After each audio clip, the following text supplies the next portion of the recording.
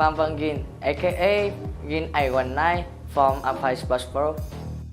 Hi, this is Christian Mariel or Skillio aka Chris M from Alpha Esports Pro.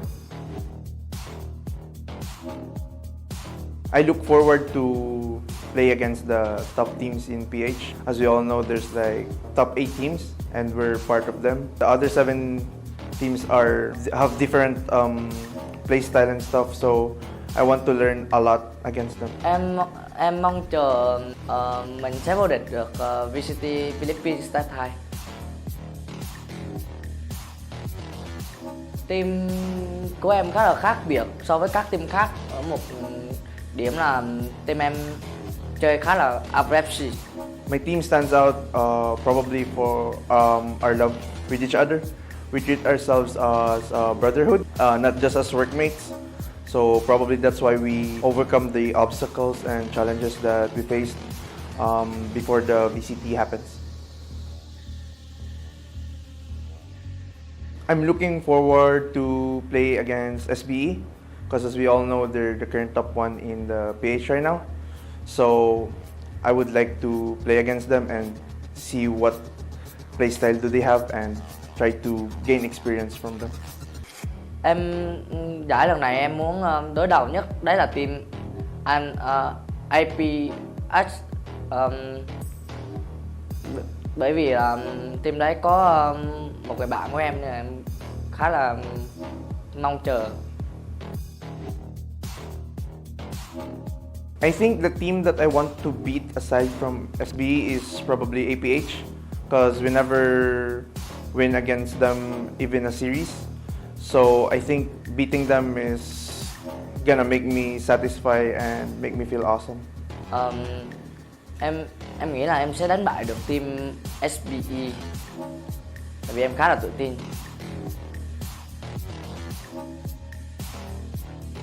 Em muốn gửi lời tới fan hâm mộ Việt Nam là đừng lo, có em ở đây rồi. Em sẽ lấy vinh dự về việc cho Việt Nam. Yeah. My message to my fans and supporters is that thank you so much guys for the unending support, love and support to Alpha ever since from day 1. All of this is all for you guys. Thank you so much. Again, this is Chris M from Alpha Esports Pro. Watch us on VCT Stage 2 on PPGL. See you guys.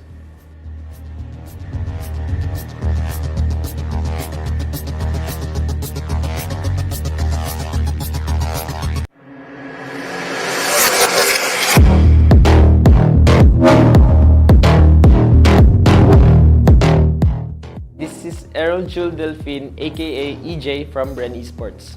This is Box Ramos, aka Symbol from Bren Esports. Ang pinaka-look forward ko po this VCTPH Stage 2 is to qualify for APAC Challengers Playoffs. Tapos never pa po ako nakapag-qualify for APAC. Kaya I'm looking forward to qualify this stage po. Ako ang expect sa VCT Stage 2 is wala man gud namo napakita mo ang best sa group stage. So now like gusto lang namo i-prove na worth top team PH gyapon mi. Trust po namin sa isa't isa. Kasi po yung pag nagbabanding po kami, para po talaga kaming magkakapatid. And sa in-game naman po, every idea from each player counts po. Yun po yung lagi namin nilalambay namin sa isa't isa. Really skilled players like individually are amo ang aim, amo ang decision making, like really mas kusog pa compared to the other teams. So murag amo ang aim lang gyud ang ginabasihan namo. Ako ang gusto na makalaban is Naos Esports. Because gusto lang namo i-prove na murag young players man sila and we are young players also. So mura gusto lang namo na mas gahi pa mi compared sa ila. The team I'm looking forward to play is Team Secret. Kasi po, ilang beses ko na po sila nakalaban since nung ibang org pa po sila and never ko pa po silang natalo.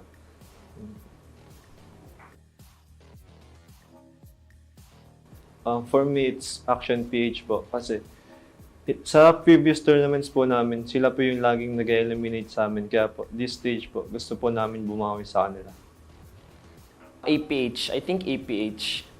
Cause ilahang playstyle and aim kay murag mas confident sila and naapod sila like one of the best player sa APAC si The Doctor. So cause like iprong na namo kami na team na murag mas kusog pa mi compared sila. Thank you guys for supporting us, believing in us, for helping us sa amo ang mga things like mga inspiration na inyo ang ginaingon. And don't worry guys, amo ang ihatag amo ang best para lang mapakita sa inyo na top teams gyapon mi sa PH. Thank you po sa pag-support niyo sa amin. It means a lot to us po and papakita po namin sa inyo why we deserve to be here. Again, this is Symbol from Bren Esports.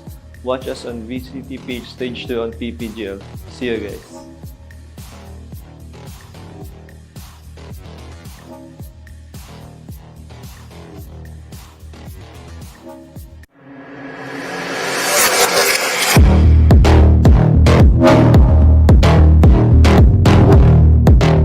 Hi, this is Omar Lopez, more commonly known as Coco, from Oasis Gaming.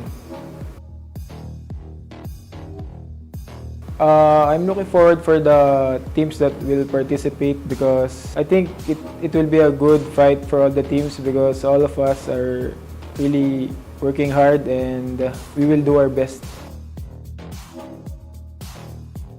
I think our band as a team and we enjoy playing with each other and we're comfortable all the time.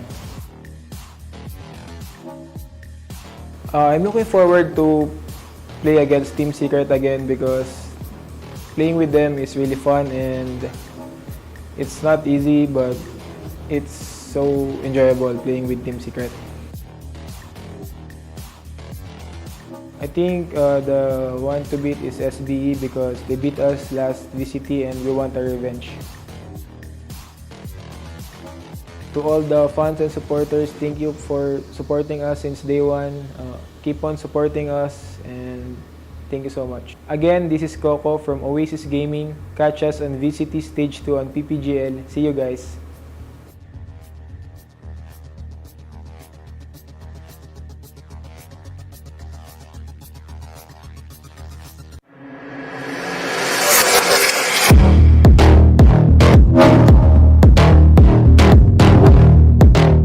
Hi, I'm Chris. My in-game name is Pro and I am from Southbuilt Esports. Looking forward ako na makalaban ulit namin yung Naos Esports. Because last time na nagkalaban kami is sa finals yun ng VCT Stage 1. And hopefully kami ulit yung magkatapat sa finals. Siguro yung the way kami mag-banding namin outside the game. So, doon kami nagiging solid hanggang sa inside namin sa paglalaro. Siguro yung Secret na lang din ulit since sila talaga yung rivalry namin way back CSGO pa lang dito sa PH. And sana magkalaro kami ulit ngayon ng VCT. Sino ba? Naos?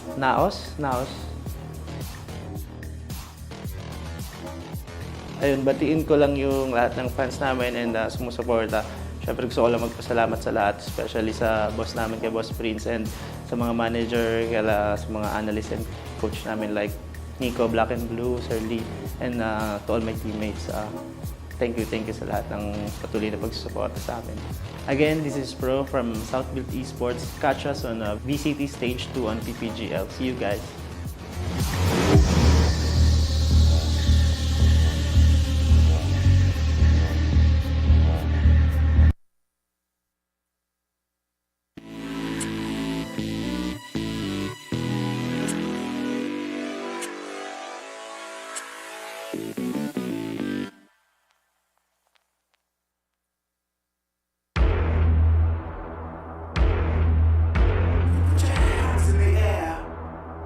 You think that I'm running in place? Y'all really testing my patience. Right before I blow up the spot, I had to get back to the basics. What if my talent is wasted? It's sick, but I'm lacking the placement. Thought since I rap in the basement, but my come up is legend, is greatness. I don't care now, it's pedal to the metal. I can never quit now, I will never settle. Puppet to the game, I'm pulling strings like Geppetto. We in the same game, but I'm on a different level. I passed it. Gotta keep grinding till I'm laid up in the casket. No fake round, but you feeling too plastic. Yeah, y'all feeling too plastic. They say my style crazy, but then it's straight jacket. Wow. Why you still testing my patience? Trying to turn me into something I ain't trying to be. All the hate is a heavy rotation. You gon' lose yourself, quit testing me. Don't make me lose my mind. Don't make me lose my mind. Don't make me lose my mind, cause I'm looking like Wesley, test me. Don't make me lose my mind. Don't make me lose my mind. Don't make me lose my mind, cause I'm looking like Wesley, test me.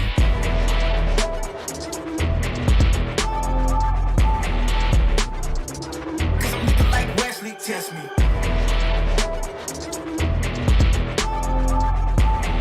Don't make me lose my mind, cause I'm looking like Wesley, test me. Yeah, guess I know no better. I ain't got no chill, so they call me a devil, I know. Look, I am just a man on a mission. If I want it, then I get it, I go. And if you're trying to test me a beast, you gon' need Liam Neeson. The chance that you're taking is flagrant. You're testing your luck. If you think you make it out, then you're sadly mistaken. Careful what you putting your stake in, cause I ain't got no patience and no limitations. You trying to figure me out and I know I don't make sense, but no one's there when you call like you're trapped in the Matrix. You need to take a break from it, I think you should take 6. Cause yes, I hold a throne and no one else can replace this. The pain will only go deeper the harder you chase it. I'm the greatest that you ever met, it's time that you face it, so tell me. Why you still testing my patience? Trying to turn me into something I ain't trying to be. All the hate is a heavy rotation. You gon' lose yourself, quit testing me. Don't make me lose my mind. Don't make me lose my mind. Don't make me lose my mind, cause I'm looking like Wesley, test me. Don't make me lose my mind. Don't make me lose my mind. Don't make me lose my mind, cause I'm looking like Wesley, test me.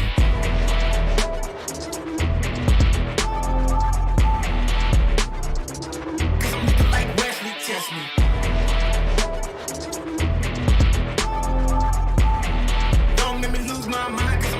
Wesley, test me.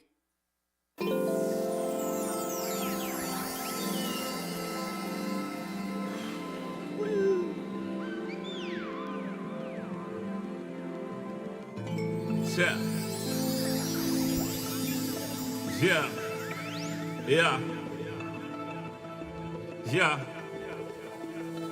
The rise before the fall, the glide before the rule, the eyes that saw the soul, the cheer before the goal. I'm here to let you know. Yeah, I'm here to let you know.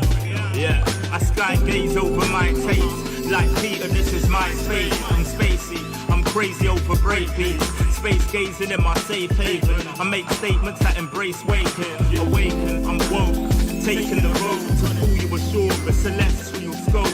The stars explore in your inner. The starts at the core. Inner space and more. Your body's a planet for sure. Nurture it with the words I've written. Scribe like highlights. Flying saucer. Supply the order, it's the author. Walking on air. Walking on water. Blending between borders to let you know. This is here to support you. The blend. The blend. The blend. The blend. The blend. The blend.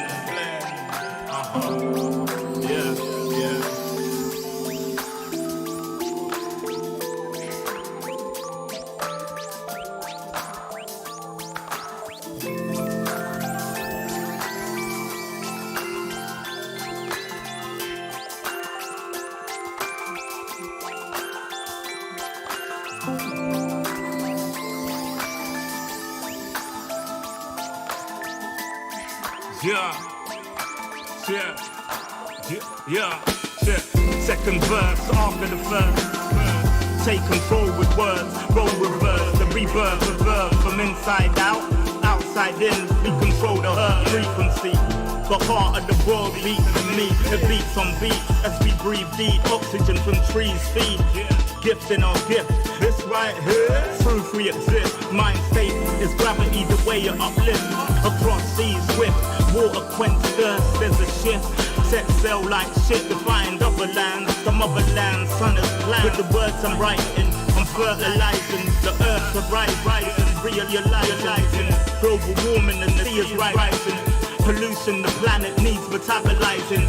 It's full of fire like a dragon fighting, creating hot springs when the pressure rising. It's terrorizing, but I'm never frightened, cause the days will brighten. Yeah, the blend.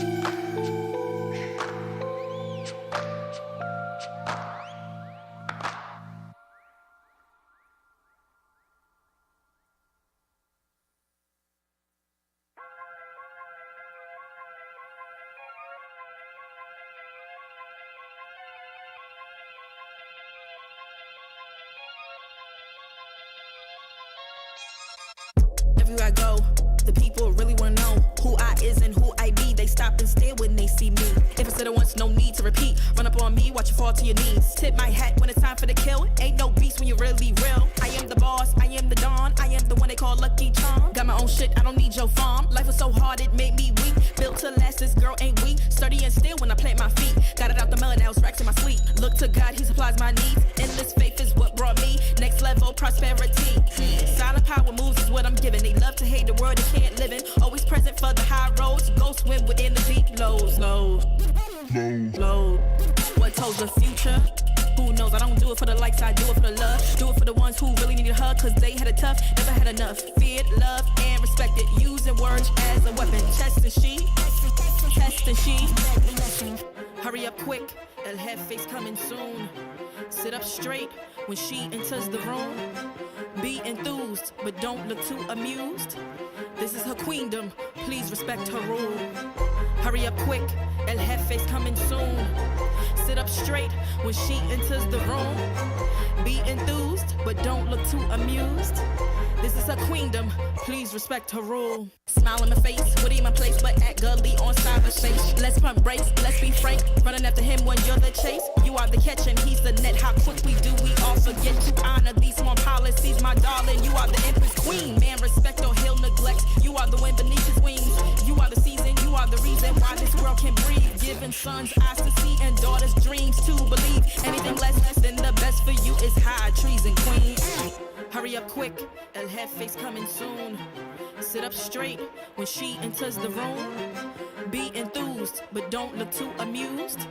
This is her queendom, please respect her rule.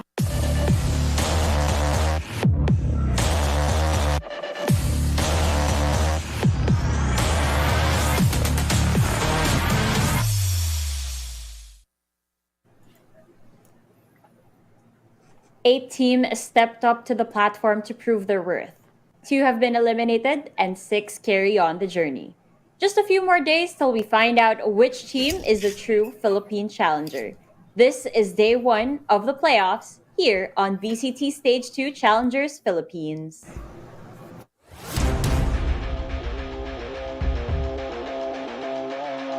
The battles have been fought. Heading towards that C site, and Morty is standing now.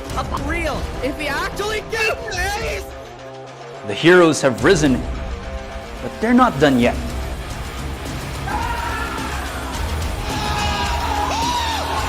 The path that led me here has tested me beyond limits. Today, I go against the current. and show them the tide doesn't only rise, but continues to grow stronger.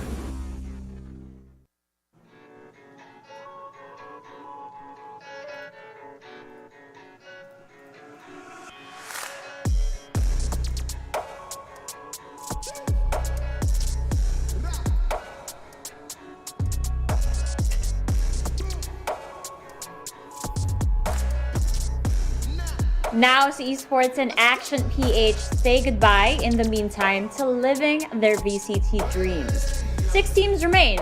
Let's talk about them here on the Updraft.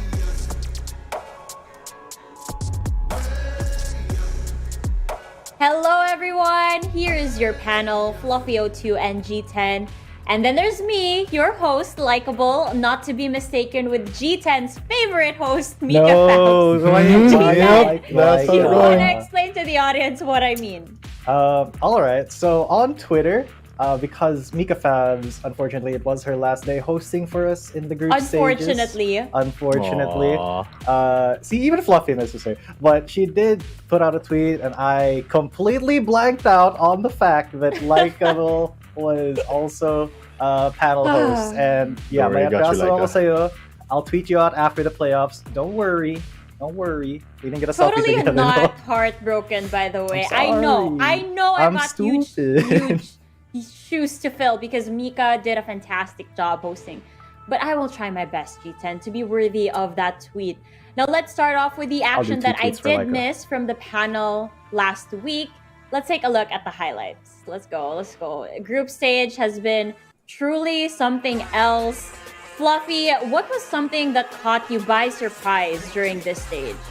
I feel like overall, for the 2 weeks that we had on group stages, a team that impressed me the most was RRQ. They had a really slow start in the beginning, but towards the end, they really found themselves not only as a team, but in the way that they play the map against their opponents. They went from one of the lowest placing teams at the start to second place, almost as good as Team Secret, our current leaders.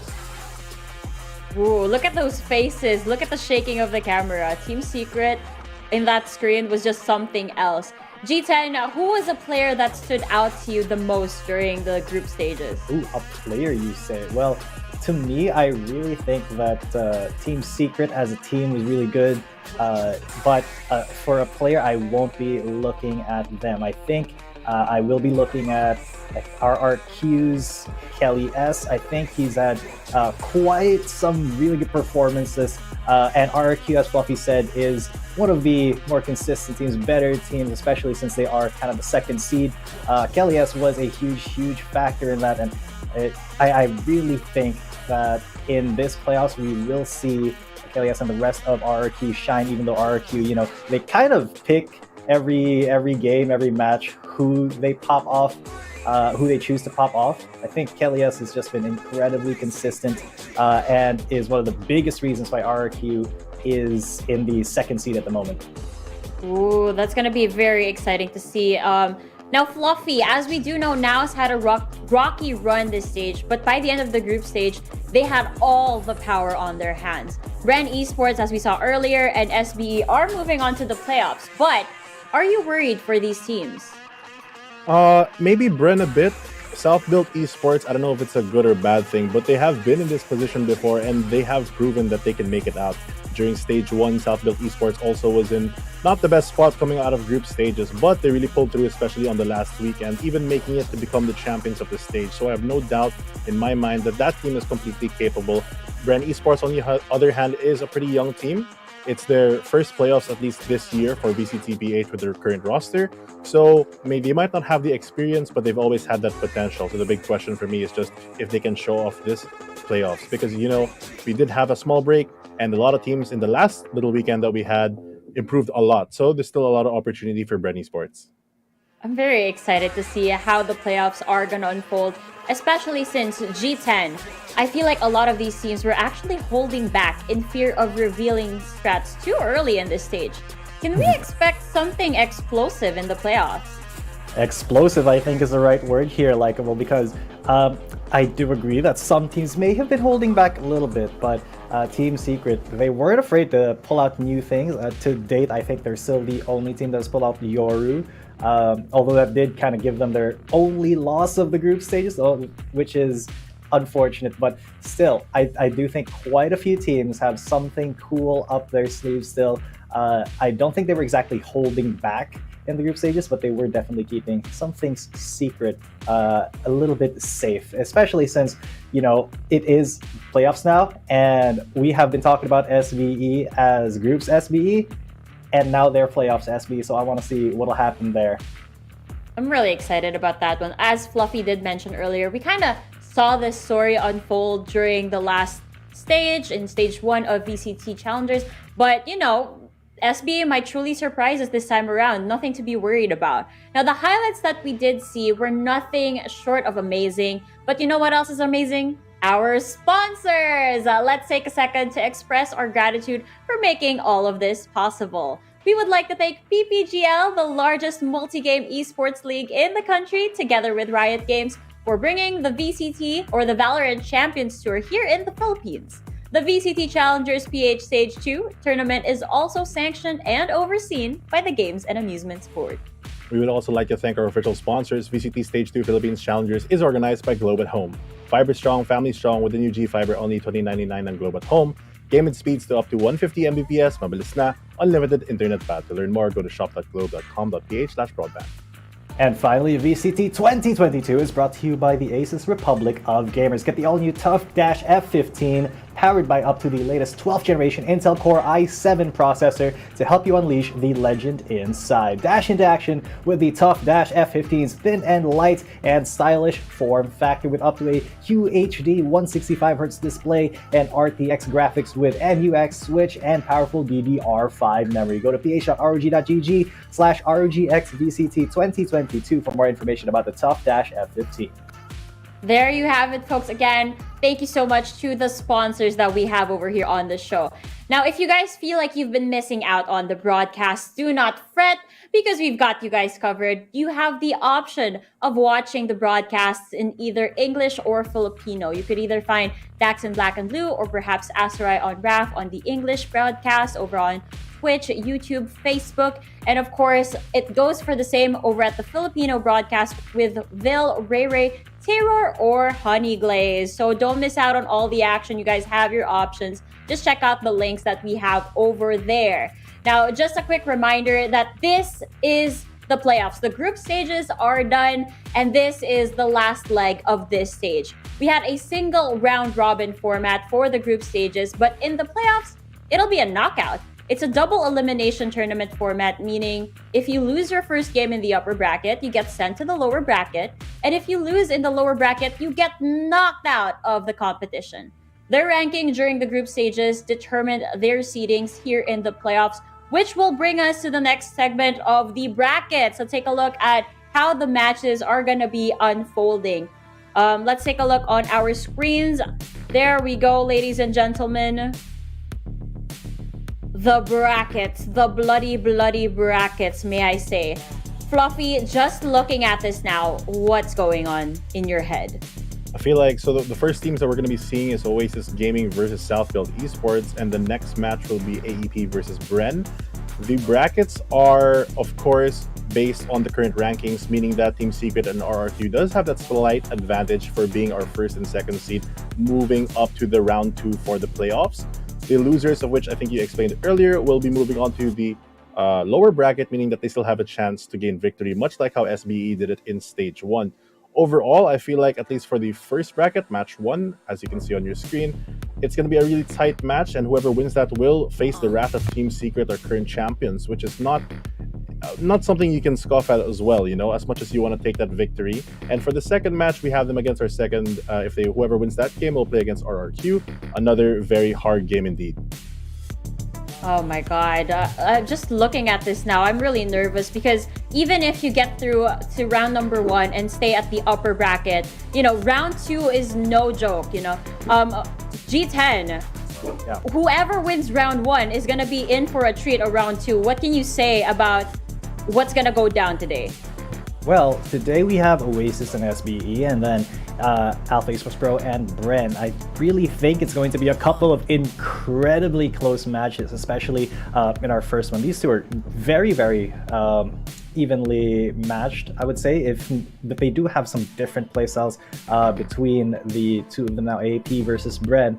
That I think is going to be a little bit more explosive of a match. It's going to be a little bit faster paced, I would say. But definitely tomorrow in our second round, that's going to be I think that's actually going to determine how everything will shape up, because Team Secret, they have, as we know, they were kind of undefeated until the last day, but they are looking like the strongest team so far. And Oasis versus SB, whoever wins this will kind of be heat checking them, and that is not something that I think either of these teams are really super confident about, especially since Team Secret seems to be they're going a little plus ultra these days. Honestly, it's hard to describe how actually good they are without having, if you guys haven't seen the group stages, it's going to be hard to describe. But if you have, then you would know how utterly dominant they have been. And that is true. How creative their strategies have been as well. That is true. And on our screens right now are the pivotal matches for the playoffs. We'll go in depth later with these teams. So for now, as a bit of a teaser for our audience, G10, as you were saying, I would like to just continue. I wanted to describe Oasis and SBE with one word each for these teams. Okay, for Oasis, and for SBE, patient. Fluffy. On the flip side, we've got Alpha Esports Pro versus Bren Esports later on. One word to describe these teams. Well, for Alpha Esports Pro, I'd have to go with cracked, because the team in general has one of the best aims of all the teams that we have seen here, one of the greatest strengths. And for Bren Esports, I'd have to go with ambitious. Okay, those are very, very good descriptors. I'm really excited on how we're gonna dissect the terms that you guys just shared. And again, these teasers are really thrilling, and I can't wait to hear more about it later. In the meantime, though, we're headed off to a quick break. We're just getting fired up, so don't go anywhere. Hurry up quick, El Jefe's coming soon. Sit up straight when she enters the room.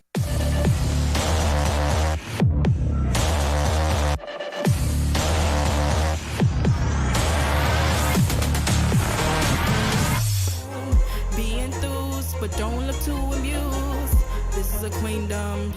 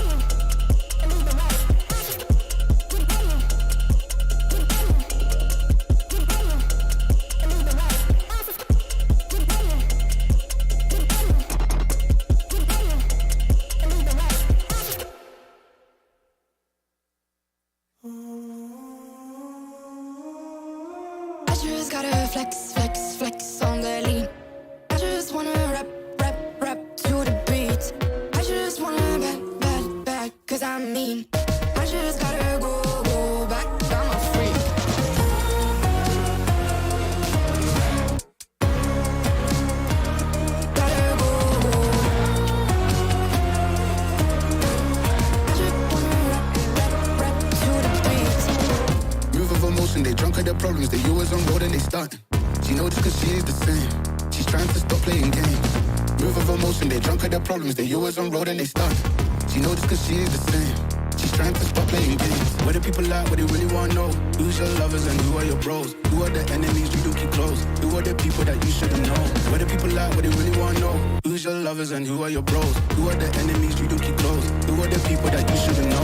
I just gotta flex on the lean.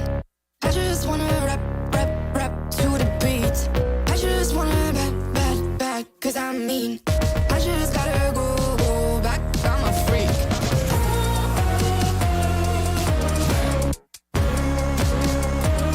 Gotta go. I just wanna rap to the beat. The chains, my vest, my watch, my belt, my cheese, my house, my sneakers, my blouse. I just party hard, topping the one in the chart. I've already won, babe, I didn't even start. Flexing on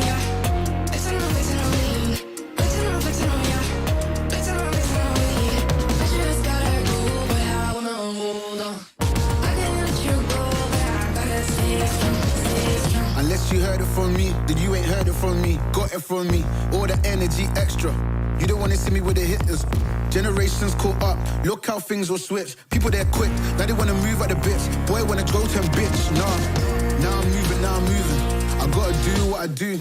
I'm really here on my ones now instead of 4 3s or 2s. And now it's F from Paris.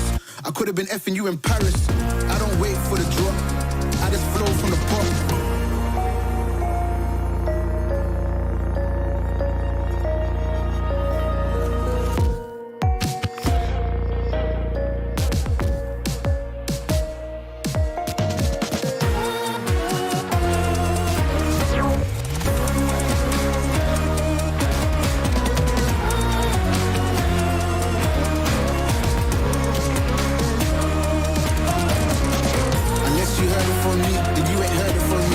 From me, all the energy extra. You don't wanna see me with the hitters. Generations caught up, look how things will switch. People they're quick, now they wanna move at the bits. Boy wanna go to bitch, nah.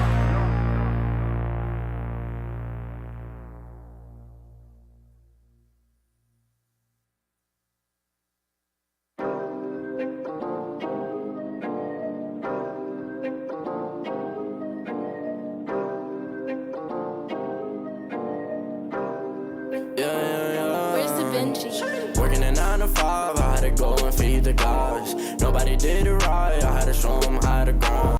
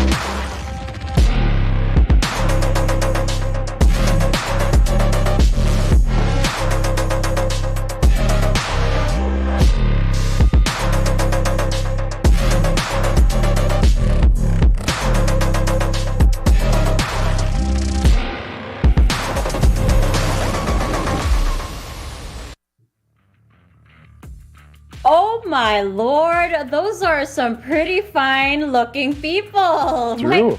My jaw just dropped. Is it That getting fluffy hot in guy. here, guys? That fluffy guy, man, he's really handsome. It's like he should be on broadcast or something.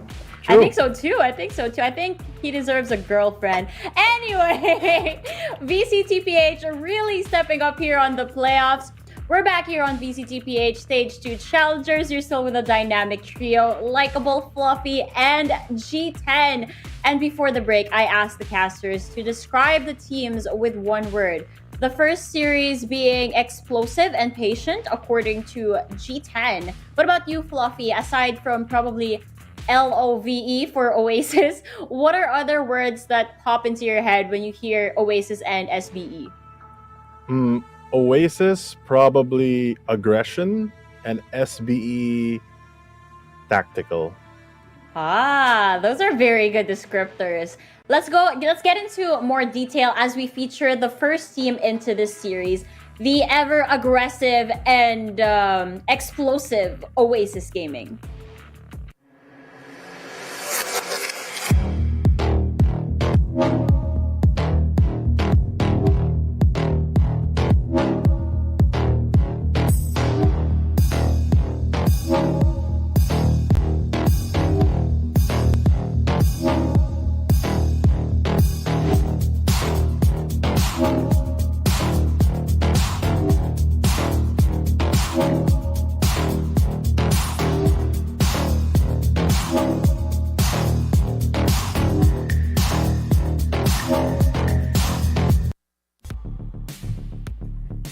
VCT truly stepping up this time around. I'm cat jamming on my seat right now as we got to see the Oasis introduction video.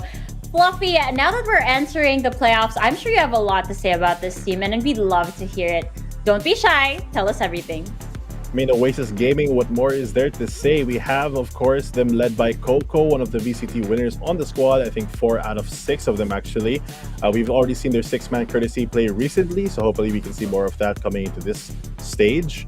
So for the playoffs, Oasis Gaming, they've made it into playoffs. They're 4th overall in the group standings, hopefully starting the week strong in their opening match against South Built Esports. Oasis Gaming has shown more flexibility this stage by adopting the tactical terrors of Fade, especially with their new support staff, as well as showing in the results more controlled aggression. But hopefully this team has used the short break that we had very wisely, as these aspirants challenge today is to take on one of the best teams that has championed this tournament in the past, So the winner of this match will not only proceed to the upper semifinals, but will also be facing against the current leaders, Team Secret. Oh, that is quite a challenge indeed. Now, we did see a bit of courtesy in the past week. Do you think we'll see more of him as we go into the playoffs, Fluffy? I mean, hopefully, because all of them are very capable players, but it really is, at the end of the day, the team decision of what they think.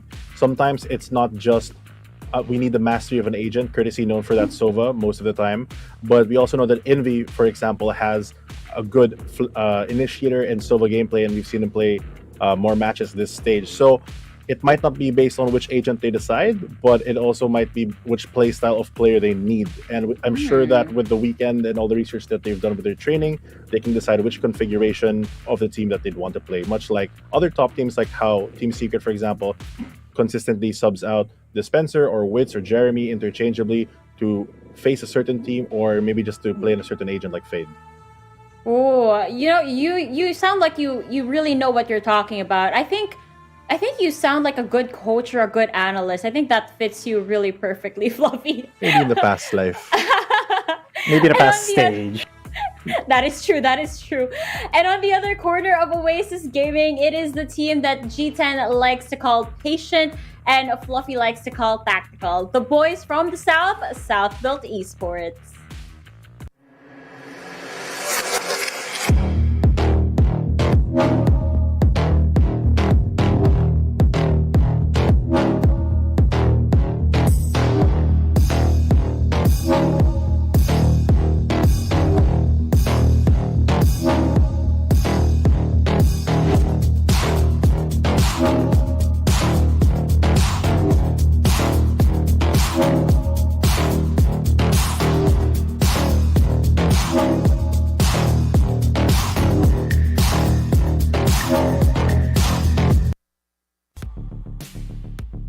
The boys from the South here to redeem themselves after a shaky performance at the group stages.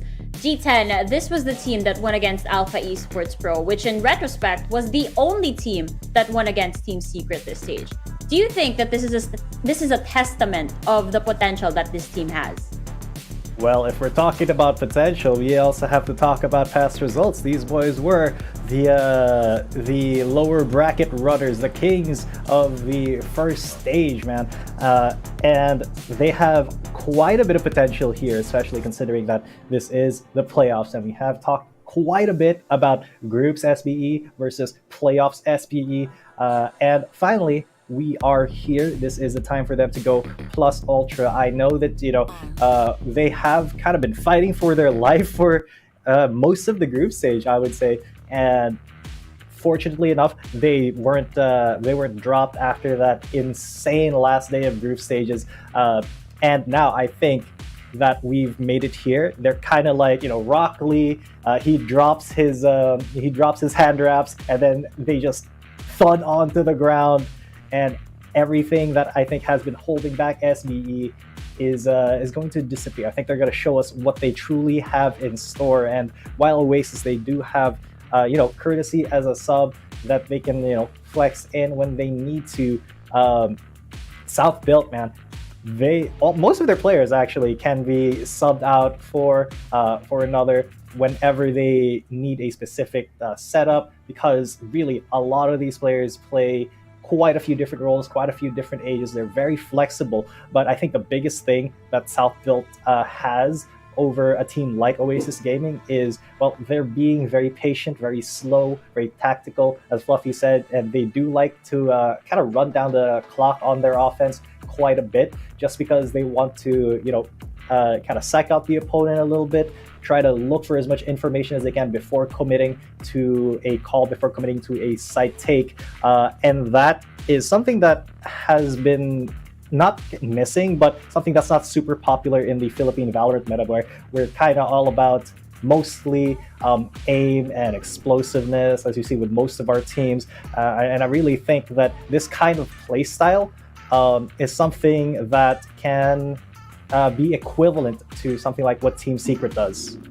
I see. I totally understand the sentiments. We came from tactical, but you also mentioned flexibility. Again, these are players that are very good with flexibility. And as we move on to the head-to-head portion, we are going to be seeing some very flexible players indeed.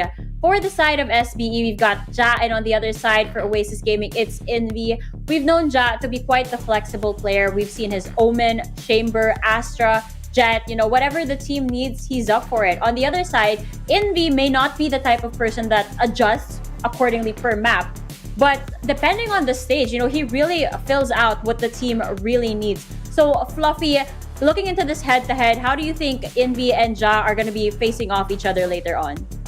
I feel like though they play a similar role, another thing they have in common is they're both high-impact players. I feel like the stats reflect that, and as you mentioned earlier, Ja a bit more flexible with the roles that he can play. He's played essentially every role and almost every agent that he can slot into. That comes, I think, a big part from his experience in the scene, as well as just trust in the team that he can just fill in the slots. Having a player like that on your team really alleviates a lot of the stress for your other teammates, allowing them to move more freely and find their own tempo and plays, and maybe even get some picks to help you pace through a round. On the other hand, we have Envy, the young gun of Oasis Gaming that has built quite a reputation on his own. He's our high school hero right there, and one of the best initiators in the game, coming from, even at a very young age, from other veteran teams like SV Empire, etc. So moving on to Oasis Gaming, he's trying to basically prove himself this stage and get that VCT champion title.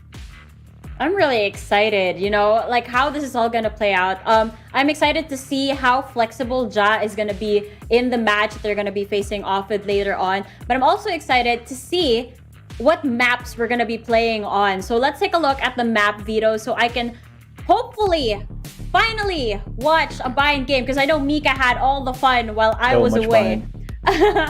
Fluffy, during your days as a coach for Oasis, what was your process in terms of banning maps or picking them? I think there's two thought processes. Either you practice with one map that's you quote-unquote permaban, which you'll never play, or you practice banning against a certain team. Moving on to playoffs, it's a bit of a different situation as you have more information of what teams currently play so that you can reflect on from the group stages. SBE already starting off with the ban for Icebox. Icebox being one of the maps actually that they took Oasis down on the first map, but Oasis coming back with a very strong ban on Split. We've seen SBE play a lot on Split and Oasis play a lot on Split, but more importantly, they played each other on Split, where Oasis Gaming did take the L there during their series in the group stages. So looking at recent matches, these are two maps that they have lost to each other on, so I'm not surprised that they're going to be banned. I'm predicting that coming up, SBE is going to pick a more neutral map that can kind of play slow. I feel like they're going to avoid the fracture right here. But on the other side for Oasis Gaming, normally we've seen them in the past this stage ban Bind. That's their first ban.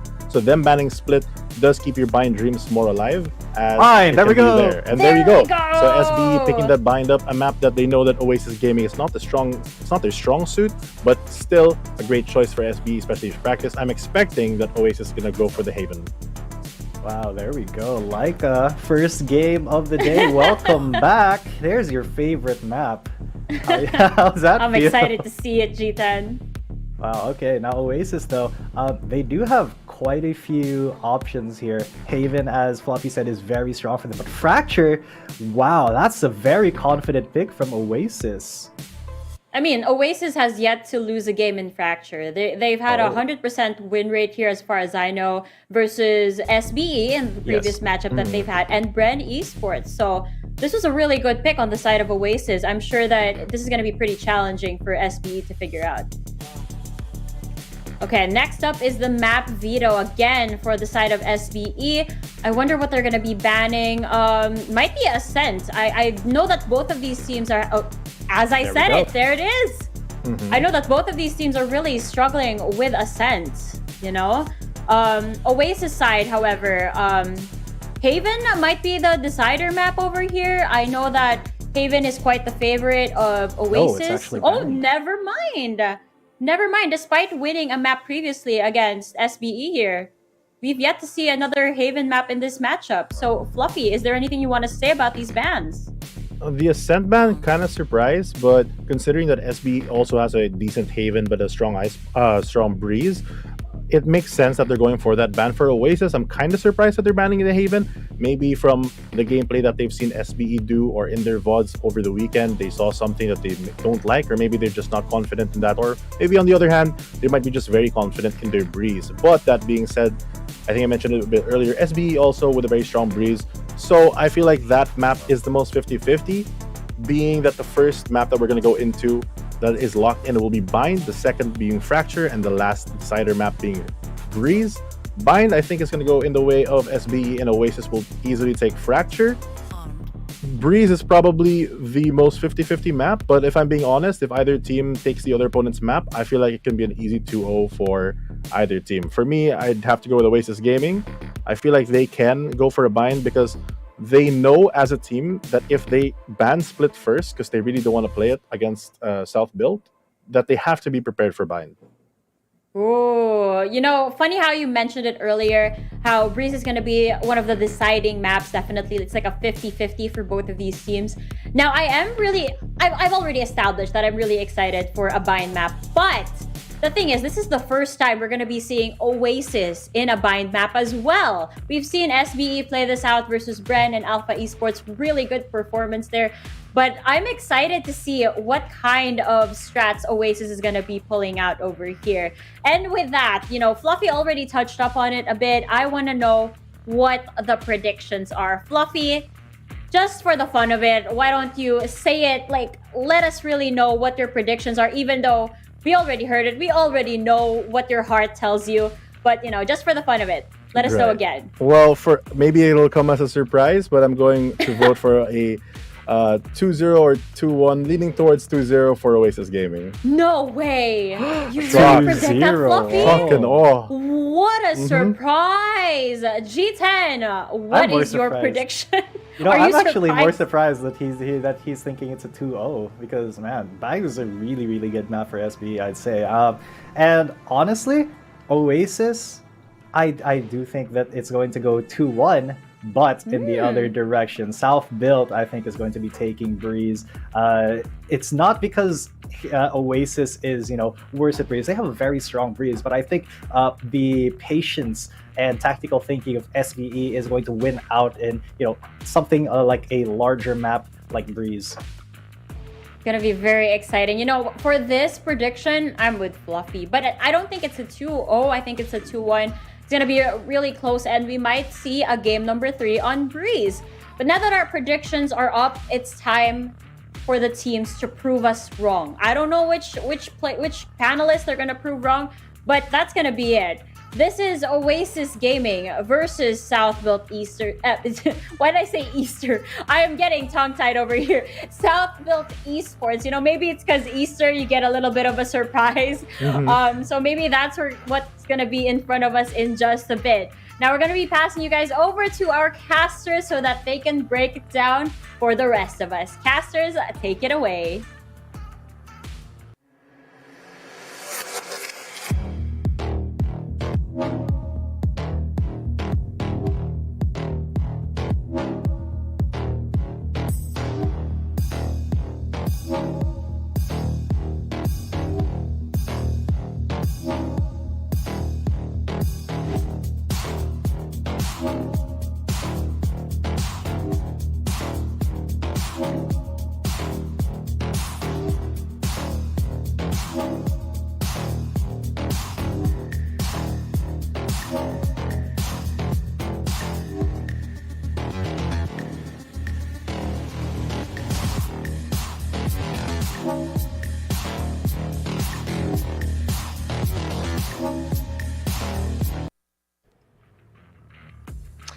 The chapter that comes after revenge reflection.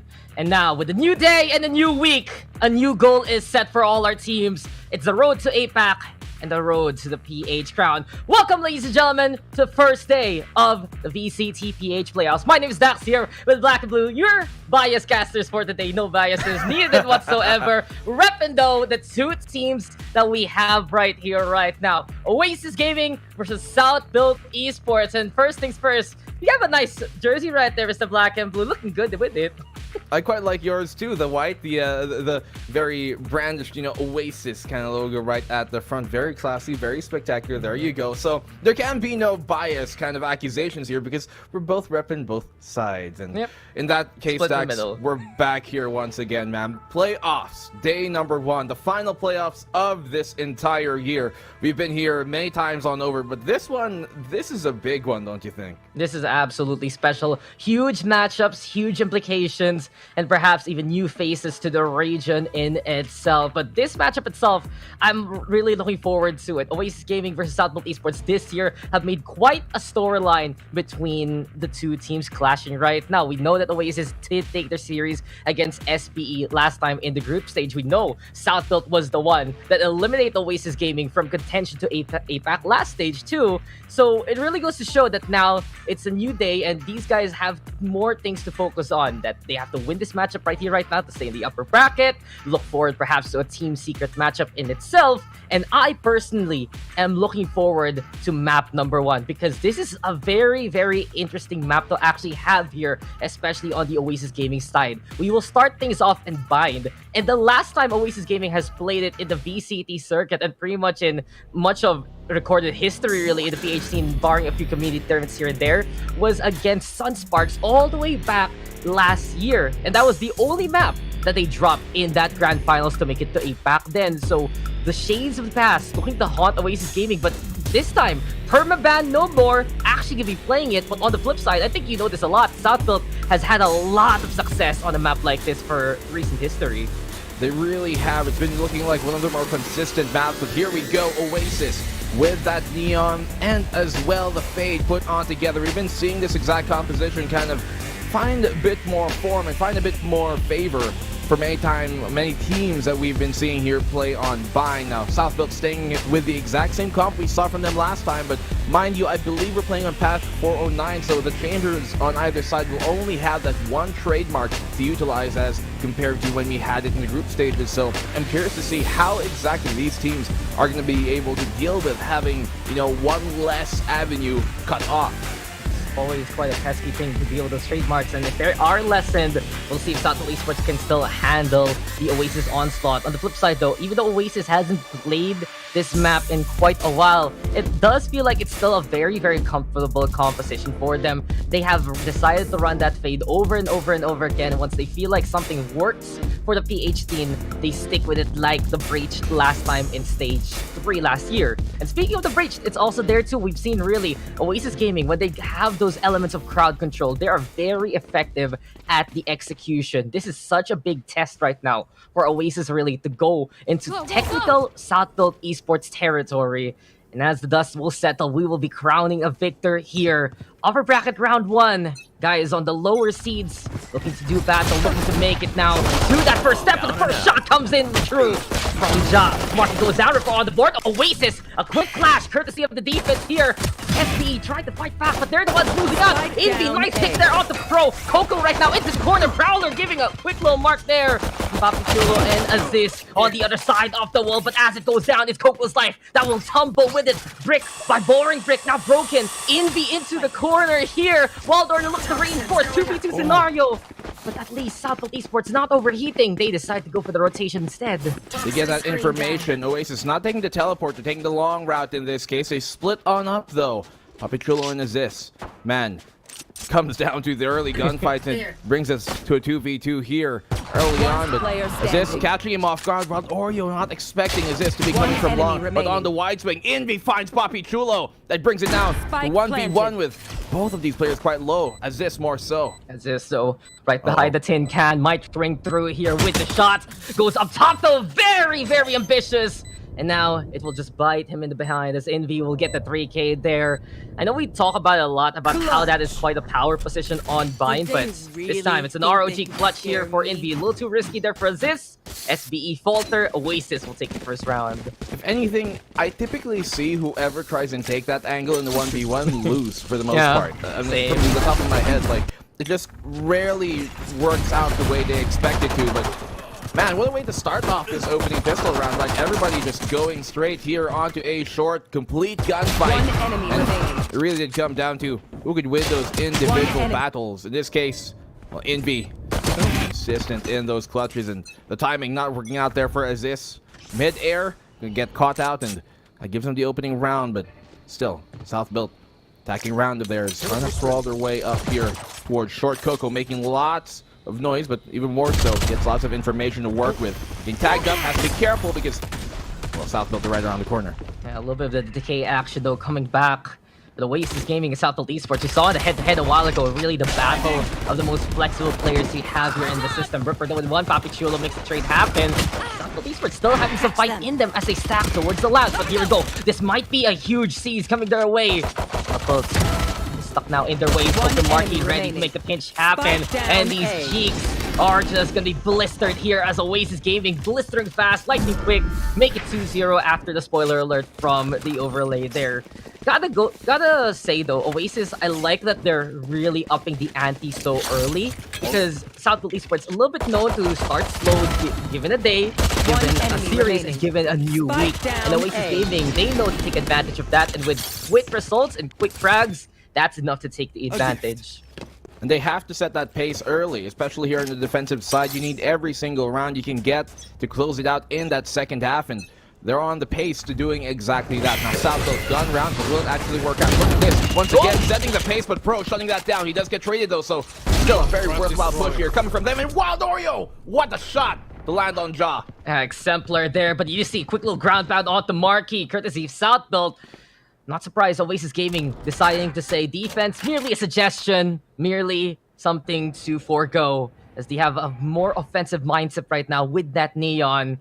I do believe we've seen some Neon success on a map like mine before in the PH scene, really going back to some of the Alpha Esports games where Gian Santi would run it early on and frag out. There is a possibility to make it work anyway, but Envy on the other side, Papi Chulo right now with the wake-up father time here. SBE, slower pace right now since they have the guns, but I like how Oasis is ready to contend anyway. Envy having the rifle could play the range. You have Ripper into the corner too. So potential crossfire getting ready here for Oasis. Papi Chulo though, creating the 1v1 advantage suddenly with Poison Cloud. And great manipulation here from SBE. Yeah, up and down, left and right, depending which smoke they want to use, dictates which angle they want to take in the dress. Opening picks though here could be very deadly, as Aziz does get that kill on the Wild Oreo, brings it down to 1v2. Upshield finds the fourth, and that's the fifth by Micro. Good round, all things considered, salvaged by South Built after those opening picks found by Oasis, but they're able to turn it around and secure the round they need. Yeah, it's a different kind of dumpster diving here by South Built Esports. You can see it there. As soon as they lose one or two players to the early aggression, they decide to go look for those picks as systematic as possible. Find ways to make the 1v1 happen just to get a coin flip. And case in point, Papi Chulo just so smart right now there with the Viper. It's really intriguing to see, you know, a few adjustments here for both sides. That you have South Built having Papi Chulo on that Viper. And of course, he does play it on a map like this. Still a little different though to what he usually fills in for the roles in terms of SBE, especially with Micro on the board. So intriguing moments right now for SBE's rotation. Oasis Gaming, same case, because you don't usually see Wild Oreo on that chamber. You don't usually see Coco on that breach. And decent point right now, the changes affecting Oasis just a little bit more as Coco goes down. Oasis now having to reinforce, but SDBE, they're all over B site here. They can get the plant down now. It should be planted here towards long, but they're kind of stuck inside within the site. Prowler connects. Aziz, gets completely hammered by the orbital strike, and Envy, everybody crumbling down on South Built's side. It's left on the Micro. That Nightfall was perfect to gain them the advantage. Really made things a lot more difficult. They didn't even know that orbital strike was coming down in the first place, barring the small kind of warning sign on your screen, but they couldn't hear it. Did lead to very dire straits Micro, 1v3, 2 players quite low here for Oasis, so there is a chance. He gets that pick on the Ripperoo. Can't find a pick on the marquee, which will make things so much more doable. The shadow of the satellites towards that B sites. Micro though, and the defensive initiative towards his A, having to turn around, and Envy's right there! And Oasis Gaming, that was just absolutely perfect. Ion Cannon at the ready, smashing to Temple Prime there on B site, and from that point on, SPE, they were hit by the decay. They were hit by all their senses, absolutely tingling, but completely surrounded. And from that point on, Oasis, it was just so perfectly timed. A wombo combo there in the end. Oasis now making the retake work. At least those South builds. Again, assessment is absolutely on point. You can see right there, Micro trying to find those 1v1 moments. It's not enough as Oasis more control from the backside too. So hard to try and get out of the radius of that orbital strike on reaction when there's no audio cue in the first place. So you just have to notice it on the top of your screen, realize, oh my goodness, something's about to beam down on me. But otherwise, forget the decay too. It's just so painful. And you know what's more painful? That. Yeah. That's one of the rifles that they had dropped now. Micro is able to retrieve it for the meantime, but still, man advantage not looking good for South Built here. Their attack looking to slumber. Yeah, well, time to wake up, South Builts. Really, usually look for Pro to get this team going, both in and out of the game when Siege starts doing the exercises. All of South Built Esports looking to fall in line. But right now, they lined up towards short, and as it stands, Envy yet again, happy to play by the triple box. Does he know that Showers is also being taken? Jack with a nice infiltration. Wild Daria caught unaware, and Jarek now gonna be able to get the 2. Jack calling now towards where that A site 2. And Viper Spits even into play. Ripper though, over onto the lamps. No laughing matter here though. South Built Esports carving a fast destruction. It's a great call here by Ja for him to go and play contact instead of initiating with utility. Does catch Oasis off guard, who are expecting him to be a bit further back towards short. Didn't realize they were at the gates, knocking hell, even hounding at them. But Ja gives his position away. Coco, great find to equalize things up. 2v2. Pro is quite low though, so a single bullet could connect and take him on down. All he's got is a classic to work with as well. But he gets a kill still. Right click connects, and Poppy Chulo helps him convert. Another great round here. Eco made successful by South Built. Yeah, South Built Esports, the recovery is crucial here. And these guys are a medical mystery to say the least. As soon as they lose one limb, they're fine, they're dandy. They just figure out how to make it work anyway despite the handicap. And it just goes to show that when South Built is just able to slip in there unnoticed, that's where Oasis falls apart. Really effectively done by South Built.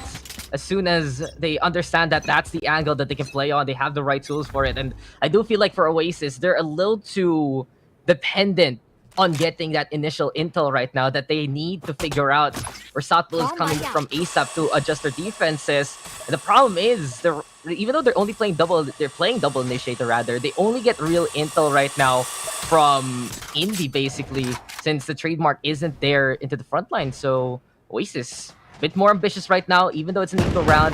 Maybe a closer defense can help them. Wild Daria though, Tour de Force comes out. Fault line is there, Marky. Is he gonna go for it? Hesitating though, feels like the distance is a little too much. And speaking of the distance now, it's closing in, narrowed down by SPE. Flash into the takedown, Pro comes in.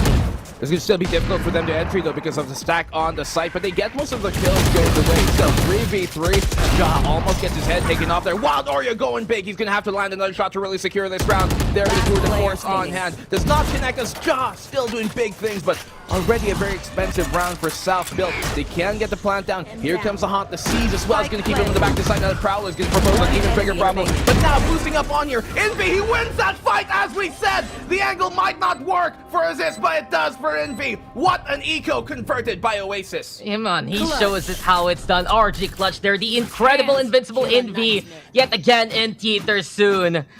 And really just goes to show for Oasis Gaming. When in doubt, rely on the feint. Envy already 9 kills to his name. Find a way to just find the angle yet again. And this all started though with Wild Oreo making his marker count. Then again, South Built, they clock back through below. That looks to be the angle for them. But some crucial Tour de Force shots there from Wild Oreo, bringing it back to something doable, something feasible. And feast or famine, it's Envy there with a buffet to remember. You want to Oasis play? now Let's keeping play. ahead and it's just already such a good testament here for Oasis Gaming, to say the least. This is a map that they perma-mad for so long. Secret strats now coming out from Oasis Gaming. I have to expect that Southbuilt kind of expected the Fade to come out here in the first place, but still cannot find a way to really dismantle it. Their playing contact has been the best solution so far. We saw the 2 rounds that they won were because of that. With PPGL playing contact in the first and Ja doing that same thing on the second. Now they have their own tour de force, but will it be as successful here as we saw Wild Oreos? Can be a bit more difficult to make it work out on the attacking side sometimes. There we go, Ja does get found through the force down, but resist quick on the trade. They've got Showstopper as well. But here comes the Rolling Thunder to keep that at bay. Orbital Strike to make sure that they're within still. The sight be flushed out. That doesn't connect, so great counter ultimates here being thrown by Oasis. Micro does get a kill, but Envy a double even on Aziz. A different kind of floor is locked in, shaken by the earth, shaken by the darkness, and Southfield Esports absolutely stirred right now by Oasis Gaming round and round. Frodo is absolutely caught here, and Coco will see him there and take him as he is trapped. Oasis Gaming, they stop the tide, build the dam by B-side, and just jam all of Southfield to hell there in the round. They have a timeout to call here, Southbuilt, but notoriously known for not doing exactly that.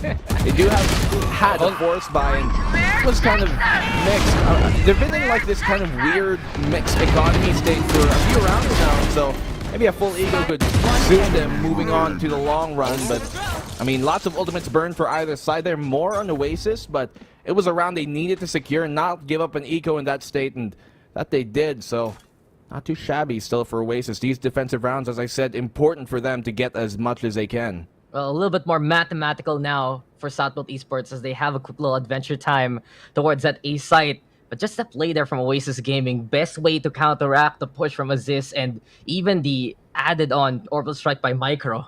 You have Rolling Thunder, you have the Nightfall, and you can really see the floor is not Southfield Esports' friend whatsoever. So if Gravity can help you, what else can you rely on here? Well, up in the air, Ja now trying to get closer and closer to the labs. Invi though, flashed out and taken down. Ja looking for second Ripper though, making that trade work.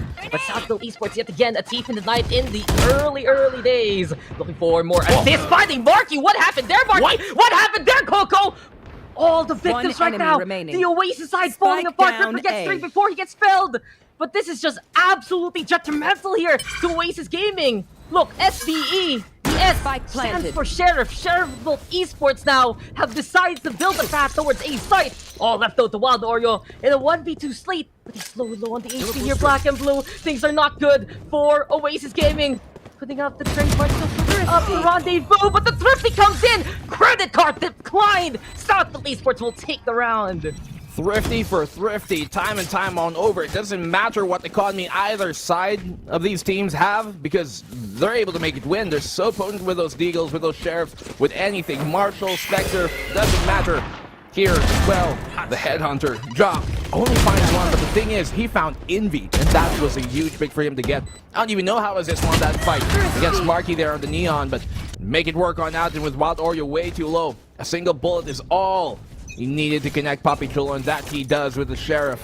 Guns bound for both sides. Wild Oreo, not really a full buy, doesn't have his Headhunter, rather his Tour de Force yet, but he can use that Headhunter to try and equalize things up a bit more. Yeah, Oasis Gaming, they really need to be careful when Southfield comes in closer to them. Wild Oreo though, quick scout, 8 bullets for the Chamber and the Headhunter, and SBE. Quick little assessment now, moving towards that A side. I do like the fact though here for Southfield. They show that presence towards B, keep Oasis guessing where they're gonna come from, and keep those faces there in position as soon as possible. Now they have the setup towards A site. They even have that Viper wall basically. So the Dock Screen can cover their advance if ever, or cover their retreat if need be. A myriad of options right now for Southfield Esports. Time for them now to make the execute work. Want those a good intel? You already see Oasis Gaming having to go forward the rotation with SBE. It's pretty clear they can make it to that side. Right behind the smokes, Indy waiting for the push. They're anticipating what Ja did a while ago. Orbital Strike though is the call, waiting impatiently. Ripper though timing it right. Pro goes down. A little bit of a bait and switch, and Oasis will get the first frag here. That was a great combo with the Seeds plus Orbital Strike. Literally no way of making out that unless you're maybe an Omen or something and you can TP yourself out. Hell, even a Chamber In this case, Micro getting tagged up so much by that Aftershock. This is looking like a very good retake already from Oasis, potentially moving forward. They do have the potential to get a pick up here on the Micro, who's very low, but Ja does get the kill on the Breach. Huge utility to try and take down early. Assist making lots of contact, but there's lots more trying to take him down. Ripper does get that kill. Marky coming in from the flank here. He has to realize that Ja is also on the flank. Here comes the concuss, but Ja, even though he's going to be in the range of it, he doesn't mind. Poppy Chulo somehow makes it out of that fight, but here on towards the showers, Ripper is going to send him down flushing. Ja knows he has to play time, knows that the time is on his side. He has to make sure he doesn't overpeak on this one, but on the swing, he wins that. Almost lost it, but South Build crawl back slowly into another round. No fear whatsoever from Ja, though. That was just peak Ja, basically, in that experience. When you throw out the Neon stun and you bounce him onto the wall, there is a little bit of that delay, so I do believe Ja had at least some time to line up the shot. Anyway, there you go. See, the stun wasn't even connected onto him properly yet. Warning signs for Flash. He doesn't care. He has no fear. And he wins it for Southfield Esports, puts him now in range of tying up the scoreline. Could have been so good for Oasis Gaming because, as the classic Filipino saying says, caught and jailed, basically. More in this case now, well, it's a bust out by Southfield Esports. So close now to tying things up. Oasis instead have to go for the timeout because when things are a little bit awry, it does feel like for Oasis Gaming, it just falls apart when Southfield Esports finds a way towards the site. Yeah, but Dex, I don't care what the economy says right now because both of these teams have been very, very efficient at converting these eco rounds. So it doesn't matter that Oasis So you're saying eco, thrifty is a mindset, basically. Yeah, basically. Economy is a mindset. If your wallet is looking thin, just imagine it's quite thick. Maybe things will manifest. If that just worked in real life, if that just worked in real life, I think everyone would be happy, man. Yeah, I wouldn't work a day. This would be a passion project, basically. Yeah. I'll just be here to smile, wave, and talk about Valorant. But well, it's not just passion project. It's hard work and work right now being made by Marky doing the overdrive play. Oasis Gaming decided to go kick in high gear, fast and furious right now. Call your grandma because she's in the next movie. But it's 4v2 here. Azisto looking all around for another target. Marky zapping the boom bot there. Guiding light into the play. Seekers are also there. But to really see for Southfield Esports, it's a struggle. It's an absolute carnage here, courtesy of Oasis. And now they're ready to go for more. But they line up for assist, and that's just too easy for SPE. Dominoes will fall, and it's just a machine here for the side of SPE. They tie it up 5-5. You know, knowing how these guys are and knowing their mindset, I'm pretty sure what happened there was, okay, they kind of ran over us. It's a 2v4. Let's go kill. That was a statement right there. You guys, okay, great play. That was an amazing play from Oasis, and even better read, if anything, to realize that they could probably go 8 in this case. That fault line perfectly connected. Pro and Assist, they know that the best answer to violence is just counter that same thing and throw it back out there. That they do. Equalize things up 5-5. Yeah, a punch for a punch, but the Oasis Gaming gotta be careful. That's exactly how they lost against Southfield all the way back in Icebox there in Stage 1. Same mistake that cost them that slot into APAC, costing them now the lead of this map. Really, recovery is absolutely essential here for Oasis. It's the heartbeat now. A little bit faint after everything is said and done. It's Southfield though, looking white for anything. Finds Pro there, just run and gun action. Azisto with a find out the Coco, 4v4 scenario. Martin coming in from Belong. This is where Belong, but Jarget with Colette! Jarget 2! And it's simple here for SPE. Envy finds one. Micro is right there. But Envy now all alone. 3v1 scenario. The pinch can be protected. This can be a solid crossfire right behind the smoke. Micro is waiting. Happy Chulo though doesn't care about the darkness because he's the light that will shine here for SPE. 6-5, it's SPE now taking the lead away. Doesn't matter if Envy is on that fade. He's like, okay, that's a new edgy character, but I'm playing one of the OG ones, aside from Omen. So, I know how this goes. I know how everything can really be sapped out of you. And what a round as well for both of these teams. Envy making the best of what he's got there on that swing towards Hookah. Utilizing the ability he had, but Ja so consistent in getting those trades. How many times have we seen him get at least a double kill in these rounds? Chamber, Sentinel? Nah, that's a mindset. Frag out, man. Frag out. And, the mindset right now, SBE has to be keep on with this positive momentum. Oasis Gaming would find that EMA. Positive thoughts now as they're one away from basically trying to tie up the scoreline and looking to end this half with a 6-6. But the momentum has been heavy here for SBE. They're just hitting the shots, they're getting the pushes that they need, and they're countering the very offensive angles that the Oasis have really taken and brought out at the start of the map. So really goes to show, you give SBE some time to adjust and understand what you're doing, you're gonna find a counter along the way with the deep playbook that they have built upon years and years and years of experience. It's like an almanac, man. It's like one of those encyclopedia series that you always keep by your shelf. But right now, it's 2 shelves there by Marky. Make that special close range and absolutely perfect. And there you go. Take a picture. It will last longer than Assist's life. Wild Oreo, find this mark in the sky. Micro now the only one left in Oasis Gaming. They come back swinging. They come back with a lot of revenge in their mind. But there's almost no escape. Mike can't make it to the teleporter. There was hope. There was a prayer. But Marquis will take that chance away. Tied up now as we go into the second half. They've had great combos here with how they use their orbital strikes, and the ultimates I think has really been what's been turning things for Oasis. Most of the rounds that they have won were either due to just like tour de force or great orbital strike placement.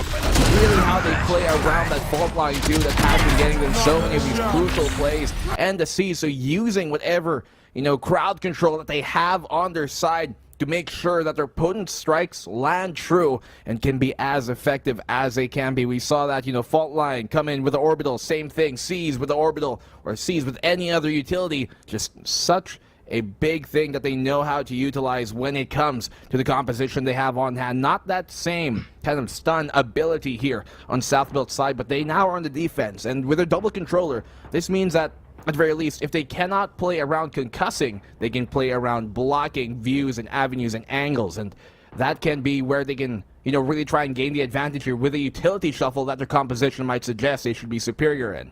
No, I actually agree with that. Southbuilt Esports, they have the right tools right now to deal with Oasis Gaming and a potential blitzkrieg with crowd control, right? So if you're in the angles where you're going to get stunned and the angles that you're going to get hit by the markers of the fade and especially some of the offensive angles that Neon wants to take, why not play a little bit back?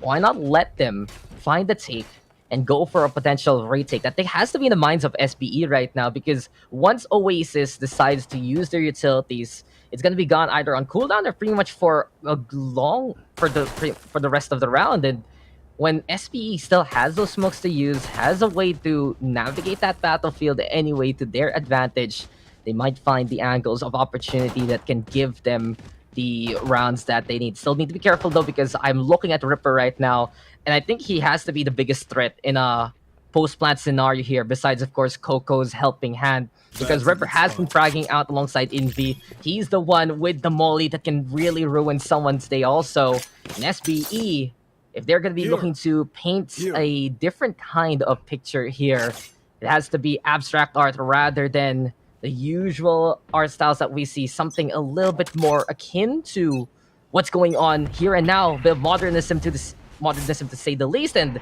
well, time is now, the time is here, and Oasis going for that A side. Well, we're tied up here, only so fitting for these two teams that have had so many huge battles in the past. Stun connects here onto Assist, which is a perfect timing on that nade, not able to bring one down. Micro, the only player on Southbuilt side to get a kill. That gives Oasis control of the site. They can get the plant down, have to play that retake as you talked about, but Jaw on the flank gonna get found, sniffed out, and flushed by Coco. And we can already see here for Southbuilt Esports, they need to be careful if they play those aggressive angles, if they want to play that contact as soon as possible. Oasis will have the advantage. This is the perfect time for Oasis to find those isolations, but Pro goes on quickly with the frenzy, finding a second one. Pro just popping off right now, doesn't care about the flashes whatsoever. 2v2 scenario, Coco creeping on closer and closer. Another guiding light. A message to Oasis, but Coco will find a takedown there. Papi Chulo versus Envy, all about the stuff right now. Here we go with Envy taking, but Papi Chulo is as cool, as calm, collected as can be, but time now running out. Now can he get that defuse? It's gonna be close, but he'll make it. He'll make it with less than a second to spare. SBE, the sweat on their bro was already ready to fall, but at least right now they're able to wipe it away, still alive after the pistol. Expensive, but I mean, it came down to the 1v1. Papi Chulo, absolute heroics have been what's been coming in here for Southfield, but will really be that consistent in the end? Can they still bring those rounds back in such difficult moments now? They've been playing this contact style very, very clean. This is really what does kind of help them whenever the opposing side does get forced into having to play contact without much utility to be thrown on the opposing side, because we've seen that's the second time around the 2v4 has been won by Southfield in this game. Now they forced by, which I don't think is a bad idea coming from Oasis. I think Southfield right now is just absolutely popping off overall. Indeed finds Aziz, and as it stands, this is going to be a 2-for-1 trade, 3-for-2 trade. As Papi Chulo and Ripper do get the kills too. SBE now having the man advantage. Oasis Gaming a bit too ambitious right now. 3 HP left onto Ripper. But he's the one absolutely maimed here. Sees Papi Chulo, just needs to hit a single bullet. And that's just pretty much it. Round quickly erased by Southfield. We're done. 2-round gap, likely to even be a 3-round gap after the eco state that's forced out on Oasis. But I was just gonna say here, Black and Blue, I think SPE are having a really, really solid mechanical game right now, because you mentioned it, 2v4s being won. Some clutch moments there from likes Papi Chulo, from likes of Ja especially. And I'm watching Oasis Gaming peak into advantageous fights, right? Where they're hitting their crowd control, they're looking for the drop on SPE. But somehow, some way, Aziz and Pro have found the way to get those kills anyway. So things are really shining right now for SBE. And even though Oasis Gaming have a good plan in action, the execute isn't just getting the results that they need. This is what I've been saying about Southfield from the very get-go, from year one, even like stage 2. They're one of the best teams at shooting themselves out of a bad situation. The problem is they just put themselves in those bad situations a bit too often than you otherwise would have liked, but they're really good at making sure that when things go to hell, well, they can walk out of it safely for the most part. Isn't that the contrast though? Sometimes they put themselves in a bad situation, but this time Oasis is the one putting themselves in a bad situation, but they still find it. So it's not even their choice anymore. It's just a condition, but the condition of assist is absolutely flatlined there by Invi. Spectre now picked up. A chance perhaps for Oasis as SPE. It hasn't really gone for the full investment as of yet. Spectre's only on the defense. Oh, some parity, but oh no, Micro. Great chance to get the 2 kills even. Ripper though, protecting Marky there, and oh, here comes Ja! They will find one more. Get 2, make that 3. Oh, we're right behind the count. It's 4 even for Ja. Can he just get them all? Papi Chulo will say no. Take a kill for himself too. Nicely done though by SBE. They have a 3-round gap now over Oasis, and this defense looking absolutely suffocating right now.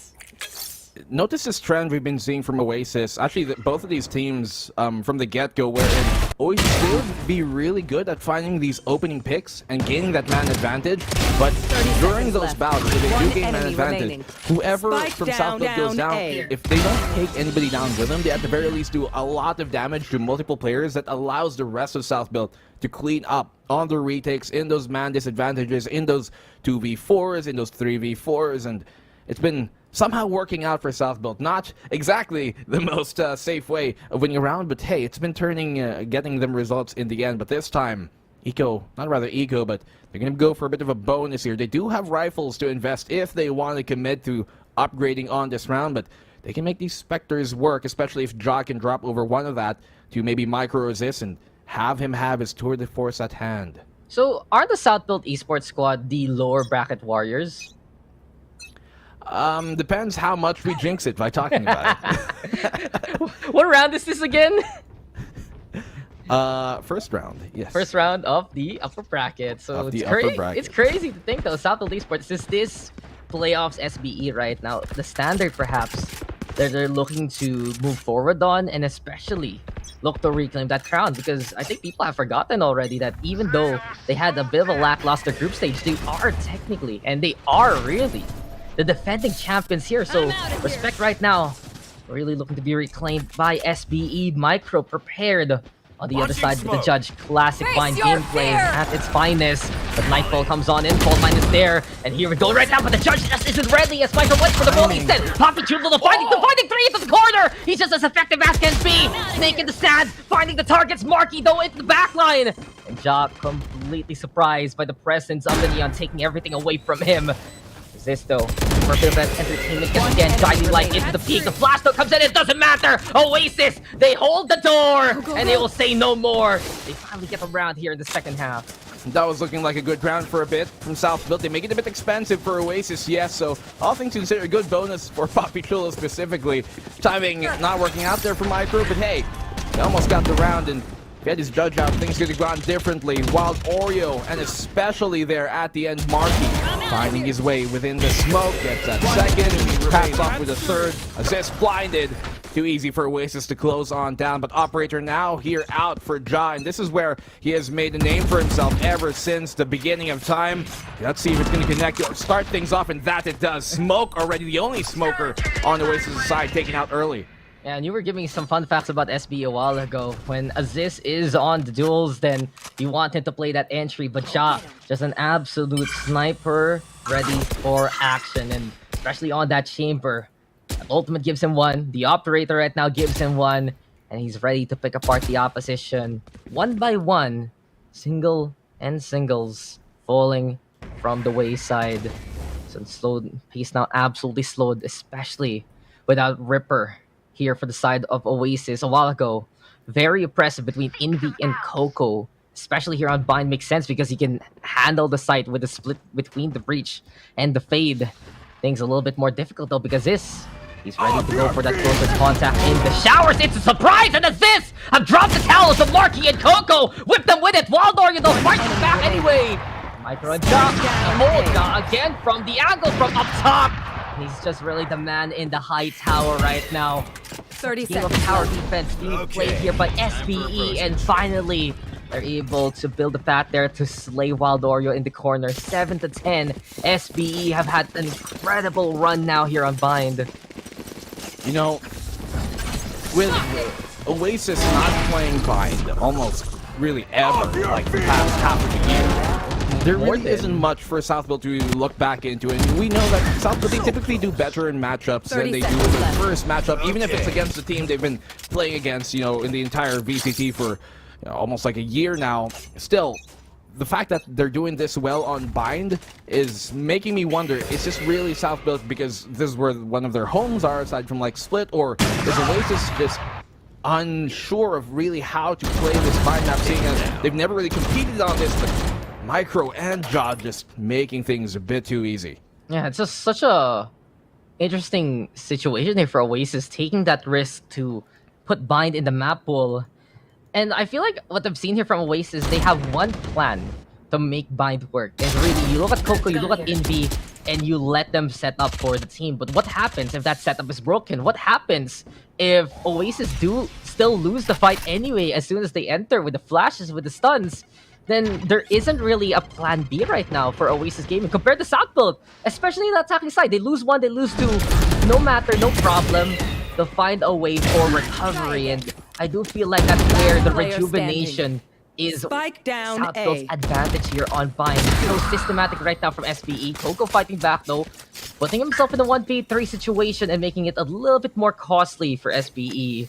But beyond that, the fact that he's stuck here, the fact that he's getting slowed down by SBE, that's where Oasis look very hesitant on what to exactly do here, Black and Blue. What's Coco gonna do now? Just stroll around and probably save that gun and look for perhaps a pick or two before calling it a day. Well, he's got a fault line to work with. Still, the crossfire is going to be too difficult. Trying to make it towards the portal, but no, that's not gonna work. And we just go back to it, as that was pretty convenient for SBE. Him running into their loving arms and catching him before he falls into the teleport to the right. SBE has a great understanding of Bind. They've had an incredible win rate for the year because of it. And Oasis just doesn't have that extra bit of oomph that SBE is showing right now. So it's really either Oasis finding a way to execute even quicker and making that work immediately, or they have to find a way to recover after losing out the initial push. So maybe this time, Showstopper though flies on by from assist. It's a bird, it's a plane. Oh, it's a dead assist there. Swatted yet again by Wild Oreo. Oasis Gaming at least finally pick off, punishing the aggression. SPE now have to be a bit more careful, but Michael already ready with the orbital strike, trying to catch one off guard. Oasis Gaming though split apart, but doesn't matter because they're ready to converge into one absolute unit.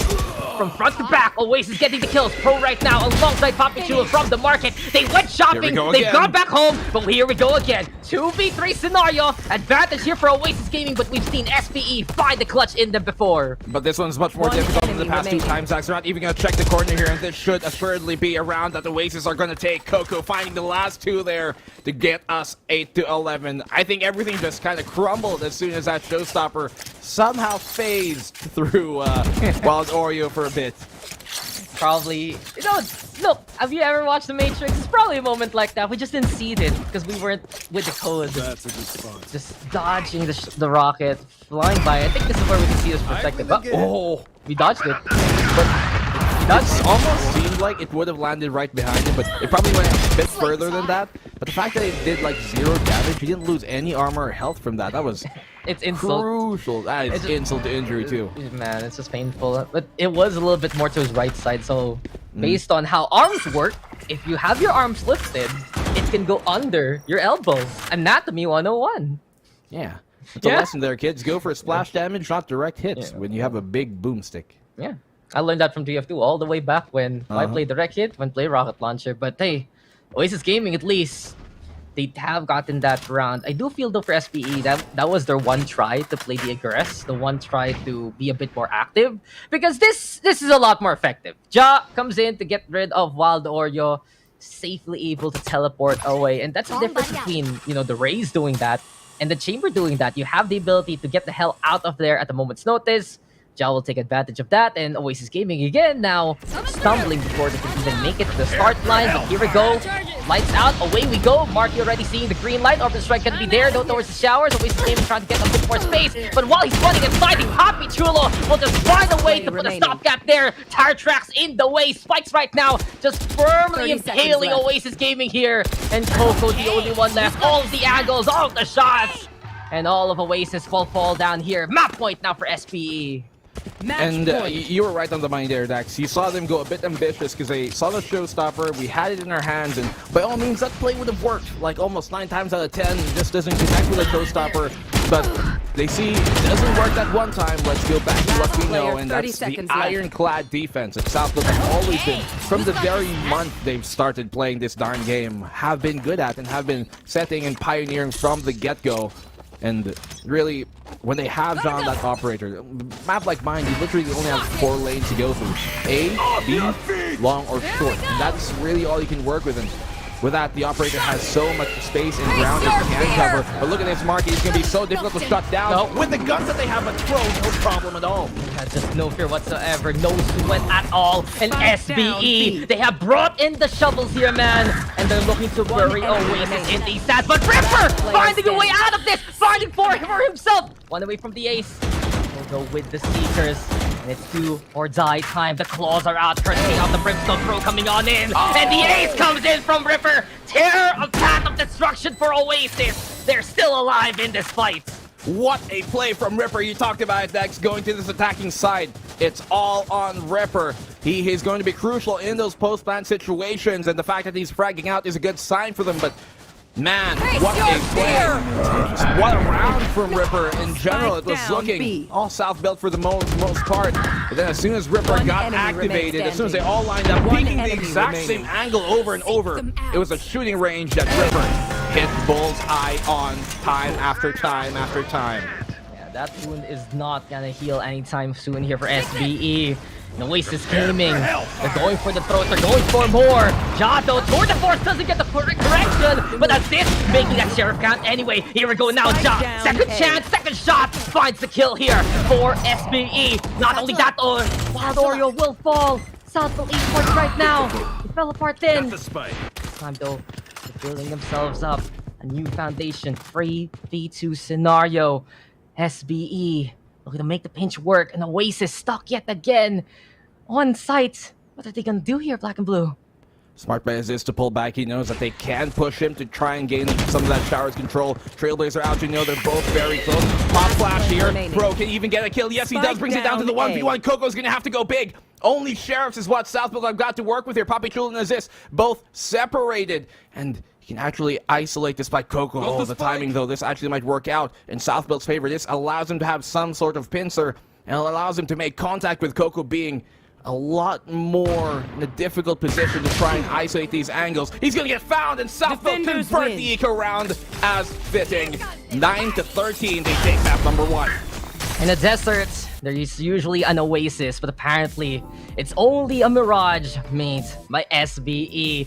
They take it away with their stifling defense. And especially in that second half, they took complete control of the game. But what a recovery at the start there from Southfield Esports. What really impressed me the most was the fact that even if they were stunned, even if they were flashed, even if they felt like the crowd control effects were coming their way, they shrugged it off. They knew that they had the time to still find the frag anyway. And that was just absolutely fearless there from SBE. Well-deserved win. Oasis Gaming back to the drawing board on a map that they have abandoned for quite a long time. And I do believe Bind will be buried yet again in the history books of Oasis Gaming by this point, as SBE will make their mark with the first map of the first series. It was just so commanding though. As soon as SBE decided to reel back, they were just like fishermen waiting for the fish to bite. And Oasis Gaming, they took the bait, they went in, and they were just absolutely trapped by nets and nets of SBE's making. I mean, it's a really difficult position for Oasis to be in for that first map veto, for the first map here, considering that if they ban Split, which we know is, Southfield's one of their best map, if not their best map, then they're gonna have to play on Bind, which is arguably maybe the worst map of Oasis, seeing how they don't play it at all, and then at the same time, one of the best maps still of Southfield, maybe even their second best. So there's a lot here that Oasis had to kind of contend with, and in the end, both teams really successful converting a lot of their ecos, like so much more than you really would expect from even with the, I guess, kind of the history that these two teams, the bar these two teams have set for themselves, very thrifty they can be, but that was even surprising both of us here, Dex, and we know how, well dug in we are into analyzing both of these teams and really looking at how these guys like to be. But map number 1, that was entirely just, even though the rounds at Southfield did not have the advantage, still, you could feel momentum was in their way from the get-go. Even from, starting from round number 3, basically, and when we get to that second half, when they win these type of pistol rounds with a clutch, they're feeling it, and especially when Ja is doing big things as he is on the chamber. Look, you usually say, the scoreline doesn't necessarily reflect how close the game was, and I'm gonna say this. The scoreline doesn't reflect the game necessarily of how it was, because in all honesty, I felt that was more one-sided for SBE than the 39 scoreline that it was, because there were so many moments where SBE, against all odds, they would win it. SBE would just stay on the defense and they would just say, okay, cool, come into our lair, we're happy to have you. Put your shoes outside, sit down on the sofa, and now you're dead. And that's just pretty much it. And it really goes to show for Southfield Esports, when they find a way to find that recovery and then find that adjustment, they're one of the best teams to do so in the first place. And in some of these fights where I'm blinking and I'm about to say that, oh, okay, Oasis has the skill, Southfield Esports just pulls out a miracle out of nowhere. And even if Oasis Gaming make the aggressive play, make the action immediate into the round, it doesn't matter, because SBE has just been completely unfazed in this map after being woken up, shaken there by Oasis Gaming. Took them a few rounds at the start, but as soon as, well, they got that momentum, then it was just all SBE from that point on. Yeah, and we can say heroics here and there if it happens once or twice, but it wasn't just once or twice, Doc. So many times where Oasis had the firm advantage, or Southfield are going to be placed in a spot that maybe they shouldn't get the round here, but they still do. Now, there were some great heroics, especially that ace coming from Ripper on the clutch. For him to make that round gave them that kind of extra mile to run here, Oasis, but The thing is, this marathon extended even further than that, extended even longer, and we're going into map number 2 here. So Fracture, a map that we have seen go very 50-50 for Southfield, but Oasis have been one of the best teams, period, in the VCTPH when it comes to Fracture, and they bested Southfield here last time around in the group stages. Can they bring this into map number 3, or will this be that sweep that Southfield basically have been looking for the entire tournament long? We're going to find out after this break. This is the life I live for God. Taking a step at a time, we going up, we headed to Mars. Taking them chances, making decisions, you know I'm never gonna lie. Till you let go, I'm copying all of who you gon' be inside. I cannot fake it, I gotta face it, I gotta do the time. You gotta wait for a great payment.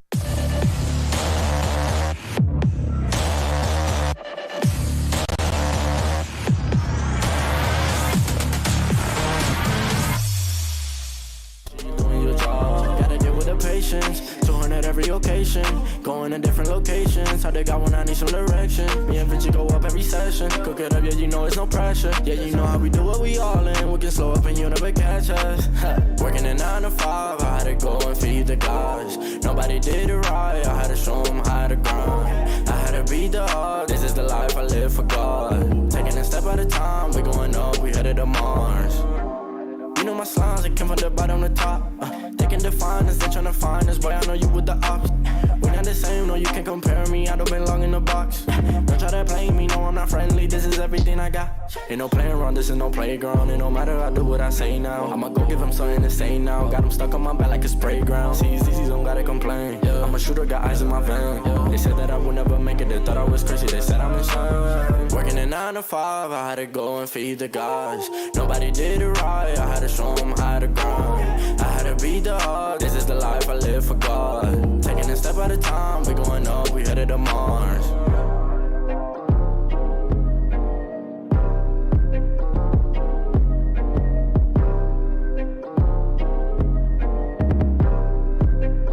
Undefined for life.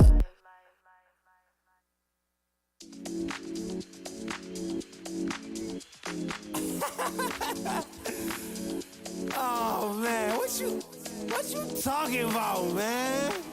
What? You're so crazy, bruh. Wasn't too long before I realized a whole lot of truth just realized. 2 groups faking the real guys, and both of them plotting on your meal size. Gotta be more, is this real life? Got a bad hand, but I still try. Trying to knock me down and I still climb. I can see the promised land right over the hill line. And when I get there, yeah, we all gon' party. Learn how to surf cause the waves is gnarly. Gotta make the bread, gotta bake the barley. But it take a little time, be patient, darling. Working for the people, gotta rake them all in. But sometimes people make you hate your calling. Some people panic when the brakes is stalling. Me, I go to God when my faith is falling. Put it on the tattoos. A righteous man don't know bad news. Found forgiveness for my snafus. Nothing for the pretty girls trying to get a cashew. Bad dude. Sometimes life really suck like a vacuum. The devil I don't ever turn my back to. I just wanna shower love like a bathroom. And be a role model for the black youth.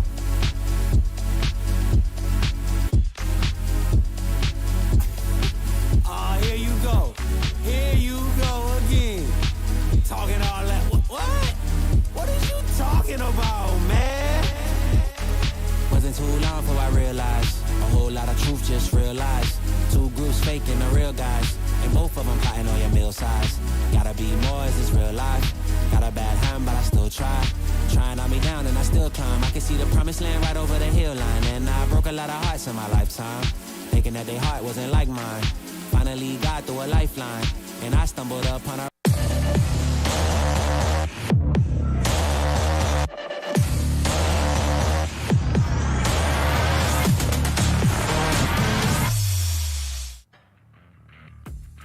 Oasis looking for a river in a dry land, but all they found was a singed land there. Welcome back, ladies and gentlemen, as SB decided to go for a scorched protocol and took map number 1. Dax here with black and blue yet again, and we are going to be getting into our second map, commanding defense there on Bind by SBE. But now, it's going to be a little bit more, I'd say, different to say the least, as we're moving into Fracture, because last time we saw Oasis Gaming and Southfield Esports clash in Fracture, it was actually the SBE defense, especially towards that B side, that saw struggles again and again to the Oasis onslaught there, black and blue. sorry. I honestly think this is going to a map 3 here, Dax, and for Why? many of the reasons why of what we saw from map number 1, from Bind. Now, we know that Oasis typically do better on the attacking side, and South built the inverse on their defense.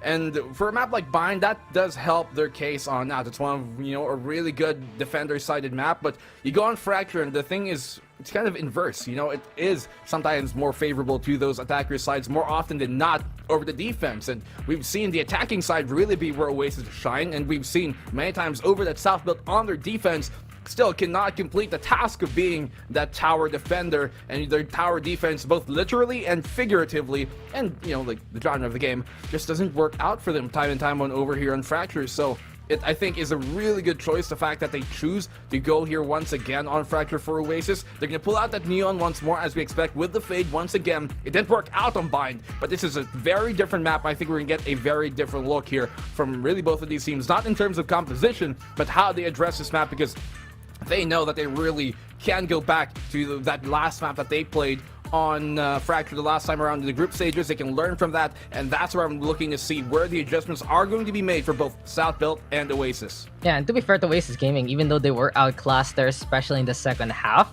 there were still moments really and certain players to watch out for, and Ripper having a good day right now really is something that they can build on. That aced a while ago, absolutely essential to keep them alive. But I think we need to mention again, Envy, usually they're on that fade duty, doing what needs to be done, getting that kind of crowd control, helping out Coco as much as possible.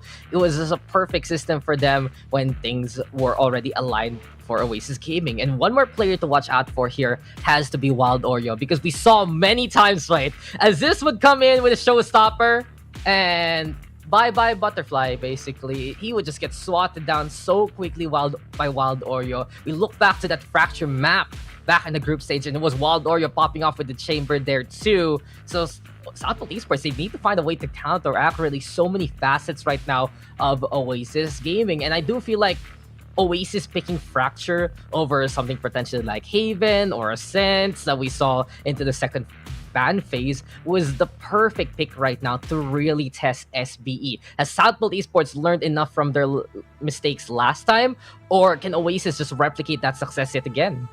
Yeah, we, I already talked about it, and you touched upon it real quick, that tower defense of theirs on the defensive side was really a big struggle for them, and that's, I think, one of the main points that they have to address, because it was not just versus Oasis, but even against teams like Action PH. Emon was so good at taking that control away from them, and he was just blast backing his way like willy-nilly. There was nothing they could do to really contest it, and time on over, teams are seeing that is where the weak point here of SBE are. Now, Oasis, they're looking like arguably the best team here on Fracture. For many good reasons. They have one of the highest win rates on Fracture in the past few months, and especially in the VCT, they're almost unbeatable as a team on this map. So really good map for them to be picking on. I'm wondering if they're going to stay on that exact same comp. They don't have any reason to switch off from the composition that we have been seeing from them all tournament long. And there you go, Envy back on that fade, Coco back on that breeze. So everything looking to be as by the book as we'd expect from these two teams from last time around. Yeah, Oasis Gaming, they do change up back to the Cypher this time. That's one thing that they have been thinking about, trying out quite a lot really in the group stage there. Once against Bren, they played that Cypher. Once with the Chamber, they played against SB. This time though, decided to go for a little bit of mix-up. Not to play the same card twice against a specific opponent, but it has been in their playbook for quite a while. Southfield Esports though, back on the KO and the Neon. We see how effective really the offense works here for SBE, especially when they hit that special suppress towards the opposition. But what happens if that doesn't really get connection? What do they do on the defense? Those are questions we have been asking right now. And I think we just really need to hammer on the Achilles heel that we have already been talking about again and again.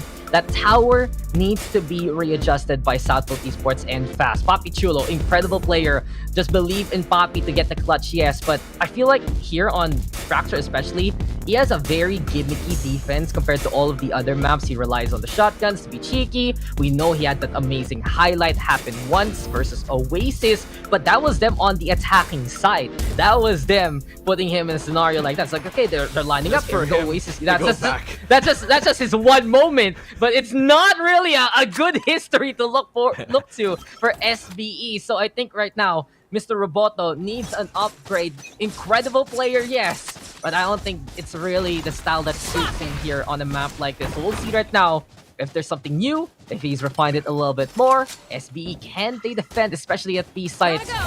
Even more so as Oasis Gaming on the assault, and they're just navigating through to the other side. Arcade already being taken by Envy, and foothold here established by Oasis. Yeah, but look at this double back from them to go back towards the B side, completely faking out the rotation from South Build. So it's South Build who have to play attacker this time. It's them who have to try and retake the site. They do have CT control, which does give them a different avenue, but it's going to be so hard for them to get themselves within this site with it being completely cluttered with Oasis players. A full 5v5 retake to come here from South Build. Let's see how this goes. Pistol rounds, not the most efficient from South Build. We've seen time and time on again. Flash on out. Ja has that headhunter trying to challenge this long range angle, but he does get that opening pick here out of Coco. They know the tower is going to be held, but Envy from the backline is going to make things a lot more difficult. Poppy Chulo though, bringing things down to a 1v1 as the frags go Wild Oreo's way. He picks up the ghost. He knows that Poppy Chulo has to be here within the site, and he gets the kill. 4 kills for Wild Oreo to start off the pistol. Yeah, ROG clutched there by Wild Oreo. It looked dicey there. And in all honesty, I don't think it's a bad idea for Southfield Esports to play a retake, because you can see it there. Whoever's putting that spike down, it's a sure suppress if it's into the corner. Papi Chulo did there towards Coco, wasn't a factor whatsoever. And I believe for Southfield, if they want to make a retake scenario work like that, where Oasis just roll on in, just a little bit more presence towards CT, towards that spawn, and they're gonna have a good angle against, well, what Wild Oreo did in that round. That was just the one mistake, really, that SBE did there. Allow Wild Oreo to go wild, out in the open, go for the shots, and when in doubt, believe in Wild Oreo. I do believe, really, that Fracture is one of the best maps for Wild Oreo himself coming into the Oasis roster. That plus perhaps maybe even Breeze, and maybe even Split if you add on when he does play a potential Raze if ever. But right now, in the fast lane, Oasis Gaming mobilizing towards that A site. Momentum heavily in their favor now. A quick take it though, a quick plant. Easy pickings here for Oasis. Yeah, this should be a quick and easy round for them. I don't think any more heroics as what we saw in Bind are going to ring true this time for South Belt, especially in this round specifically. So it's going to be so much more difficult for this retake to work on out. Ja waiting here. Oh, they don't really spot him out because of his position hiding from that prowler. Wild Oreo still gets the kill. The spam from Ja not really connecting. Only a single bullet did. But man, Fracture buff. If Wild Oreo, yeah, if he's having both that insane game today and as well as having a bit of luck on his side, this could be a very difficult map for the Southwood to try and take over. Yeah, Fracture is his map, man. That's just pretty much it. He has been incredible on Fracture again and again, and I'm just looking at the few results here real quick as we end the round with Oasis taking the 2-0. Both times that Oasis has played Fracture, he was top frag for the squad. It was, I believe, 18 against Bren Esports, and then 29 against Southfield.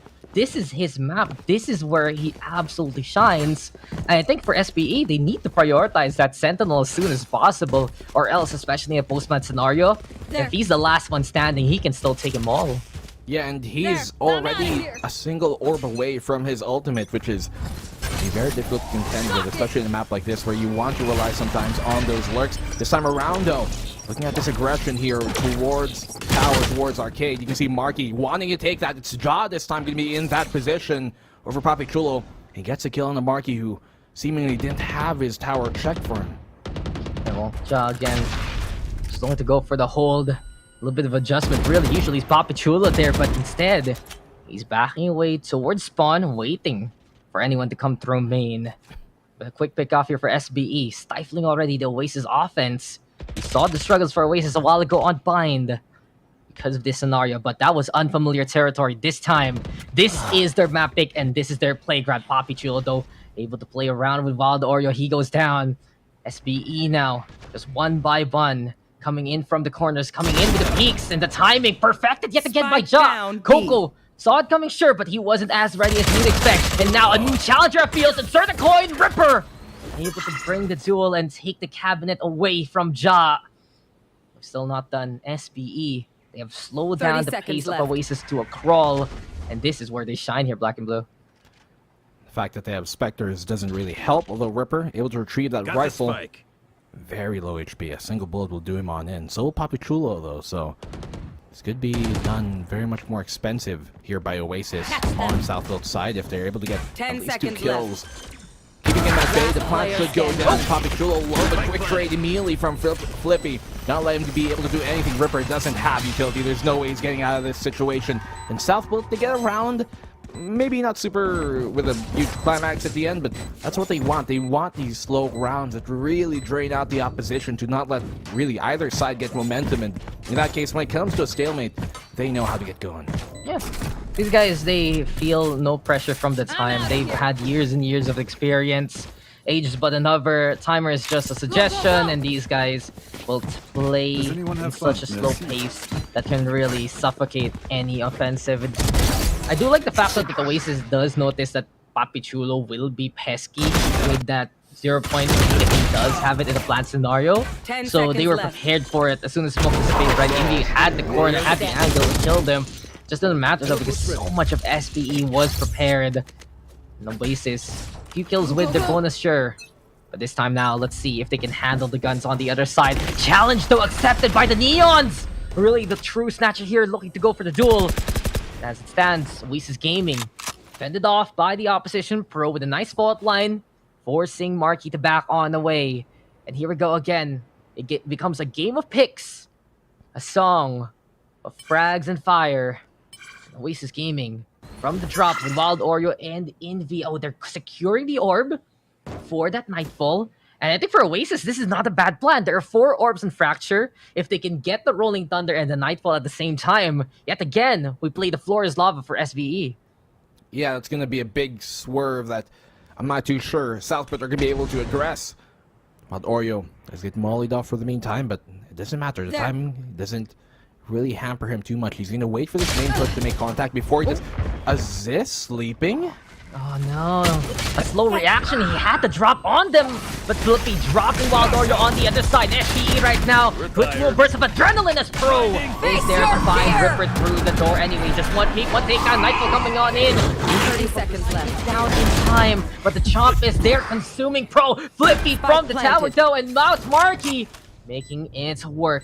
2v2 scenario after everything's said and done. Southfield Esports still with a chance here anyway, as Oasis had a lot of adventure in that round, but here we go again. Jado making the wall bounce work!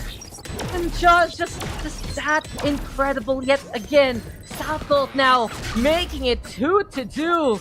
But when you just see Ja and he's there to win it, he will do it for SBE, man. Very sly in that positioning. You saw that they had no real idea that he could be there, as the flash popped by Coco was all the way for the actual defender entrance and not for that free box. So thinking that that was a possibility, got them out in the end. And Pro, look at this match. Even though there's a ton of utility coming at him, Prowler, the walls, the smokes being thrown up by Marky on that Neon. This goes for a counter flash, simple but effective. Goes for the swing and gets 2 kills through that open door. And this time, well, he closes it on them. 2-2. Oasis on these eco rounds. So deadly. They've got ultimates to burn, and that's the first one to come off here. And Marky now decided to go in. At least for Oasis. They got the space that they need from Marky. Aftershock though for the stall. Stopping them in their tracks though. And you could see the finish line there, but Southfield Esports now deciding to move the markers. And this is Flippy on the board. Ripper Marky doing the kills, but Pro! Left and right, all the angles he can take! Come on, man! Right, he started the scene. He's ready to end the lives of Oasis there. SBE now up by 1. I'm worried for his wrist after that one, not gonna lie. I mean... of all players. Someone call a therapist real quick. Yeah, Just I think he's gonna need a masseuse. Make sure he can still play another map if in case it does come to it, but... Wow. Great shot down here, but expensive round for Oasis to use a lot of ultimates in that round here, Dax. So this is why Pro uses the Phantom, man. There are like 30 bullets, right? In the Phantom. Isn't that his age too, basically? Plus like 2 or 3. Oh, so it's even worse. Okay, someone buy him What an Odin. I know is he's a year over Jesse Vash. So whatever Jesse Vash's age, that's him. Yeah, so someone give Pro an Odin by this point. Just so he can get back to his number. Make it up to what, 50 or something? Yeah, something like that. Well, case in point, this is why there's agriculture sometimes in the PH scene, some great minds, but these guys are still able to play, and well, Envy looking to play versus Ja. Oasis Gaming, even though off screen they have a very good take on the B side yet again, but Papi Chulo in the corner, ready to get Marky spanking as he goes on down. Envy over to find out Papi Chulo, dropping down to Oasis Gaming now, going for the wraparound. Will we see Oasis find the frags anyway with the assist? Now has gone overdrive and ready with the lightning, striking twice even on the same ground, making it a third. A force of nature waiting to happen, and assist will get them all there. That's 4 for him at the end. SPE survived thanks to the run gun antics. We're really here blasting them all the way with the speed of light and the speed of assist. An ROG clutch there at the end. I mean, Dax, if you want to talk about South Built and Oasis and whose map this is, yes, it is Wild Oreo who has popped off in that last series between them on Fracture, but so did Aziz when he has played Fracture time and time on over both versus Action and Oasis Gaming. How many 4Ks, how many aces have we actually seen from this man in clutches? Have we seen him just throw back on this Neon here on Fracture, especially that first time around, as I said, on versus Action Esports, Action PH during the group stage. So another round tax that Southbuilt aren't supposed to win, but they still pull a hat trick out in the half just to take it. It's not even just, it's like a quad feed for him by this point. Cue the kill streak because Aziz has decided to play that counter UAV and just running around like that. Southbuilt Esports running and gunning? Say it ain't so, man. That's not what they're used to. From me. All the time. You just hear the song playing. Sometimes, guys, when Black and Blue is just watching the Neon, doesn't even need to cast anymore. It just starts playing on in his head the whole time. Just the montage, just Aziz doing it, you know. It's that 5-second clip over and over. Take all Over you and want over. from me. I mean, And and- the back. So if he gets a kill, this is a repeat again. Take all you want from me. Yeah. Anything you want from me. Nice. That's Yep, that's over and that's a over. different kind of LSS, man. It's just like I know this one sentence from the song. That's it. Well, that's a hell of a run it back moment, but Eco here forced upon Oasis. We've seen him convert these time and time again, Dax, but thing is, they don't have the tour de force, which was such a crucial part of their eco rounds during bind on map number 1, that I'm not too sure if this eco is going to be as efficient as it might otherwise be with that potential tour de force, but still, the Sheriffs, very deadly with it. Wild Oreo, rather, Marky also has his overdrive to really turn things up if they really need to. I mean, come on, they have an S in the name. Like Southbuilt, this is Always Sheriff. Always Sheriff. Always Sheriff. A little bit forceful compared to Sheriff Built Esports, but I'll take it. I made it. I will own it. And you know, you sometimes just gotta love your own babies, even though no one else would. OAS, bro. OAS. Which means Odins and Sheriffs. So that's the problem. That's why they lost the last map. Because they didn't play the Odin. You're right. Or maybe it has to be Origins and Sheriff. So they need to play the Origin skin line. Man, you're smart. This is why you're an analyst. I wonder for what team though. Hey, someone's mad though. I suddenly thought this was a Filipino broadcast, but no, the Neon of Marky. Ready for the overdrive, and Flippy's just playing possum in the spawn. 1, 2, 3, come to me. It's easy for Flippy as he turns this round to its head, and well, it's a 4K there in the end. A flawless win for Southfield Esports. They all just went in to die there at the hand of Flippy, man. Yeah, I would have thought they would have gone for the A plant at least. They had a decent position to get that plant off, secure 300 credits, and then go for the kills, but I think they kind of forgot step 1, and they pay a really hefty price for that. Flippy, I know, Dax, you've talked many praise for this man ever since even last day. Definitely, I can tell. And he really does give them a totally new look, a flexible player coming from that former Action squad, and for him to be on this roster, I think is a perfect fit considering how they're all pretty much flex players, and he does that as well. I mean, come on. We honestly talk about Southfield a lot being the old team, but the young guns of Southfield are Aziz and Flippy, right? And you can see their impact. You can see how they can change the pace of a game on a whim for Southfield Esports. Just a little bit with the new generation mixed with the old, and well, the oldest guard will fall there asleep. It's that way to take down on the pro. It's the young guns now, Oasis Gaming, deciding to take this generation and put them at the helm of control. A-site now being taken, SBE falling apart at the seams, and it's unfortunate that it's Flippy who dies first, because I do believe he was ready with the ultimate at the very least, so Oasis Gaming should be an easier take by now. Pick apart the opposition one by one, put them in one corner, and Ziz and Papi Chulo, all up to you. Yeah, but with him being in that committed position there behind the box, there's just no way for him to really have a good spot to throw that out and to really utilize it. But this is sliding onto his own demise into it. Leaves us with Papi Chulo 1v5. This is going to be much more difficult. I'll be too difficult for even a player like him. Gets flashed, finds 3 to make it a bit more expensive here, a bit more costly for Oasis. But in the end, Oasis do get the round. Very clean, proficient round for the most part, barring the last bit of it. But hey, be happy with securing it. They suffered losses in like 2v4 scenarios and whatnot. Take the win and take what you can get. Problem is though, it is still a problem because Oasis, they finally get a bit of recovery. Still not the best economy, and if Southfield Esports can keep stifling the Oasis economy like this, then we're not gonna get some good GDP values at the end of the year, man. This is just gonna be them trying to keep afloat, pay that debt, and at least keep buying guns for the people who need to as much as possible. So one loss can really break the balance of Oasis Gaming here in terms of the rounds. And not only that, Ja again, when in doubt, go for the Ja operator. He's a smooth criminal waiting to happen. Rendezvous though, actually set here. He goes for the shot, but I don't think that. Okay, there you go. Finally gonna get into the range. He was scared off by the camera. Envy though in the corner. Very, very difficult scenario. At least he gets another pass. Problem is though, Assist will chase him. Flippy making the trade work. Better with a kill rather than none for Envy at least. Oasis Gaming take advantage of the distraction. And towards B side they go. Rolling Thunder though. The answer to Coco adding it up, and Wild Warrior flies through along the way. So Oasis, the first step was taking the site, the second step is going for the stun, and the third step now is killing them all. A 3-step progress that's being broken here by Papi Chulo.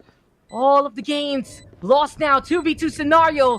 Bit difficult though because it's the operator on the retake, but Papi Chulo, he wants to prove that the tower is his. Can he climb on up, ascend to those heavens? Markito finding Ja Ripper on the other side, and Oasis, they still make it work. Very, very deadly defense here from SBE right now, but Oasis getting the rounds that they need. Yeah, 2 rounds in a row finally that Oasis were looking for. Being able to string 2 early on at the start of the half, but the 5-round run from Southfield was starting to build up a bit too much steam. Got to quell those flames for a moment, and even if they were able to maybe get the kill there on Marky, still had the orbital strike in the hands here of Ripper, which is going to be very difficult to try and force out of him early in the round, barring tap. So, great 2v2 play there coming from Oasis, really landing their shots, winning their fights, and here goes more aggression once again coming from Oasis. Markio slowed down, but able to go back for the meantime. Aggression? What aggression? That's what Papi Chulo says. Just say no to aggression. Say no to bullying. Use your words rather than your fists. Use this knife. Say suppress. That's why it totally works, right? Those anti-bullying programs. But let's see right now. Southfield Esports ready to fight back and bite back. Oasis Gaming headed over the side.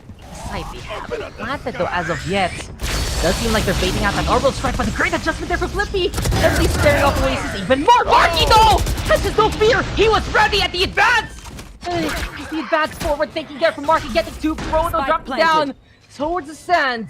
At least right now he's able to bury Marky there. Oasis have gotten the plant down. Envy there finds Ja too. And these angles are so opportunistic right now for Oasis. The flash comes. Proto doesn't really flinch as much. Still not moving. The fault line is there. But Pro he isn't scared. Problem is though, you have to fear the numbers of Oasis. Papi Chulo, a bane on the economy of Oasis. Does he find a few more frags right now as he's ready yet again to make a play work? Still has one flash hand. Pro right now with the fault line. But SBE expending these utilities just to bait out a bit of the peaks. I think they're trying to honestly get Pro out of here, but Envy will push. He's looking for some targets. He's hungry for more. And in the end, Pro cannot get the hell out of there. Papi Chulo will not escape. Oasis now a lot more secure right now in their position as they have won 3 in a row so far here. Able to string a third, and that forces South Built into kind of an eco state here. So, bit of a really bait and switch what the Oasis are doing. They'll aggress on one side real quick, but then kind of re-hit the opposing side just on the rotation very fast as well, not allowing South Built to really be able to set or get a proper read on the scenario. And with that, you can see there Papi Chulo pressed for maybe the pressure going up against him. Throws out that fragment, that molly, even though it was slowed. And just small signs here of South Built potentially starting to feel the pressure that the Oasis are putting upon him. Yeah, well, Jalapeno versus Headhunter could find any heads. He saw 3, couldn't claim any of them. Oasis Gaming decided to go 1, 2, 3. Let's swing together, guys. And well, with all the numbers, saw that stun second marquee. Oasis should be able to make it to the side anyway. A scramble though from SBE. We do have one Spectre in hand. S stands for sheriffs, but these sheriffs cannot find anyone to jail. Instead, deputized now. Oasis Gaming looking for more. They've gone for the rotation. At least right now, this is a lot more secure for Oasis, and you can really see why they picked this map. These guys have a good know-how on the rotates, a really incredible speed at taking the site, and it's sometimes a blink and you'll miss it situation, but not missing that. Flippy Invi finds a trade. Beyond that though, Coco, assist? Okay, this is gonna be interesting. A bit of a duel right now between Coco and assist. He'll back on away. Saito being taken by Oasis Gaming. Papi Chulo though, at least making the tap still work, but still dangerous waters here for Oasis, honestly. We've seen South Built Esports find miracles happen in this series before. That's just even fast lane now towards the sites. On action. Oasis Gaming ready for the shot, and it should be Prowlers there finding Papi Chulo, and well, soon there by the classic of NB. 6-5 Oasis take the lead, but you really have to give props to Oasis here, Black and Blue. As soon as they go for the side, they take it by storm. Yeah, and South Built haven't been successful so far on the retakes, and you can see the fade coming to full effect there. Just that haunt to find where exactly Assist was within his smoke is so crucial, and yeah, there's no chance for Papi Chulo to win this when the Prowler is right around the corner, so time out called here by South Built, looking to hopefully secure that 6th round to equalize things up just the same way it was on Bind. But the Operator, for really the first time ever, pulled out here by Ja. Well, not the first time, but the second time ever. Pulled out here by Ja, and we haven't really seen it be as effective as we have, at least on map number 1, and have come to expect. I think it's just how the map works, really. If you think about how you play Fracture, right, where do you go with the Operator after the aggress? You go towards the middle rather than the opposite end. And Oasis Gaming, especially with the speed that they're able to do, they're already there, breathing on your neck. These guys are immediately there on site with their execute. And it's just so different compared to Bind, where they would feel the narrowness. They would feel like, okay, there's no way to really circumvent this South Built Esports defense. And now there is. Literally, the map gives you a zipline to go zoom through to make it to the other side. And it becomes really difficult for Jot to position accordingly just because of that. So Oasis Gaming really feeling that their playstyle is so much more suitable in this terrain rather than the last. And now, last round of the first half, looking to take advantage, make it 7-5 perhaps, but it's a little bit dangerous. Wild Oreo, Cyber Cage though in the way. Camera now will be broken by the Operator, exposing the hand of the chamber. But you can see that already the vehicles of Oasis ready at the starting gates. Just a countdown right now for destruction, and a drop will just engulf SBE if ever shot. I feel sorry for him because whoa! He finds the shot anyway! Apparently no Apoki did it because Pro will get 2! Wild Oreo gets 2 in response too! But huge pickouts here by SBE to at least give a chance for the retake to happen. 2v2 scenario. And now let's see if the Suppress can find the Ripper inside! The smoke will dissipate! The elements in favor of Oasis Gaming. Assisto, the only one left from top to bottom. There will be danger from left to right. There are these angles, and the stun will connect on himself, stalling even more time in favor of Oasis instead. Now they know that they're here in main. Now they know that the hall had the neon, and that will just be fa la la la la and fail for the neon of Assist. Unfortunately, Wild Oreo stares him with eyes beaming, and Oasis will take that last round to give them the lead for the second half. Hats off to Wild Oreo, finding multi-kill after multi-kill when he needs to. Really plugging in those holes that are torn wide open by South Built here. This is looking pretty dicey for a job. That one taunt is so difficult to deal with. There's really no other option there. You can't shoot it out because, well, he was off, so he's not gonna have another shot left. And with Wild Oreo always being so consistent in making sure that he's looking where the other team might not be, the other teammates of his might not be, he's making sure that their flanks are protected and no pick goes untraded. It could have been it for SPE. I was so afraid for Ja, but shutting down Marky like that and Pro suddenly getting 2, it was a chance really for Southbull to take back that site, but unfortunately for them, as soon as the smoke dissipated, Ripper getting the drop on Papi Chulo, way too difficult for Aziz to even win that, especially at the amount of distance he would need to flick, if ever, from left to right there. So Southbull Esports now, at the end, finding again that their defense just not up to stuff and snuff to, I'd say, the rest of their map pool. That here in Fracture, they're so much better on the attacking side, in contrast with some of the other maps that we've seen here. But I do believe in recent history, like South Built has found a lot more success on the attacking side for certain maps, that they have really stepped up in understanding more how to play the assault in Valorant. And that's why they won at stage number 1, because they felt more complete. This time though, it's only a small gap. And for Oasis Gaming, they're going to need all the rounds that they can get, knowing the fact that Aziz can be a big threat later on. We saw it a while ago with the overdrive towards B sites. Many more possibilities to do so again here. Well, your tower defense, not as ironclad as we normally might have seen on other maps, but a bit better than the last time we saw them play against Oasis, or any team on Fracture for that matter. Their attacking side, as we said, Dax, not necessarily their most favorable half on almost any map, but this is where they're gonna have to change things. Will Oasis, once again, get the better of them here in Fracture? South Built won it back. Looking like the attacking side here going aggressive towards this dish position, but the disposition between these two teams is that Oasis, they're also waiting here towards A. The A stack of theirs could propose a big problem for Southwest. And, well, John Ripper do get the first frags on the board. Southbull Esports, though, able to get away from that push, and instead, he goes to the side of Coco, finding Pro anyway. Assist there with Envy. Flippy decided to go for a tangle with Coco there. Coco gonna keep up with his 2 left feet. 3v2 scenario. After everything's said and done, Oasis, they played the gamble, but there's still a threat here, and his name is Wild Oreo. Flippy hearing the jumps in, shooting down the Cypher in his prime. Putting the hat back on the rack. Now, on this scenario, and just no shot whatsoever. A stellar call by Southbull Esports. They, as soon as notice that, okay, these guys are playing the aggression, we can actually get towards that site. So much better for them to win out that round. The fact that Ja found that information that they were so deep, and got one especially so deep towards A main, meant that they knew that the site itself had to be unoccupied, had to be unsecured.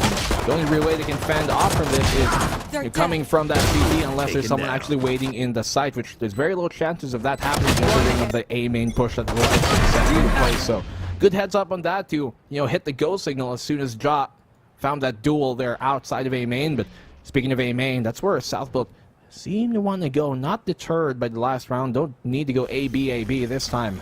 Doubling A on those batteries that Aziz got charged up for. Yeah, we'll see if this can be the voltage for Southbull Esports. Not only that though, they stay away from the shorties, so effectively this puts Wild Oreo and Envy away from the round in this instance. Not only that, they're already just getting through Hall, going through main, and they're checking out the site as much as possible. Coco, can he be conniving here and finally is a single frag? Papi Chulo able to go down, saw that already this corner was occupied. able to break the totally break down. Ja able to find the 2 in behind, and this is Southfield Esports primed and ready to take another round. But isn't that the worst situation? You go to a restroom, you try to open it, it looks green, but apparently it's halfway red, the lock's just broken, and someone's already there. Very awkward.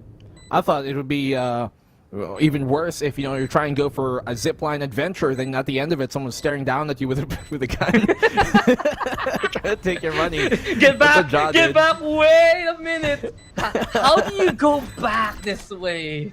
I'm gonna just reverse, go up the slope against gravity. Against gravity. Gravity is just a suggestion, man.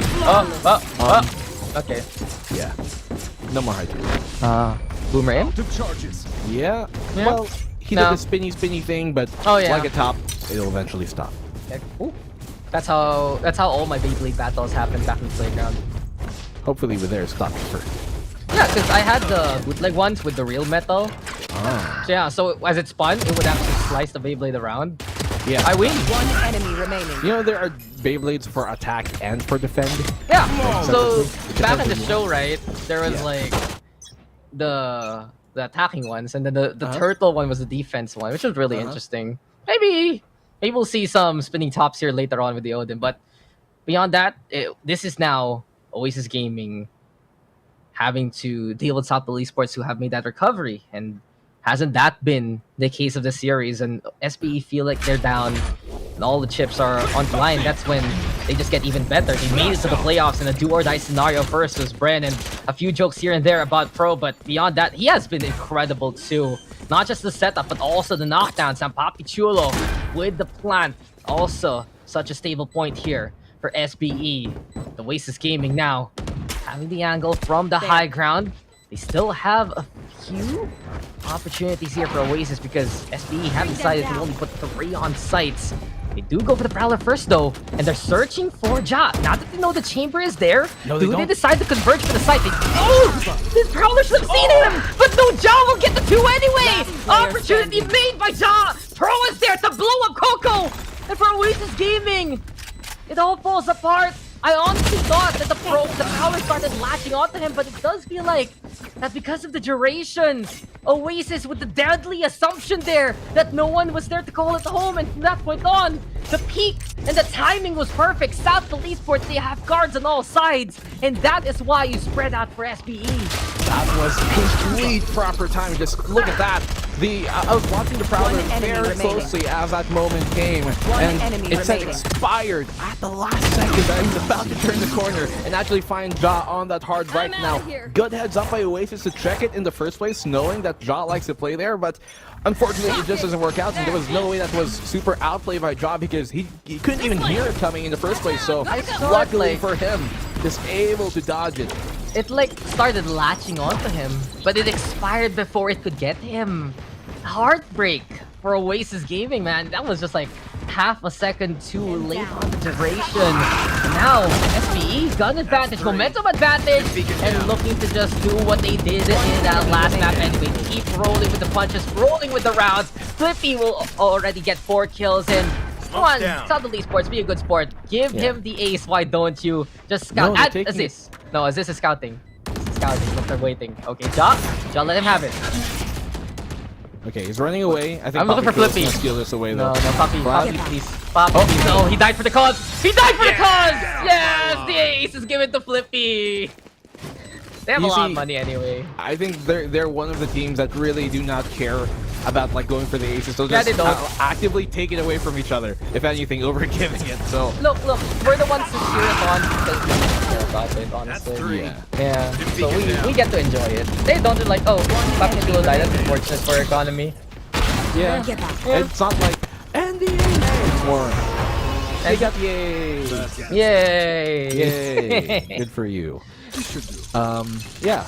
This card's thrown, and Oasis, let's see if he can rally back here. No operator is still coming out for Oasis' side, but the question is, who exactly would you put that on? Maybe on a controller, but Marky being that Neon gives you a lot less initiating potential if he did have an operator in his hands. I think Waldorio can be pretty much the target here for that, if ever, but he still sticks around with the rifle, and Oasis Gaming, they stick it to Aziz. Caught in the flypaper, the Neon swatted away. Southbolt Esports now moving towards that A site, but this is dangerous territory here for SPE. Wild Oreo setting up a maze of his own construction and ready perhaps to destroy SPE as soon as they establish a foothold. Spike though into the corner now, being planted. Oasis Gaming coming in from up top. Aftershocks there, but you mentioned it.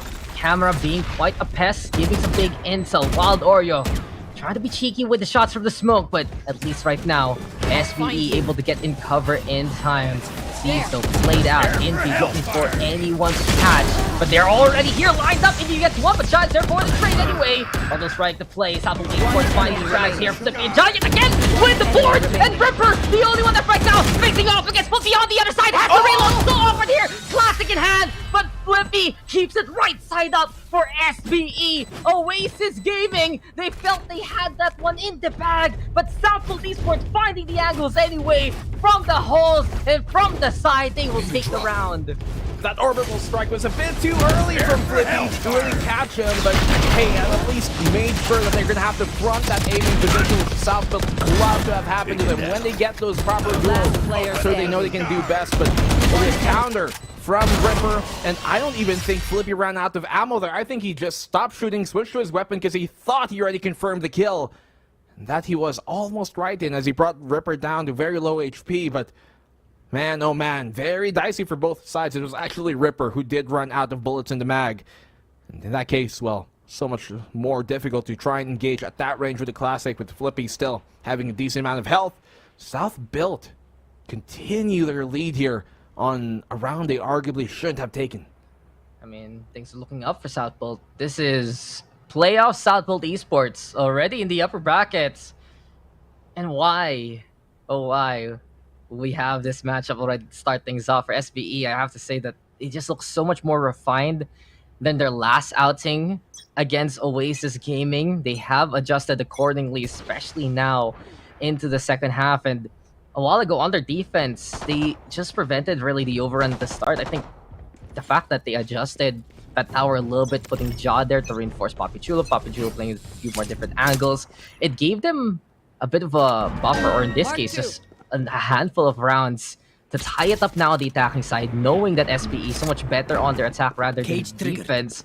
And this has just been so well timed and well executed by Southbolt. Many times that they find where Oasis is going, they absolutely convince themselves to concentrate on the other side of that same site. So if Oasis decide to go for the expedition towards them, they're going to go for the rotate. They're going to use that zip line and at the very least get the drop and the backstab on Oasis with the numbers in hand. And that's been the biggest deal here for SBE. Very different way to attack here for SBE compared to Oasis, just so quick at taking the site. But this is so much more efficient here. Fast lane down into play, as this is right now with a few stunts. Null Command is there too. Oasis having to respect this because they're on an eco state, and SBE get on site for free here. Well, you might argue that it's kind of a bit of a waste to use. Oh my god, that's a lot of utility. Rolling Thunder, especially thrown on in. I was just going to talk about the Null Command, but it does help him, you know, make things a lot more one-sided, because that's the only thing Oasis can fight with, is with that Null Command. But Papichulo keeping him at bay. Ripper going to be taken down as well, but still pretty dicey. 2v3, winnable by Oasis, especially after this shot connecting from Coco. 2 versus 2. Sheriff's abound. Coco does retrieve that Phantom to use. B main and Arcade, a direct 180. Pins are split. It's what we're working with here, but Flippy taking so much damage. Coco does get the kill. It's all on the Flippy, but Inby will get the kill and the round. Oasis convert the eco once more. You just make it work. You're saying something? Southbolt Esports, they do need to go for the commitment there, and that's why they go for the Null Command. That's why they go for the Rolling Thunder. But it goes from bad to worse, and now this puts Oasis back into the fight, winning that Thrifty, getting 2 ultimates away from Southbolt Esports. Not only that, just catching SBE off guard. It just doesn't feel as secure compared to the Oasis offensives here for Southbolt Esports. That's why they had to go for that Null Command after the fast lane, since they didn't feel too safe into the angles. And it just didn't matter because Oasis is able to play the picks, play that time, and Indy, when someone needs to be the hero here for Oasis, he just becomes that incredible yet again. Puts on the suits and puts on the show. Now then, 10-8 scoreline. Here we go with the tour de force brought out by Ja. They're creeping on in towards yet again to Wild Oreo and his man cave. Camera ready, trips are there, and let's see if Valdorio can just be the roadblock again here, as Assist should hear this coming. SBE now might be the marker for their attack. Yeah, but the thing is, there's a second one. 2 hurdles for them to hop on over, and that can catch Zis off guard. Especially that last one here towards him. He's going to run right into it, and he's going to get found by Waldario. Perfectly timed, perfectly placed. And that's one of the best utilities to shut down the Neon like this. Here comes a stun though. Wildorio's going to be hard pressed to do much work here, but he still can get the kill. Okay, so Pressure's gone away. He's going to get found though. Jai able to get that kill, but the slowing orb's going to make things a lot more difficult for Oasis to push through the smoke. Almost gets a follow-up kill here in a Ripper. 2v2 has a tour de force to really utilize. Still does not connect the shot. Ripper is doing a great job of making these shots on out, and they're not going to have any information that he's coming from here. But that Prowler will give him away actually, and now they know he's here towards A main. Ja has a bit more to play with. Here comes a Prowler as well. Denied. They know he's on the second floor. He does have his anchor to TP away, but he doesn't even need it. Ja, direct counter, direct fight, and directly secures a round. 11-8. A single one away from match point. Anchor and tower, perhaps. He's just really guarding the spike there for Southfield Esports. That point on, looking down on the opposition, but this was really such a big pick-off here by Southfield Esports. The fact that Papi Chulo got through over onto the Cypher, giving them command on the site, and a little too late to prevent that kill. It became a trade instead. From that point on, Oasis Gaming, they lost the foundation that they were relying on towards that A site, and for the SBE, that site taken, they had the angles there from the high ground. Enough was enough to get that round, and really, Papi Chulo now, null command prepared yet again. Very quick right now here for the KO to be a factor. You can see it as soon as he decides to be the beacon of hope here for SBE. There'll be a message to Oasis to just get the hell out of their way or get slain. Still though, Southfield now. Pinch being prepared. But on the contrary here, Oasis actually putting Indy on the other side. Problem is though, first defenders and first marks already blown here by Oasis. Southfield Esports able to make it on the side, onto the tower. Ripper though, making the short count at least. And he even has a rifle. Finds a frag there over to Flip. Southfield cannot secure the site as of yet. First shot doesn't get connection. Second shot isn't enough. Pro with a takedown there. It's everything left yet again to Indy. But this is such a difficult scenario for the Fade. Pretty much really a nightmare he's walking into. They're all low though. They are all low. Except perhaps Ja. And he's the first contact here. If he can get the kill onto the chamber, there is hope. And it seems like it will be the light here for Oasis. Backs on way thanks to the fault line. Pichulo though not overextending. Flash drive instead. Keeping Envy at bay. SBE still have to. Pichulo though will fall. All left now to Pro. Doesn't have the Rolling Thunder as of yet, but one bullet can slay Envy. Time is running on out. And as soon as he goes for the stroll, Pro is there. With a mind over matter. Getting SBE to the round that matters. Match point for Southfield Esports. They make it costly, but Southfield, they have more than enough bank to continue buying up here. Even if they lose this time, they can still buy. And more importantly, they have so much more economy to work with now. I think Pro is like a single orb or two away from his Rolling Thunder. Should be only one at this point to even have it. Yeah, you got the kill. Even have it after that final kill. And so, yeah, you're right. Look at all this they can throw out. Now there is the orbital strike and one away from both of, well, the big waves that Oasis can throw at them in that Nightfall and Rolling Thunder as well. So, it's all they can really fight with. But can they even pop that if Papi Chulo's got his null command online? Yeah, it seems like Oasis, they need to do a rain dance right here, right now. A tsunami to throw back at SBE. Since these ultimates are looking very, very ferocious for Southfield Esports. This is Papi Chulo Pro already there. And they are controlling the halls. Southfield takes command of the series, especially in the second halves, and the overdrive right now propelled them for even more success. Flippy though, finding Coco. Oasis coming in from the defensive spawn, but this is dangerous right now for Oasis. Foothold established. Southfield just looking for more. Orbital strike is there though. Ripple ever terrified. Papi Chulo. Waldorio comes in big with a 2-game flip, still burning Waldorio. But here we go. Rolling Thunder is there. The Pioneer that is Pro looking for the frag over to Infi, and we're still not done. 2v2 scenario. SBE going down the pace though. Give it a chance to put that spike down here. Ripper though is there to fight Ja. Oh, let's Pro now. Bro's gonna have a big task at hand here. They are coming from the same angle, so a single flash can do them both on in. Peeking out, they know where he is. He's gonna swing with that front line. Gets the one, gets the second! Bro, he started the whole scene and can damn well end it once more. 13-8. Southfield with the ROG clutch and the series 2-0. Pioneer staking his claim, and Southfield Esports decides to risk it all and go for the 2-0. Absolutely well played by SBE. And when in doubt, it's the oldest gun in the arsenal that is the most reliable. Oh my pro, it's already there in his name, and it's already there in his name. All were up to him, and he just claimed it here for Southfield Esports. Just absolutely dominating, to say the least, into the series. As soon as we get into the second halves, it's just SBE with command of the battleground. And this is Playoffs SBE. This is your Stage 1 champions. And they're the ones looking to defend the crown for good reason. With a statement like this over Oasis Gaming, well, Team Secret better be damn watching after this scoreline. 13-8. And yet again, when SBE took command, they took control. With this win that Southfield have just taken over Oasis, this gives us the very real, not even possibility, but the very real thing that we're gonna have once more the battle of, you know, the all-times versus the all-times in Team Secret versus Southfield in the upper bracket for these next two matches, and that's gonna be coming on in the next few days. But what a commanding win here to get the revenge over Oasis. Now, for Southfield, this is almost like a vengeance tour, and that's considering the fact that they are the defending champions. They do have that crown, but during the group stages, almost every single team that they beat or sent out last stage on stage 1, either from the lower bracket or out of the tournament entirely, got the revenge on Southfield. But this time around, throwing theirs back here on Oasis. They can meet up once again if Southfield decides to go through that lower bracket once more, especially with such a formidable rivalry that they do have. Once again, the all-time rivalry versus Team Secret, but this time around, not going to be the case versus Oasis. 2-0,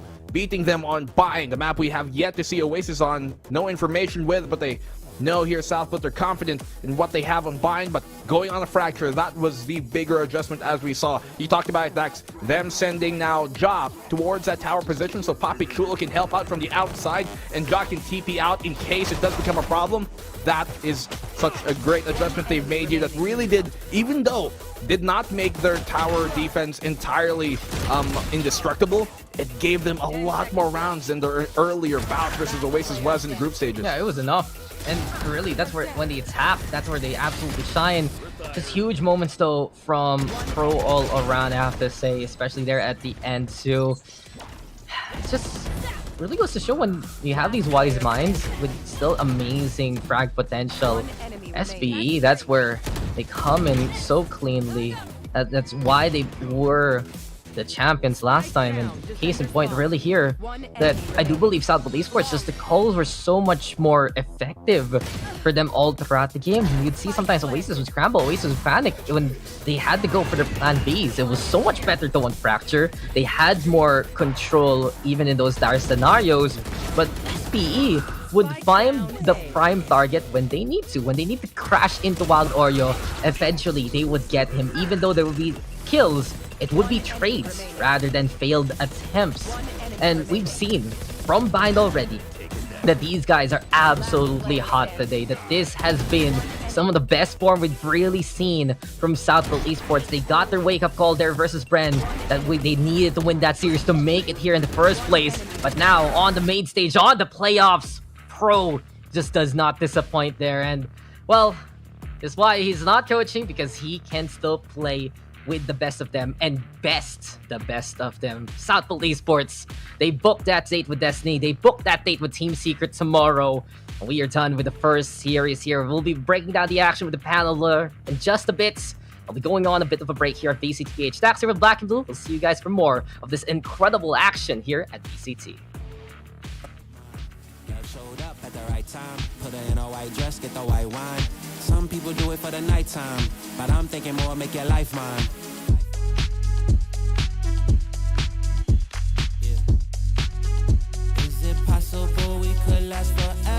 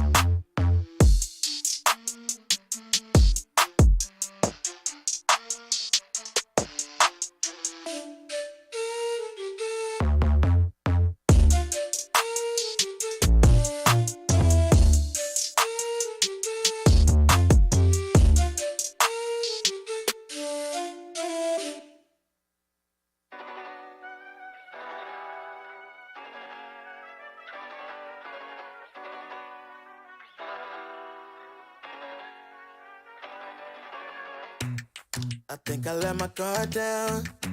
Certain things ain't the same now. Hard to navigate these problems. I'm by myself, you're not around. I tried to open up, it wasn't good enough. Put in my all and got nothing back.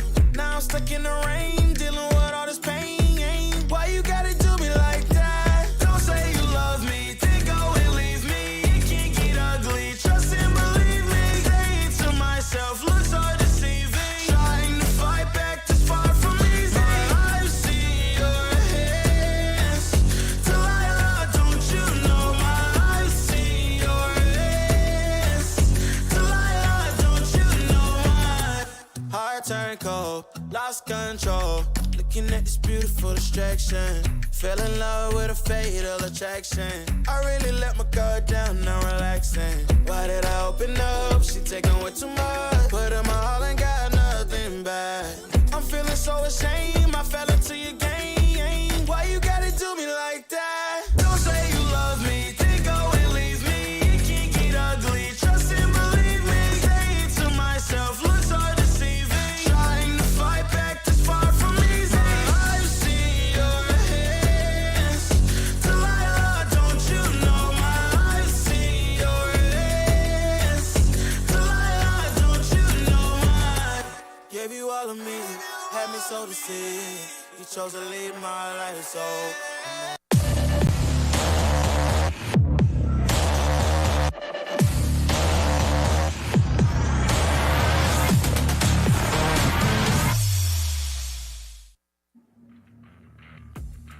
Hey, esports fans! Welcome back to VCTPH Stage 2 Challengers. We started the playoffs with a bang as things went south in the favor of Southbuilt Esports.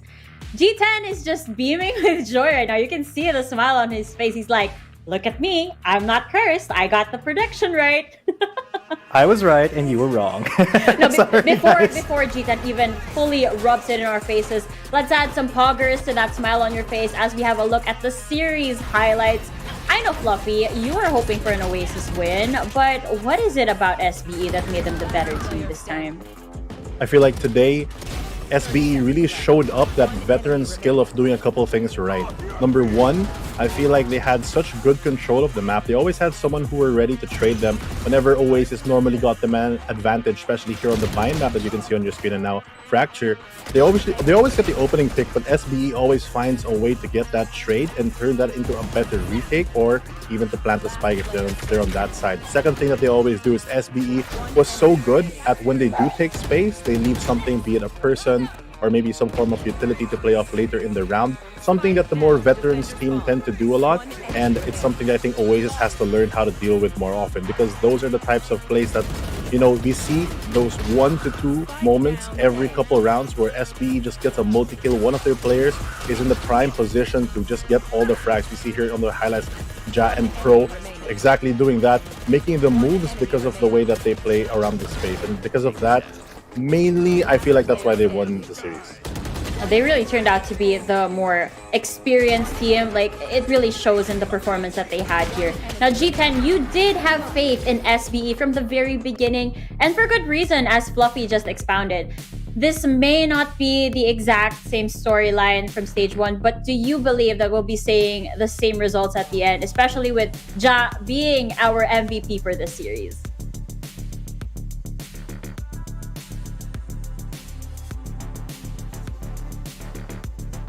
All right. I think G10 kind of got into the multiverse in the meantime. So Fluffy, I'd like you to continue the point that you had with Southbuilt Esports, especially with Ja being the MVP of that series. Yeah, Ja is just the best player or most impactful player that they have currently for the series. He played a pivotal role especially on the defense, getting a lot of multi-kills. He played Chamber the entire series, but he just had so many of those frags that got 1 to 2 to trade himself, and normally even on that Chamber got out as well. So it just put them at such a numbers disadvantage. as you said, when on the chamber, he had so many amazing moments, so many multi-kills. It really kind of solidified the fact that he is one of the most impactful players of SBE, even though really SBE themselves did so much work, did so well in their, as you said, positioning and being able to refrag for each other, especially, on the second map on Fracture. I think we were all expecting Fracture to go the way of Oasis, but that second half was just so dominant from SBE, thanks to, Ja, Flippy, Papi, Bro. It was absolutely beautiful to see, and as an SBE fan, man, I cannot be happier with how playoffs SBE has shown up. I mean, like you said, it was an unexpected thing to happen. Even though you were like, I'm for SBE, you still predicted a 2-1 in the end. But, overall, SBE has been incredibly dominant in this series. And I'm very excited because right now, I'm going to be having a quick interview with Flippy, and we'll kind of dissect what went on with that series. Hello! Hi, Flippy! Congratulations to Southbuilt Esports for that win. Look at the smile on his face. I feel like there's something new coming into the group stage, for the playoffs rather. Now, Oasis has been dodging Bind from the start, and you guys quickly picked it. Plus, we were expecting a really dominant performance from Oasis on the side of Fracture, but you guys just shut everything down. Have you guys been practicing on these maps? What's been going on for SBE? So, nahirapan kami sa group stage, diba? Parang bang, it was very hard for us to makalaban ulit yung mga PH teams kasi nga, iba kang klase yung mga strategies na pinapakita rin nila, and they really studied us to the point na parang bang na-outplay talaga yung mga strats namin. So, mentally, nag-reset kami and everything, tapos all of the good jujus ginawa namin, so parang bang nag-ready rin talaga kami sa mga outplay strategies nila, everything that they, bring to us or throw at us, parang bang kailangan, mentally ready kami, tapos ipanalo namin lahat ng laban. So what was the something, or what was like a line that you probably remembered that was different? What was like the mind-changing thing that happened from group stages to the playoffs? What was the reset? Nung group stage kasi naliligo kami. Ngayon, hindi kami naliligo. Wapali buff.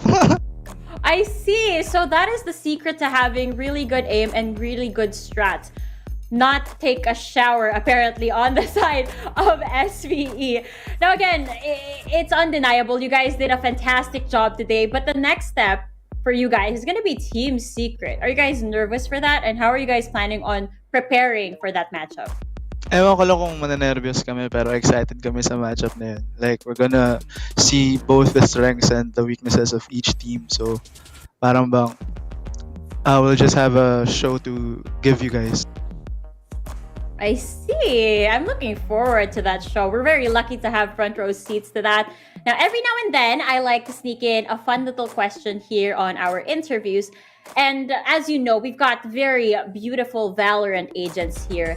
If you could go on a date with any of them, who would it be?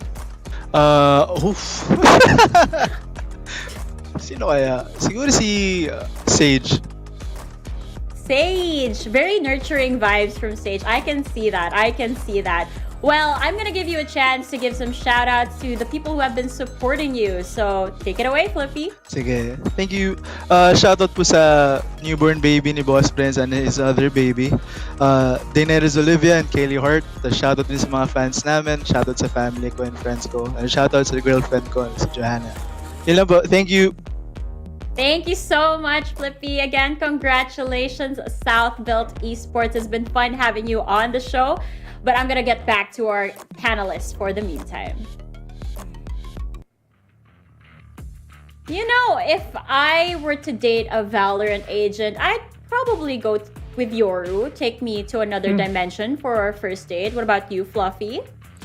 I don't even know if I remember how to date anymore. What about you, G10?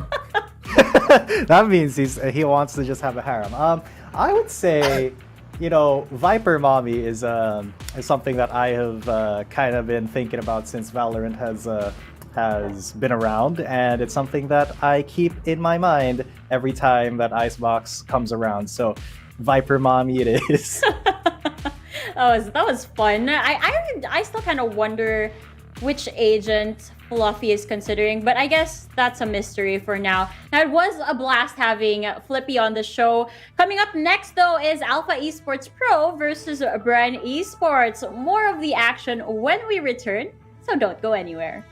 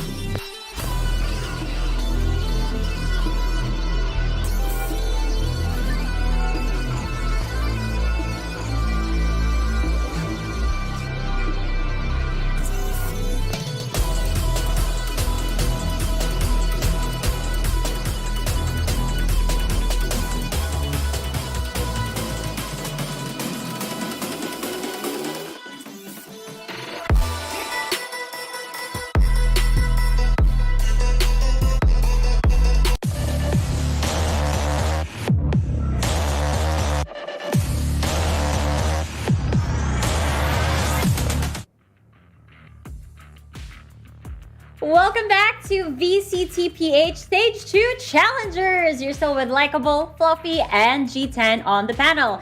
It is the second series of the day, and it could not get any spicier than this one because it's Alpha Esports Pro versus Bren Esports. Fluffy, you described Alpha Esports Pro as cracked and Bren as ambitious.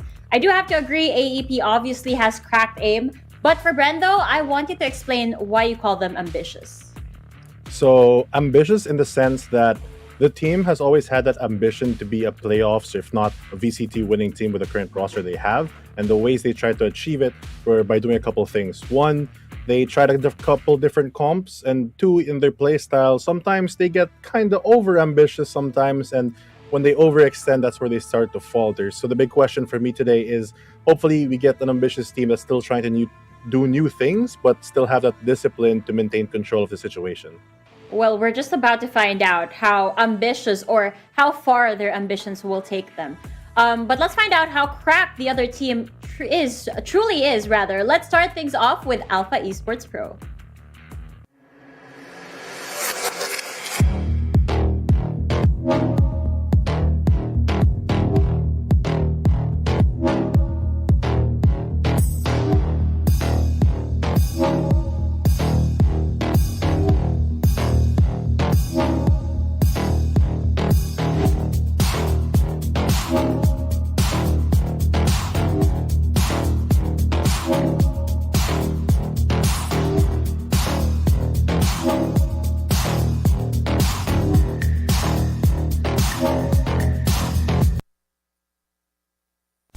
Alpha Esports Pro, the team that successfully ruined the win streak of Team Secret, the ever-cracked team, as Fluffy would like to say it.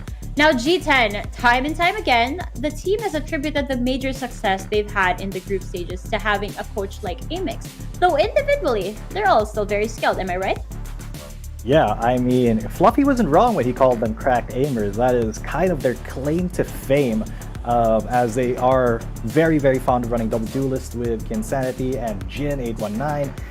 They really do rely quite a lot on taking aim duels and winning them. I mean, the ego peaks from this squad are just innumerable.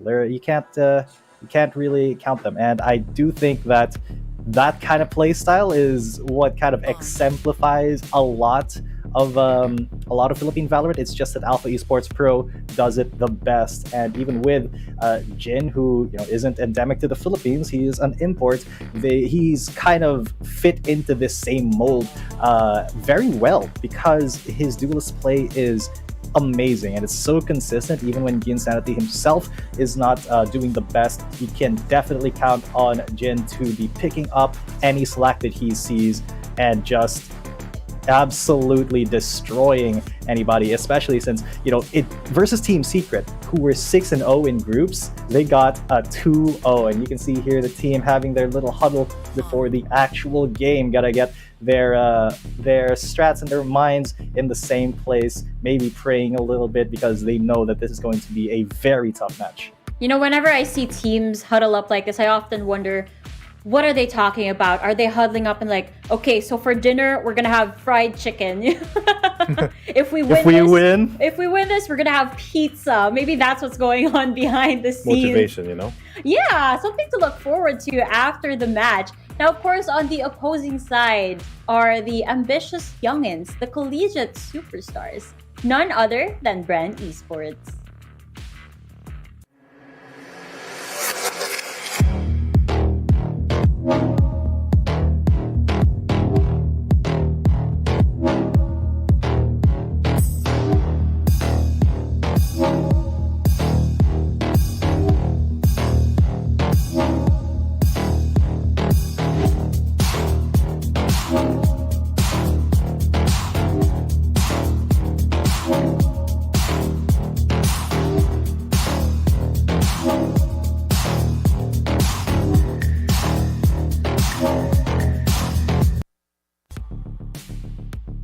Ladies and gentlemen, let's welcome to the playoff stage, Bren Esports. Fluffy, we've said this during the beginning of Stage 2. Bren Esports is a young team that needs more discipline per se, or perhaps more patience compared to the older players here. Throughout the group stages, have they shown signs that they've improved in that aspect?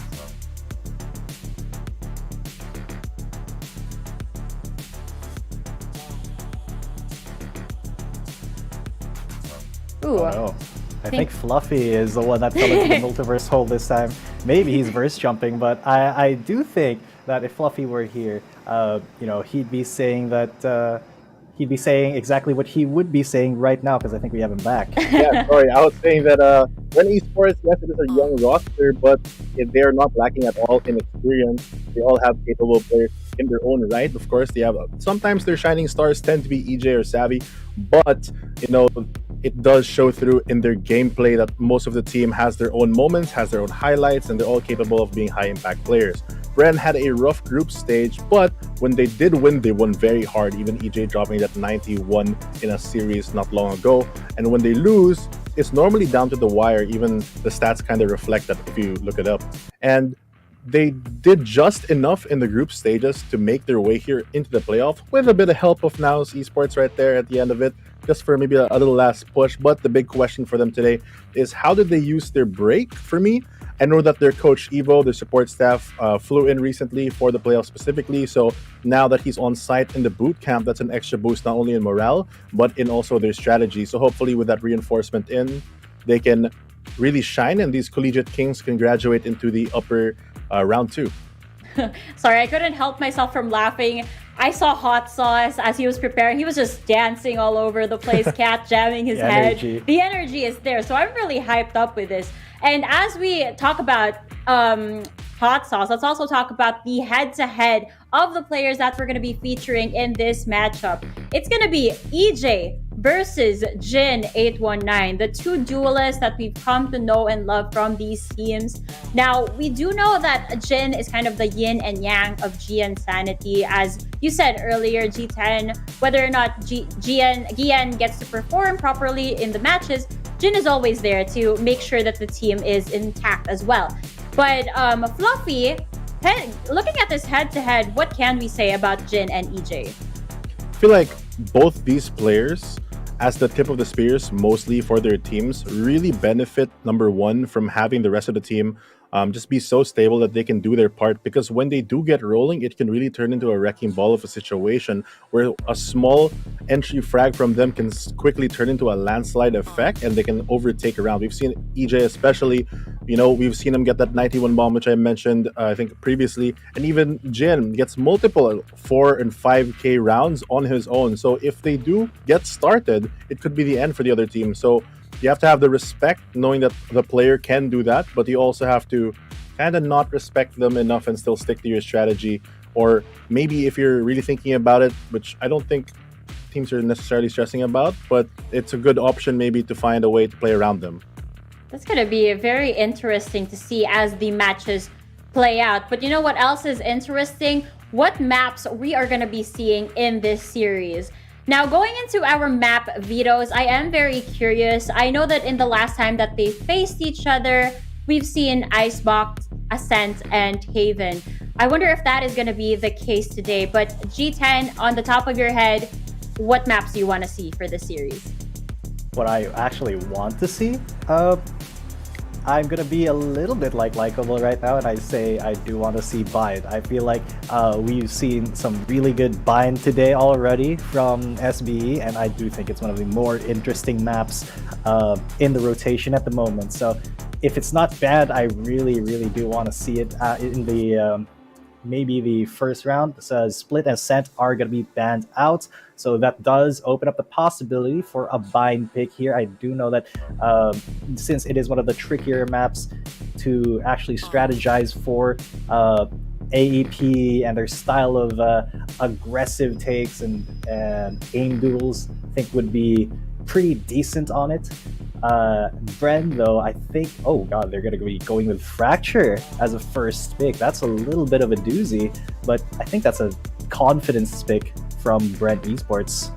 Yeah, that's interesting that you put it that way. Actually, we have yet to see Alpha Esports Pro play on Fracture. I don't think they've played this map yet, this stage. But it's funny that they banned Split immediately. I do believe that Split is a map that is troublesome for both of the teams here. So I think it's a relief on the side of Alpha Esports Pro as well to not see that map be played out in this series. Now we're gonna take a look at what AEP is gonna be locking in. I wonder what it is. I bet it's Icebox. I don't know at the top of my head, but what do you think, Fluffy? I think a good map for them is Icebox. There's no need to guess anymore. There it is. Second map gonna be I got Icebox. it right. True. For the decider, it could go either way. I'm expecting to see a Haven just because both teams are pretty proficient at it. But if a team has a pocket pick or a strategy they've developed over the weekend in mind, I feel like options like Breeze can also be very good. Going back while waiting for the rest of the map, Vito, Fracture is a very interesting map for me. Bren, I think, has only played it once in this tournament, losing against Oasis Gaming. And other than that, they really haven't shown anything. And as you mentioned, AEP also has no footage on this map. So Fracture, I honestly don't know what to expect just because of there's no recent history on it for both of these teams. Icebox, very aim-heavy map. I'm expecting AEP, who has selected it in the first place, to do pretty well on it. Bind, unfortunately, is going to be shut down for all the Bind dreams out there, as well as Breeze, meaning that the decider will be that Haven map, which there are a couple of variations on. AEP has done the kind of 5-head move, trying to incorporate that fade, meaning that Jin would be the one playing the main duelist on Jet. But of recent times, I don't think that maybe it has worked out. Maybe they need more practice, but they've fallen back into the roots, playing that paper-esque XS-ish style of double duelist, trying to control a lobby kind of thing, while Bren Esports always has had that very solid Haven map. So for me, the decider is 50-50. Icebox, I think, is going to go in the side of AE, but I'm very, very interested in this Fracture map. I think whoever wins the Fracture map is going to win the series.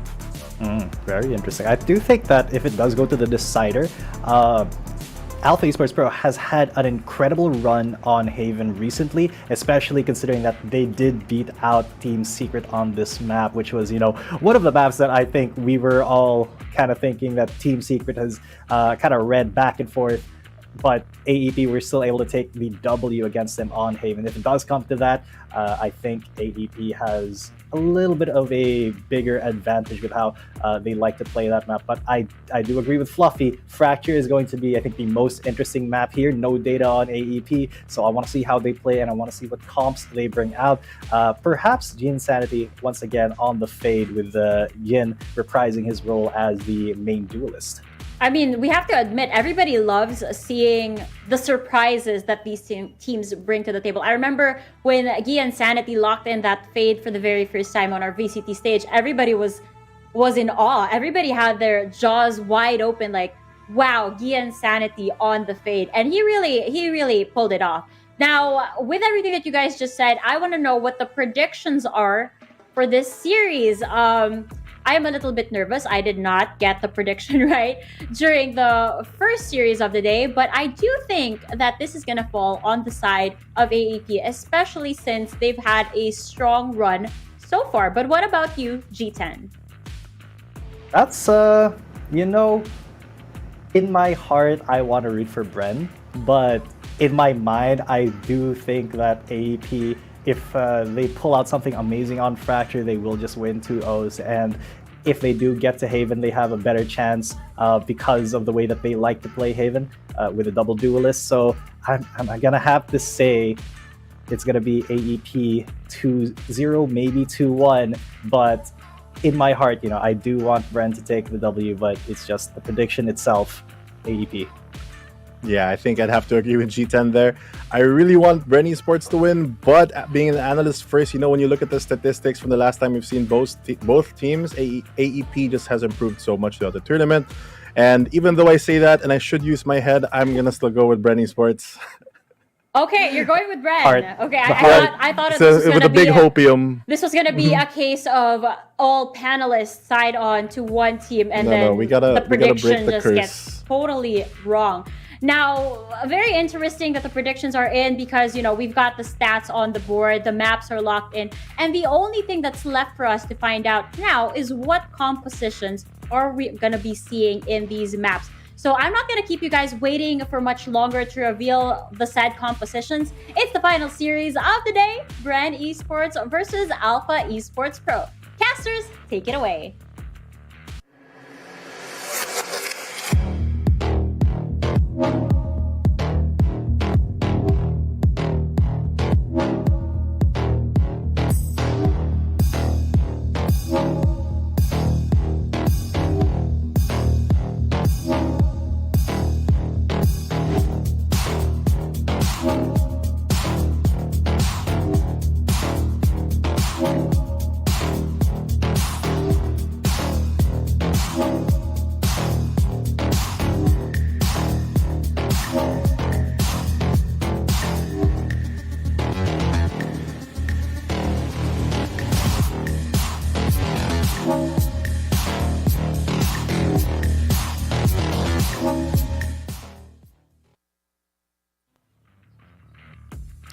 You know, Raf, when I was with my baby cousin the other day and I was teaching her the alphabet, she was in a state of arguing with me, saying B as the starting letter for her in the alphabet, not A. So maybe that's a sign that this time is Bren's time to shine. Because, you know, B for Bren and A for Alpha Esports. We're here for the last series of the day, Alpha Esports Pro versus Bren Esports. And it's us, Asarai and Raf, going to be casting for this Best of 3 series. What's up? C for cringe and D with done with you, Asarai. You are unbelievable. I don't understand where this train of thought began, but you know what? You always keep our intros incredibly interesting. Maybe it could be a sign that AE Pro, they are gonna have a hot start today, or maybe Bren. Oh, I was like, oh, it's Fracture. Oh, wait a minute. The sauce is hot. He's picking up the fade. This is going to be a delight to see here. Double initiator for Bren. We do have, of course, the L standard with the neon and no stops at all. We're just going in at this. Okay, production. Oh, okay. 2 teams already. No breaks. All right. I like it. Good start. He is incredibly chipper today, as we've noticed. But yeah, you know what? We get things going.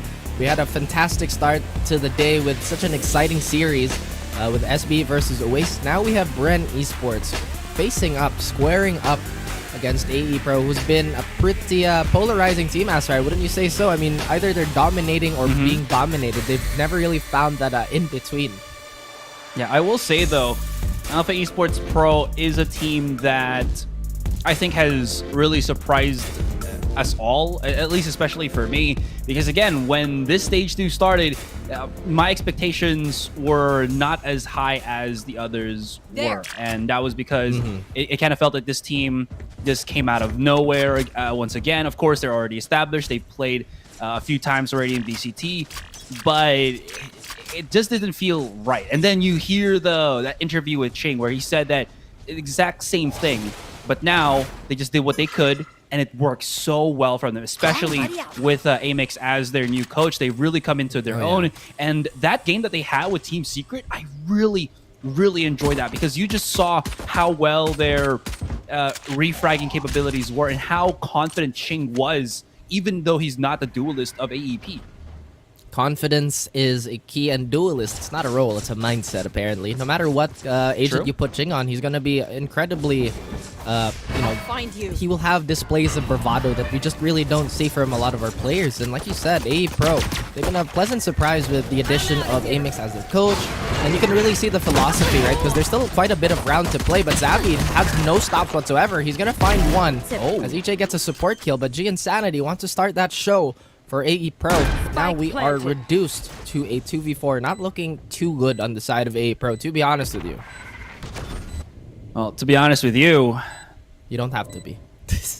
All right, hang on. We'll see how this goes. Rio's already prepping up the flashpoint.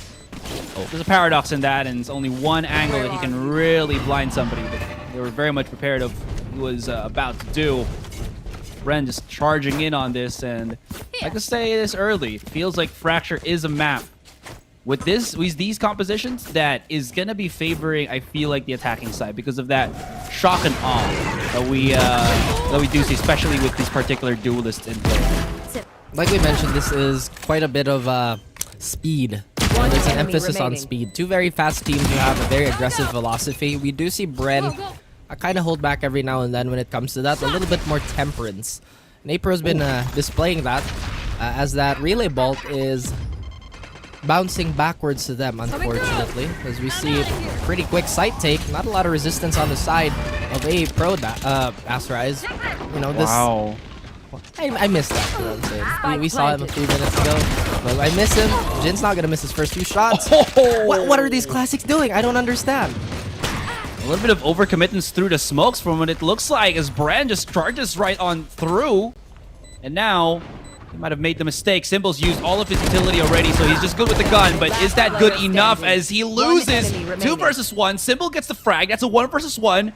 Gian Sanity with the Sheriff. He's done this before, but the repositioning from Symbol might make him guess. He's looking right above him, but Symbol just hears the footsteps and reacts in the nick of time. 3 kills to this man, but Bren all just dispensed in that first encounter, or that second encounter against AEP. AEP should be very happy with that eco though. A very satisfactory performance, especially with the classics. Again, no investments, but maximum return for them apparently. Could have been better if they got the W, but they did what they did. Now I'm just curious why they're still going with the double duelist. I thought they might have been saving some sort of composition for our playoffs phase, but hey, you know what? If it's been working for them, why stray away from it? Absolutely. Careful there. It's that old moniker, if it ain't broke, don't fix. Fix it. Exactly. I mean, it's not too bad. We'll see how that goes. Those the defense now has their first buy. Ching getting himself that judge, playing very close on B, but that's not where the action is. It's all about that A site. Are you again? Gets a nice little blind, but the reaction from Bren, they were so prepared of that. It's only Gian Sanity left on the side, but that's more than possibly enough as Hot Sauce overwhelms 3 versus 2. The attackers, Bren, already just bearing their fangs onto the A site as Hot Sauce repositions for the A site. Shing still on the judge. He'll need to find maybe a better weapon if they want to get at least that far distance fight in their favor. He's trying to look for things. There it is. Switch up, and now they're going to try to do something, but the Rolling Thunder to just disperse the opposition, relay them. Symbol repositions. This is absolutely perfect for Bren right now. They don't really have to just do anything other than use Symbol to delay tactics even further. This M gets a little bit closer, but time is not for them. Nice little crossfire trade, but somehow Ching gets a double kill. Is there enough time? Seems like there will be. Oh, are you sure about that? 1 second, mayhaps. I'm closing my eyes. Okay, it's fine. Right, I'll open it for you, brother. There was no doubt. Oh dear, that was honestly. I thought that Bren had that in the back. Sorry, they even expended the Rolling Thunder, but we did mention how Ching is incredibly confident. Mobility abilities are not present or absent. It's his confidence that's constantly, well, there. Last player standing. 1 enemy remaining. Just a quick little wow. Bit to a regular start. Honestly, we've talked about the trend of basically the third round's always going to be an L round, or at least for most of the time. But oh god, that does not feel good at all. He saw the dink, the first hit on that helmet, but nope, not meant to be. Not allowed, at least. It's an eco. So Bren already on the back foot of this as a pro. They crawl up, try to secure the round as quickly as they can. You did say that this is a fairly attacker-sided map, and this comp really emphasizes that with the neon and all. You know, I'm glad to hear, at least when we were talking about right earlier, you're like, oh, neon is pretty standard. That is so nice to hear, considering neon has been out of action for the longest time. True. Even with all the changes to her as well, right? It feels like she might have fallen off, but it's similar to what Jet is undergoing right now. There's just a tiny bit of adjustment that you have to go through. Crossfire in hand, Ching misses no chance to spray through the smoke here. Doesn't want Bren to get any cheeky little footholds, but it's 3-4 players of AEP just stacked up in on this. As the spike still holds weight on being main. EJ is looking for an opportunity, but this turret, man. It's the first line of defense, but it's such a good defense that it does not allow anything to happen whatsoever. EJ, going to the first, looking to line up. Oh my god, EJ! 4 seconds, he can really mow them down. He's onto the corner. He does not, tries to at least plant the spike, but that's where Chris M strikes to save the round for AEP. Oh my goodness, how close was that to disaster? But Bren, despite having an expensive round, or Alpha Esports Pro actually, pardon me, despite having an expensive round, that is something that they're still going to be very satisfied with. EJ though already landing so many highlights. Oh my goodness, what a shot. Speaking of Bren, EJ's still been an absolute star for them. Their last, 3-4 series, he's been averaging somewhere close to 25. Yeah. Considering he's the entry, yeah. Which is so crazy considering when you're a Jet player, when you're an entry in general, you're most likely going to die very, very quickly, especially in the pro scene. But he's made a case that... Here, spike Oh, well, it's actually brain freeze to fall this time, and every time I mention something else happens on screen. As Jin and G Insanity, the Wonder Duo, get 90%, and Chris M is going to finish off EJ. No praises to be made, says Alpha Esports Pro. What about us? We're the ones winning now. Yeah, no EJ collats this time. With the ultimate there. This is also something that I think it's kind of weird to say that, again, Fracture is attacking side, but oh, that's right, didn't you say that the first time or earlier this game? Technically, yes, but it's only because if you get that aggressive map control, which again, attacking side does get first dibs on, but you do see how Alpha Esports just make it so that they can go against that, and the Stinger has a bit of a bite here, Raph, as they already overwhelmed two. Bren's thought was, yeah, they're gonna do that once again. They try to go for it, and it works. One is gonna be onto the sides. Are you waiting? But the thing is, he preps the flashpoint a little bit too delayed there. Ching has already been exposed, gets back into cover. There's the relay bolt. There's the emo rolling thunder to delay even further, and they're basically sure that they will not be able to hear anything. Savvy, I wonder if he wants to open the door here. I actually thought he was maybe gonna go through the ropes or something. But the ultimate does get utilized. Chris M also has his orbital. This is gonna mess them up if they do not get out of the site. And Savvy might be in a 1 versus 2. If they do not get out of it, oh, there it is, the first one, the first victim. It's a 2 versus 2. They know where it is. Is that a good enough Molly that it will stop the pop shots through the smoke? Not enough for Savvy. He's holding on. Ching, 2 HP. Sliver of HP, one little breath here could be enough to shut him down. The slide for EJ, or rather from Savvy, to finish off the round, and Symbol to clutch it out. And Bren come back into this as they overwhelm Jin and Giansanity on Dish. I was about to say that was so expensive on the side of Alpha Esports Pro. So many ultimates being expended. Well, once again, it's one of those maps where if you hesitate just for a moment, no matter what side you're on, you're really not gonna capitalize on much. As Bren, they know this, they jump right in. And I just realized the interaction between Neon and Fade could potentially be something that we'll see more of. Again, when you get hit by that delay, that decay, and that overdrive is in play, suddenly Neon is that much more scary. Like we said, there are no hesitation. There is no hesitating whatsoever present on the side of Bren. They just go. Zavi is undeterred. He is gonna get stunned up. The relay bolt's gonna hit, but everyone is trading for every single thing. It's been haymaker per haymaker, but Hot Sauce finds that 1-2 combination, getting a double kill for himself. Ryu ducks and weaves. He finds one. A rolling thunder is there, and this could be it. He could find every single player. But Symbol delays so beautifully. 1v2, so very doable, but he's been exposed. Do they know that he's still going on the straight cut path of going, taking side control from tower? And it does look like A Pro might have overplayed their hand here. Symbol can actually make a mad dash towards A. Is that the case? He is going to thread the needle with the timing here. Oh dear. Man. If he doubles back, this is going to be dangerous for Symbol, because if he peeks through there, the timing for AEP is going to be absolutely perfect. And now, 30 seconds left. You're absolutely right, Raph. I think he knows it's not a mad dash, but he will be able to get through on there. The thing that is actually good for Symbol here is Ryu has already used his Rolling Thunder. And as he plants that, he has some time to reposition. I don't know how much information he guesses AEP has, if they're halfway or not, because as you can see, he's very timid in just trying to go somewhere else, a little bit more cheekier. So he's going to hold the angle here. The problem is, this is a very wall-bangable spot.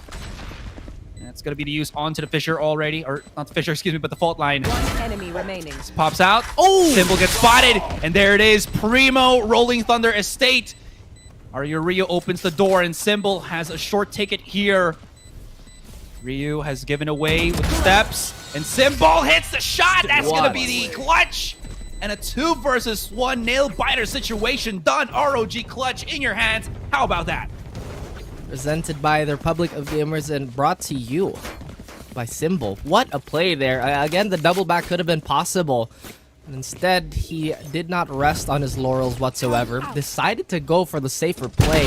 And, well, the rest is history here. That's definitely going to be one of the more cerebral plays we've seen so far. And a lot of precision too. Not entirely sure why they were double checking a main here, but in that situation, it really still is a gamble where he's hiding it, folks. So, you know, a lot of times people are like, oh, what if he did this? What if he did that? Well, he did. So now we move on to the next round. Xavi is going to move a truck along towards truck. And this gun round kind of falling apart already for A Pro. You do see an operator, but these smokes are not going to allow any lines of vision, any lines of sight. AEP in a 3 versus 4. Oh, he sees the barrel, commits to the nade, but is it shallow enough? Can EJ get out? EJ still gets the kill and gets out! Oh my goodness, 26 HP left on the man, and he gives a 4 versus 2, still in the favor of Bren here. Hot Sauce now just double checks for any occurrences on B main. Arya Ryu does absolutely nothing, and Gian Sanity might be forced to just back away and save the operator, but Savvy chases him down to the ends of the earth, down to 8 HP, will be able to dash away. Oh no, EJ again! Where did he come from? I didn't even see him go to underground, but he puts Gian Sanity 6 feet under. Oh. I feel like EJ has stared death so many times in the eye, just this game alone. First the nade, then swinging with low HP, etc, etc. Undeterred, this man. Very pure determination and pure willpower, as we saw. But this is one of the problems that AE Pro have been somewhat experiencing, even in the group stage. Their utility, or at least the lineups they tend to field, they're not very deep when it comes to utility, nor do they have the volume to really go for a stagger type of default. Maybe when we do see the side swap with this double duelist and a lot of that space control, that very aggressive space control, might be a better case for them. But for now in the first half, Bren have a decent lead, having 2 on the board, or at least ahead. Yeah, and even though, actually no, there's no nerfs yet to the chamber here, and that's the thing, right? You can always, if EJ survives and he has those trademarks of his, he can just place it around the map, and that'll give him a straight fire shot of understanding if there's going to be one flanking. That gives Savvy that go signal if he wants to go into the site. It's really, again, that shock and awe, I think, that Bren is able to cultivate with this particular composition of theirs. Of course, there's like that one thing where you can maybe cloudburst as the jet, right, and then just get on in, but it still takes a lot of time to be able to do that, just to get away from the trademark, and even then you're not like 100% certain about that. That being said, though, they're still gonna go about this very hard. EJ's been spotted, but here comes the finger blaster, relay bolt, and the dash in from Savvy. He is just not messing around now. Arya Ryu does get the blind. There's the fast lane, and inside the smoke, he gets spotted! Oh, Savvy is just unleashing himself as of the moment. Chris M utilizing his stim beacon there just to get a little bit closer. They might not know that he's going to be on the site, able to sneak up onto tower. This is going to be absolutely perfect for them. Symbol and the rest are actually looking, scrubbing out every single corner that they can find. They've already spotted Chris M alone by himself. He has the molly. But this is still a 3 versus 2. He can peek us out as soon as that comes in, but no! Brain Freeze answers with some flames of his own, and Ching will have to pinch as his teammate is very much flushed back from tower here. Never mind, they actually double up. This is absolutely perfect. 2 versus 2. And they might be able to make this happen. Hot Sauce too good onto the shot. They've already spotted out Ching, who cannot take the get the takedown, excuse me, on Brain Freeze, and Bren extract the site and dissect it to win another one for their own.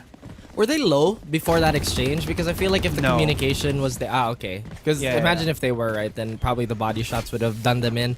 But like we mentioned, I love, just a quick note too, I love it when we start to go for analysis and just in the kill feed we see somebody get randomly one-tapped. And like we said, Savvy 8K getting the value out of that overdrive. Again, finger blaster, double action. That's what I would like to call it. You know, she uses 2 fingers to point. It's something that we don't necessarily see too much value of. It's a perfect anti-eco, but that's a rare case for ults, isn't it? Like, it's so specific for anti-ecos or cleanups. Now we look like we are, yet again, very, very interested on taking Ace as Bren. And now they slide in, this time not going for the height, as Jin clears him out, trying to get onto site. Ryu, who's been pretty stable on this hold, will find another, is Jin. Now Bren, suddenly the woes are on their end. They can't really push through these smokes that they've created for themselves. They might have to double back here, Asura, but A Pro, they already look like they want to take Sands control. That Cloudburst is gonna just give themselves a preview of what's to come from Ropes. 2v5, this doesn't look too doable, but if they go for the aristocratic approach of getting, you know, few but incredibly strong, then we might see the wonder duo between EJ and Hot Sauce steal this away from A Pro. But like I said, very, very unlikely. EJ has landed some nutty shots, but doesn't look like timing is very kind to him at the moment. Keeps trying to check. Doesn't even hit Jin. He hits the follow-up. Ryu is still here. He's prepping his flash. Or even a fault line, but he misses every single person there. At least it tags EJ, but there's no space for him to work with. Hot Sauce has to throw that spooky balloon down. Does he find Ryu? Yes, he does, but the trades! Too quick is Ching. Well, I guess that exchange was not to the favor of Bren. I love the readjustment there from AEP, though. Utilization of Ching's utility on A, just to kind of basically just put everything you have, Ching, on A side. You already know where Savvy does his default dash play or hop play, so make it so that his feet always sizzles and he's going to be in an awkward spot to not really find a good angle to fight Jin, who was still holding the site. Oh yeah, it was really good. They got conditioned that Bren was going to keep going A, and Bren didn't stop going for A, so why the hell not, right? It really is one of those questions, right? We're like, we're in. They have a bunch of stuff. We could turn back, but it's a little too late now. Sometimes that's the mindset that nobody is safe from. We're here anyway. Kind of ignores the round timer. Doesn't really matter. They go for a second attempt. This time they go for Sands control. And the Emo Rolling Thunder. Oh no, Chris M. He sizzles Ryu. And they even get cooked by Brain Freeze, who's been an absolute monster with those ults. And Bren with a quick execute, with a quick blink of an eye. Everybody is gone. I'm not entirely sure how that exchange, how that interaction with the Molly happened. I feel like it was the decay onto the Molly that just really did not allow Ryu to survive whatsoever. But that's the thing, right? We talk about super high DPS and the interaction between the decay. Suddenly, small things like this, you know, burning puddle, it becomes absolutely fatal. It's like lava. The floor is lava, right? I mean, maybe if it was just the Molly, it's just a bit of sizzle. It's just a little bit of you getting cooked. But this is different when you add that C's. The C's. The Cecil. I knew you were going for it. Something was just telling me he's going to say it. That is what we have called the one brain cell, Raph. It's reached up to its apex point, I believe, for us right now in our casting. Potentially. Maybe not yet. Potentially. Anyways, that's a big little trade. Wait, hold on! Jin! Oh, no! He was still fiddling with the doodly on the showstopper, man. What? He was fiddling the doodly on the showstopper, man. Yeah, because the controls. And that's what you call it. Yeah, and he got hit by the kerfuffle of the exchange there as EJ finds Ching the God. We have to somewhat collect ourselves here. Zabi using that excess mobility while Hot Sauce sprays them down. That's not gonna be any fadoodlum happening, Asarai. Yeah. These words, man. These words. So very interesting. Yeah. Fadil hidey ho, neighbor. Neighboroni. Howdy ho, neighborino. Man. Alright, let's see how this oh man, it's just straight after trade. This was what like the strong point of AEP, right? When they had that Team Secret match. But somehow they really can't find that tempo here. I feel like it is also because of just how quick Bren are always there with like extra 4 people. You know, it's like when you get out to a parking garage, somebody's like, "What's up, bro?" And you're like, "Sup?" And then like, "Down to throw down, dude?" And then he just calls his other 4 bros, and then they're just like there in just the blink of an eye. Why are we talking about random street violence in a VCT game? I feel like if that's the analogy, it's Stomp the Yard. Yeah, it's Stomp the Yard. You know, isn't? Oh, Stomp the Yard is the football movie, right? I'm confusing. No, that's the longest yard. That's the longest yard. Yard is such a common word, I feel like. But yeah, both movies very good. Stomp the Yard and The Longest Yard. Yeah. I'm just making an analogy, dude. Yeah. Throw in Coach Carter while you're there. You know, if you want to go on a bit of a sports or like a team-based binge, no matter what you go. Anyhow, speaking of teams, I feel like the way that they formulated this composition can be a little counterintuitive because typically when you want to play against a pro, you don't want to face check them because that's what they want. They want to fight. But Bren has been doing exactly that. This comp has just been so good, you know, aside from the players being absolutely amazing, hecking amazing. It's just they're allowing Bren to play what a pro, or rather how a pro wants them to play, but succeeding. It's a bit of a mishmash, really. Yeah, I was gonna just add to that, right? That I like how now this was during the interview. I think we were just on our break, and then Dax was talking to us, and he mentioned how Fracture itself has turned into like the new haven for our teams, right? That it was a map that I think it's either you default before or just go for broke. But now there's like new setups, new strategies, new defaults that teams are able to utilize, and we're kind of seeing Bren, Team Secret, Oasis be at the forefront of that, and it is kind of ruining the case here for other teams. That being said, though, it's not at the end of the world just yet. Look at that trade. Look at that tracking through the flash, but savvy. Oh, Ching, 2 versus 1. You might be able to sneak in on this. Savvy hasn't re-peeked the angle, and they're thinking that maybe Ching is actually going to be coming through the flank on B main. Oh, this is perfect. Absolutely perfect for Ching. Down to 8 bullets, but Hot Sauce comes in clutch for Bren here and give them that advantage in the second half. This is huge because if AEP won that, it feels like they can equalize very quickly, but Bren stifled the possibility of it, even though that was a 5-man peak from AEP on A main. That was a berserker charge if I've ever seen one. All right, guys, the strat is we all get frenzies, and we are going to run it. Yes, that is the play. And honestly, that is incredibly valid, especially in a map like this where you have to take early control no matter where you go. Because, again, Fracture is the map where if you're an attacker and you take Sounds control, if you take B main control, and they can't really retaliate, you're free to rotate. Honestly, if they haven't taken control here, then they probably put themselves towards Dish, towards Arcade, so you have a free rotate on your side for the most part. But again, that is a process that we're not going to get into too much, as this should be AE Pro's strong side. They go for the triple wall smoke, as Argu Ryu is not going to have any problems whatsoever getting this plant down. But that sees, that is not... You know, it's one of those things where, yes, it's very hard to land, but oh my goodness, is there no interaction between you and the people that's trying to util you out. As this Prowler is going to go, but he has to make a choice. Simple makes the right one, even gets an extra. Gets a 3, gets a 4th. And that was, honestly, really exciting for an eco round. My goodness. Yeah, the symbol of 4th, man. Ooh, this guy. Oh, they're just going to feed him all the charges right now. Why not? Let him up to his Rolling Thunder pretty quickly there. Man, nasty, nasty stuff. Gotta say from Bren here, AEP, at least they were able to use that triple smoke, or as I like to call it, the caterpillar, because it looks like a little bit of a caterpillar, you know. But anywho, yeah, caterpillar smoke, exactly.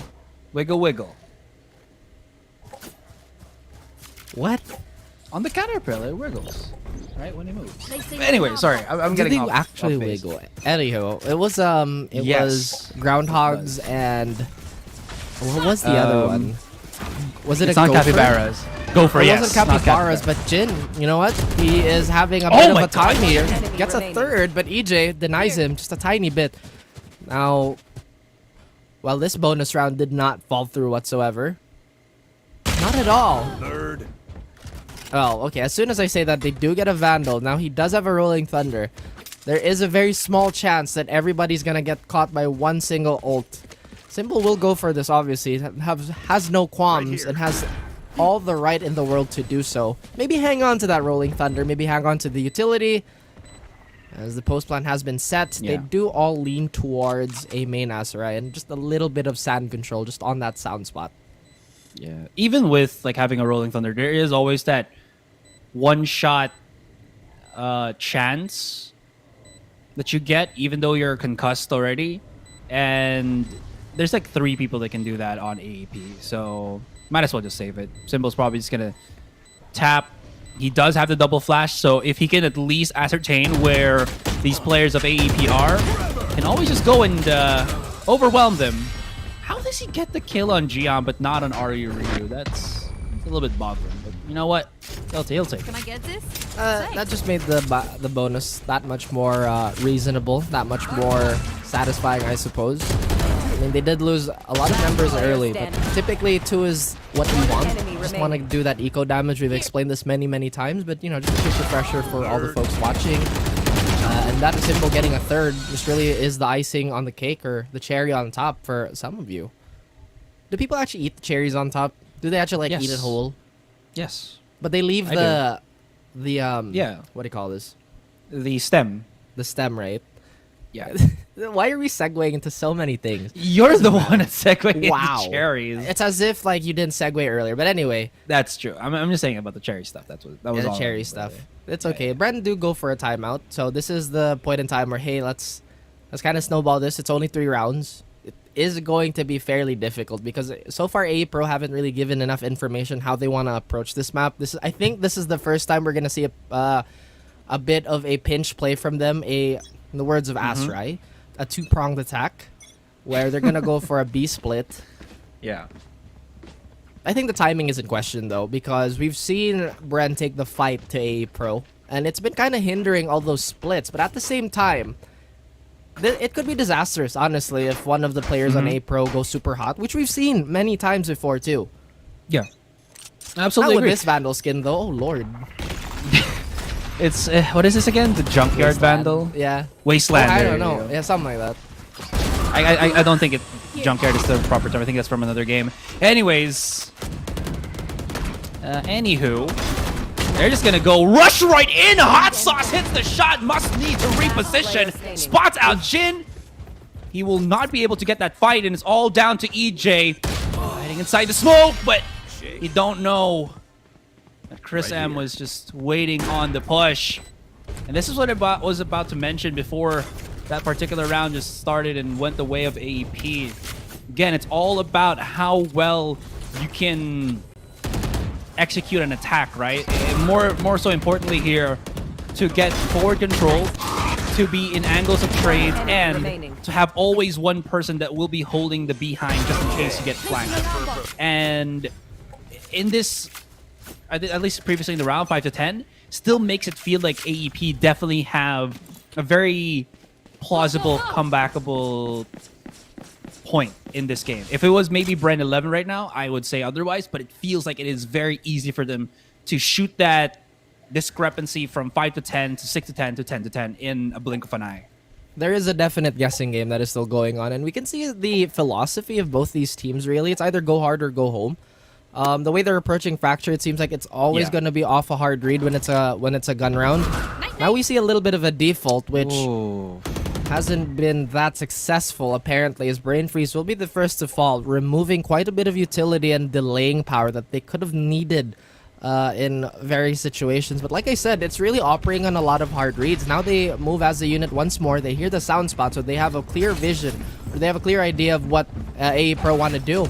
And they just waltz on site. I think they wanted to go for a contact play. And Ching finds EJ. Unfortunately for Xavi, his shots do not land, not in time, as Chris M gets 2 with that orbital strike. Symbol, who's been a shining star, who's been absolutely blinding in more ways than one, looks to continue his success.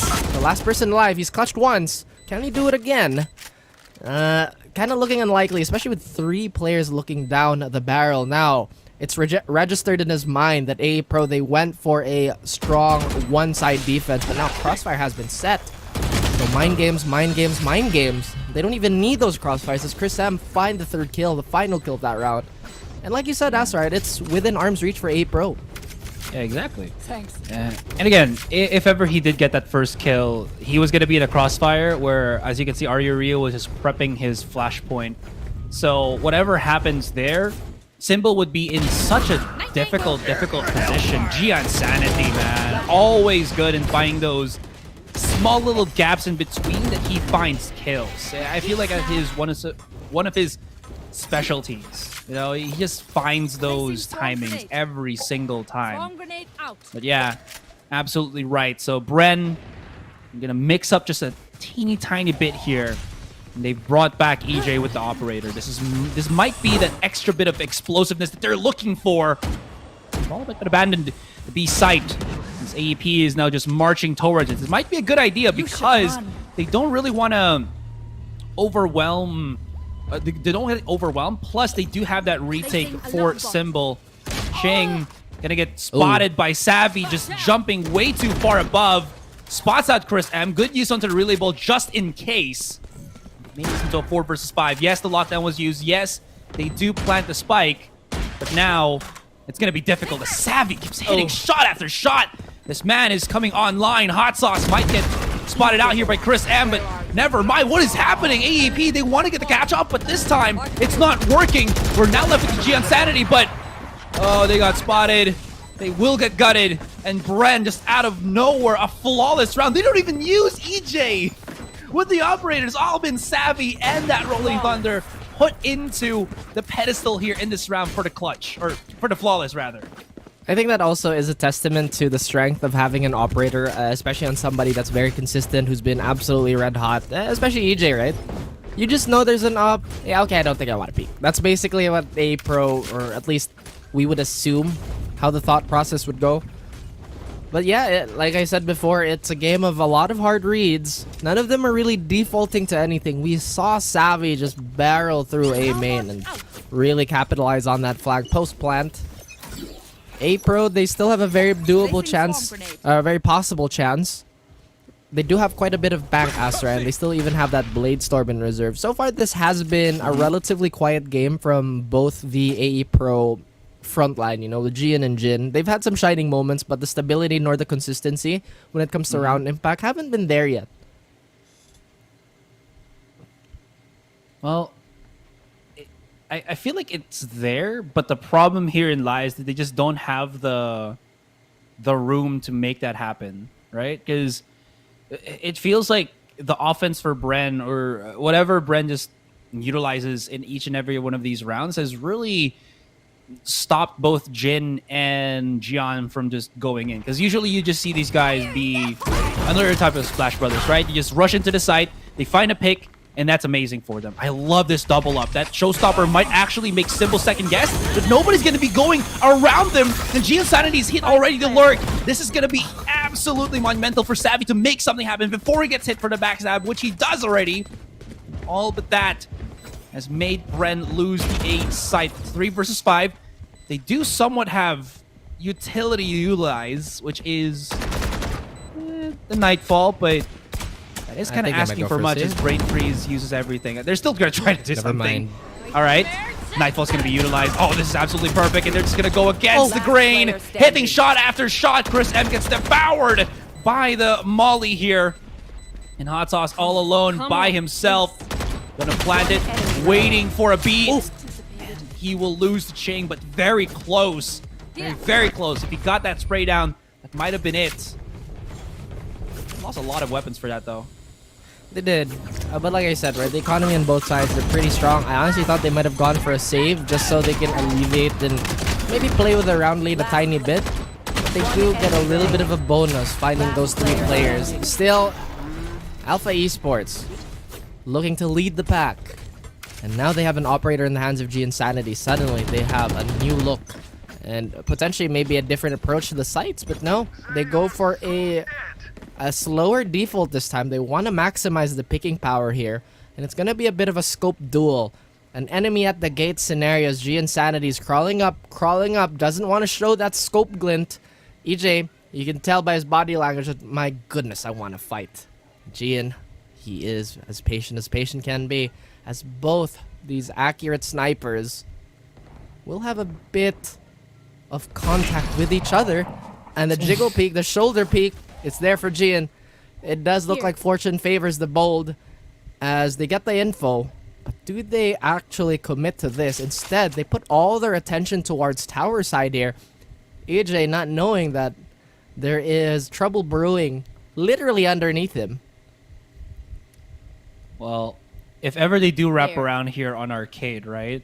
There will be that trademark that will spot. The thing is, yeah, there it is. That is I was going to say, big if trademark. they activate that trademark, there already is that lure coming through here, through wood and the other side of the spawn, which is absolutely perfect.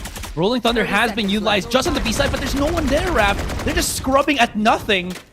And Bren, they can just really work the angles now. They're going to force AEP here to start planting in.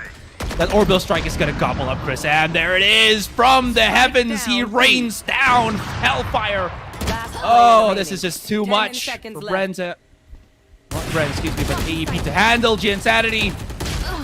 He's on his lonesome here, and he will not be able to save this weapon. They can actually save this up for EJ now that he's already used the tour de force. Match point. We are already at match point. Bren, one step away from getting the first round or first game in this best of 3. I really like this aggression on the defensive side. It is very risky, but AE Pro, they haven't addressed it whatsoever. They've been sort of leaving anti-flanks, but I think they're also worried that it might take a little too long before they can get anywhere, or at least any semblance of site control. Man, they've been doing a great job of really holding the line and even pushing the line towards AE Pro when they don't like it. And now it looks like it is going to be a bit of a default. EJ does acquire himself that operator, and G Insanity might have vertical clearance issues just for the moment. Oh, but EJ didn't even need to hit him in the head, but he does anyway. G Insanity, who wanted to go vertical, finds one, and Jin chimes in right at the most opportune moment. Symbol has been a symbol of hope, but not entirely sure what the consensus of that one was. But it doesn't matter. Reduced to 3v2 is Alpha Esports Pro. Now, Ching, he will get the plant. Zavi, he only knows that there's only one gun trained at him, at least momentarily. Ching against the world. We've seen him do it. We've seen him clutch. Doesn't seem to be the case, as he does find one. And Zavi is just kind of enjoying his time with the overdrive, knowing that I barely use ult this game. I use it like one other time. He just stops the click. Okay, Zavi. Yeah. Defenders win. All right, Savvy. We know you're in a hot streak right now, and it's well deserved. He's done so much. First and second half. Look at the happy faces of Bren there, and yes, Savvy actually. You know, he's sporting the neon jersey. I still don't have that. I am somewhat really baffled. No, I'm kidding. I'm just saying that I would want it because, you know, Agent 19, birthday's on the 19th, I'm just saying it. But just enough dropping hints. Not very subtle of me. I don't think I've ever been very subtle, as Bren did have that loud game, a statement game really, especially towards the latter half, Asarai. And we were kind of conscious of the fact that AP could have gotten that straight up 5 rounds, but Bren just really took us by storm. They left no stone unturned with how they controlled either attacking or defending side, always going for that map control. And I think this pushed AEP to either push the site, which is good, but the problem therein lies that there was almost nobody that was playing on sites. I really love that ideology from Bren, right? They can take the side as much as they want, but if we can time it perfectly, this would mean that AEP needs to be on the site. And you saw so many times that they were able to punish one, at most maybe two people trying to get control and planting the spike. And this is where Bren starts to recuperate, right? And then just starts mowing down the rest of AEP. And because AEP have to readjust, they don't really have that much forces anymore, maybe even time to check what's right in front and what's right behind them. And that's where Bren just keeps attacking. This is such a really great philosophy of how to play Fractured. Don't go into sites, just get that map control and it'll work out for you. This was actually something that was up for debate between me and Black and Blue. What if we just kind of like, we were thinking about how to play Fracture, and again, just a lot of brainstorming and nerding out on what if, you know, we just, or you just don't take side at all as a defender and play for retake. Especially, okay, so here's another thing, right? That I feel like that type of strategy is also very subjective towards, or relative to the composition of the enemy team. But if you look at AE Pro's composition, it really thrives when they're the aggressor. They can't really defend or hold on to the site that well in comparison to, you know, Bren, who has a lot more in terms of just control. We have the relay bolt, we have, again, all the utility that Breach has, including every single thing that Fade brings to the table too.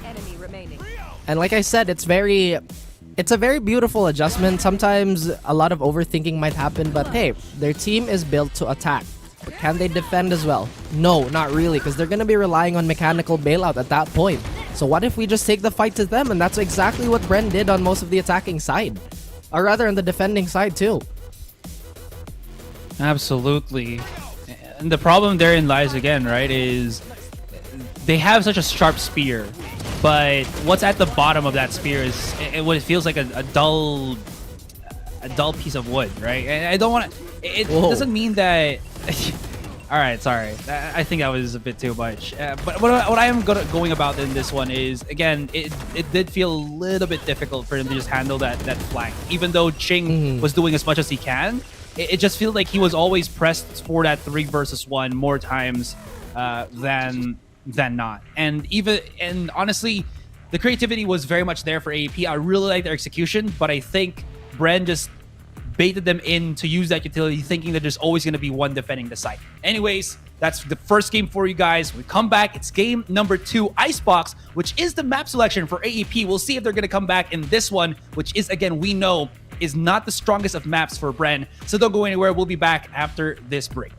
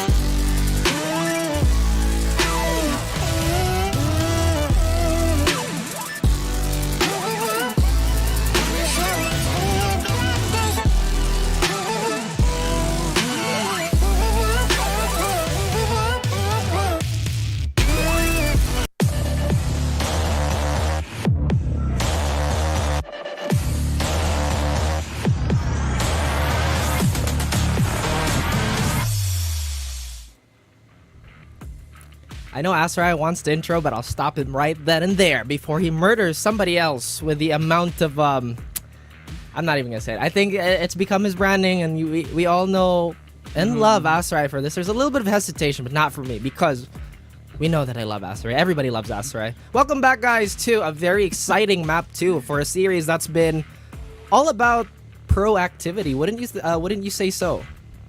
Yeah, very much so.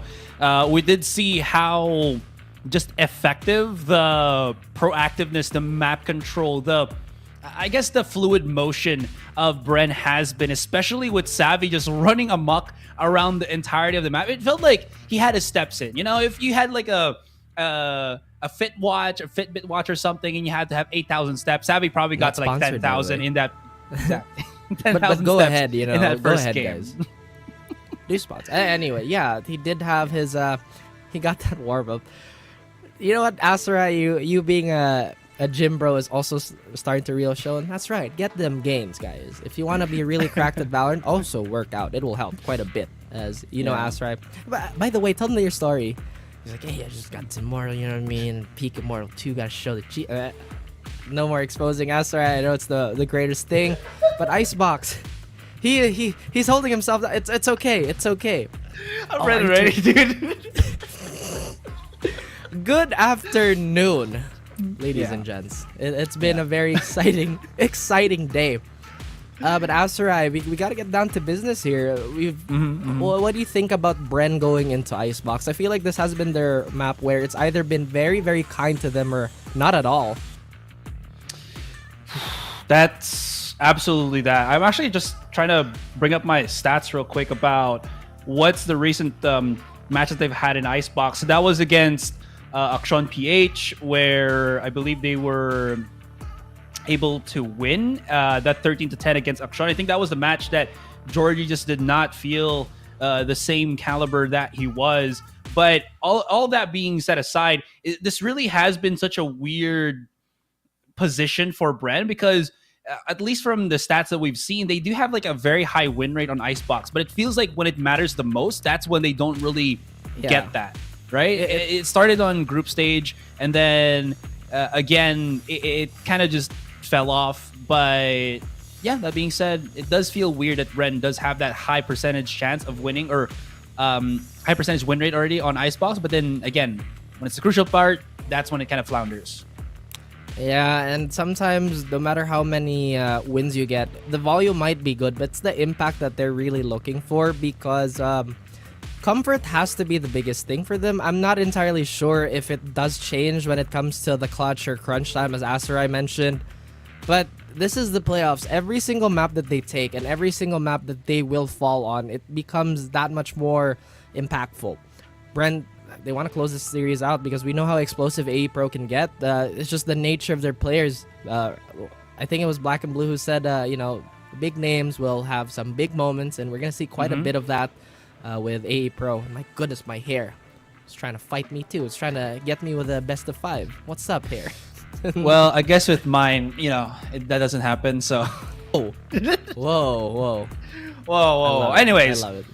Bit of a throwback to the last time that Alpha Esports and Bren faced off in Icebox was during week 1.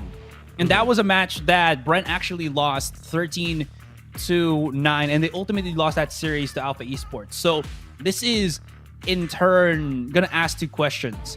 Is Bren going to turn up on Icebox? And is Bren going to turn up on Icebox against AEP that we saw Jin just absolutely demolish Bren here. I believe, played the Reyna, 22 Bomber, and it was very difficult, I think, for Bren to find anything there. I think one of the biggest factors that Bren kind of lost in that, I think, was Hot Sauce just not hitting all of his shots, or him just not hitting those flanks that he was very much known for. Symbol, I think, was still very jittery during week 1. Week 2, he's starting to clutch this a lot better, so maybe we'll see something different. And maybe it's also the composition here, Raph, that is going to make it very difficult. Because, again, we talked about in Fracture that Bren just left the entire site. Both A and B, they just gave it away. And then Icebox, the last time, they would just not give it up and always will just have one person just trickling into the site, always losing the fight against one of the players of AEP, and that's how they kept losing the round after round after round. They were hoping for maybe the multi-kills or the sneaky kills, but it wasn't as clear-cut as I think they were hoping for. So we'll see if they've answered that, or is it still going to be the same formula like last time?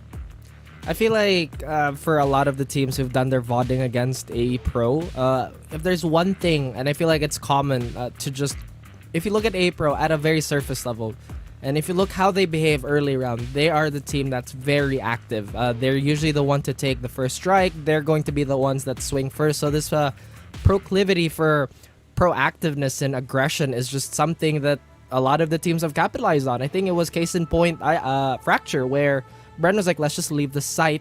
They are going to throw a lot of their utility to give them space to fight.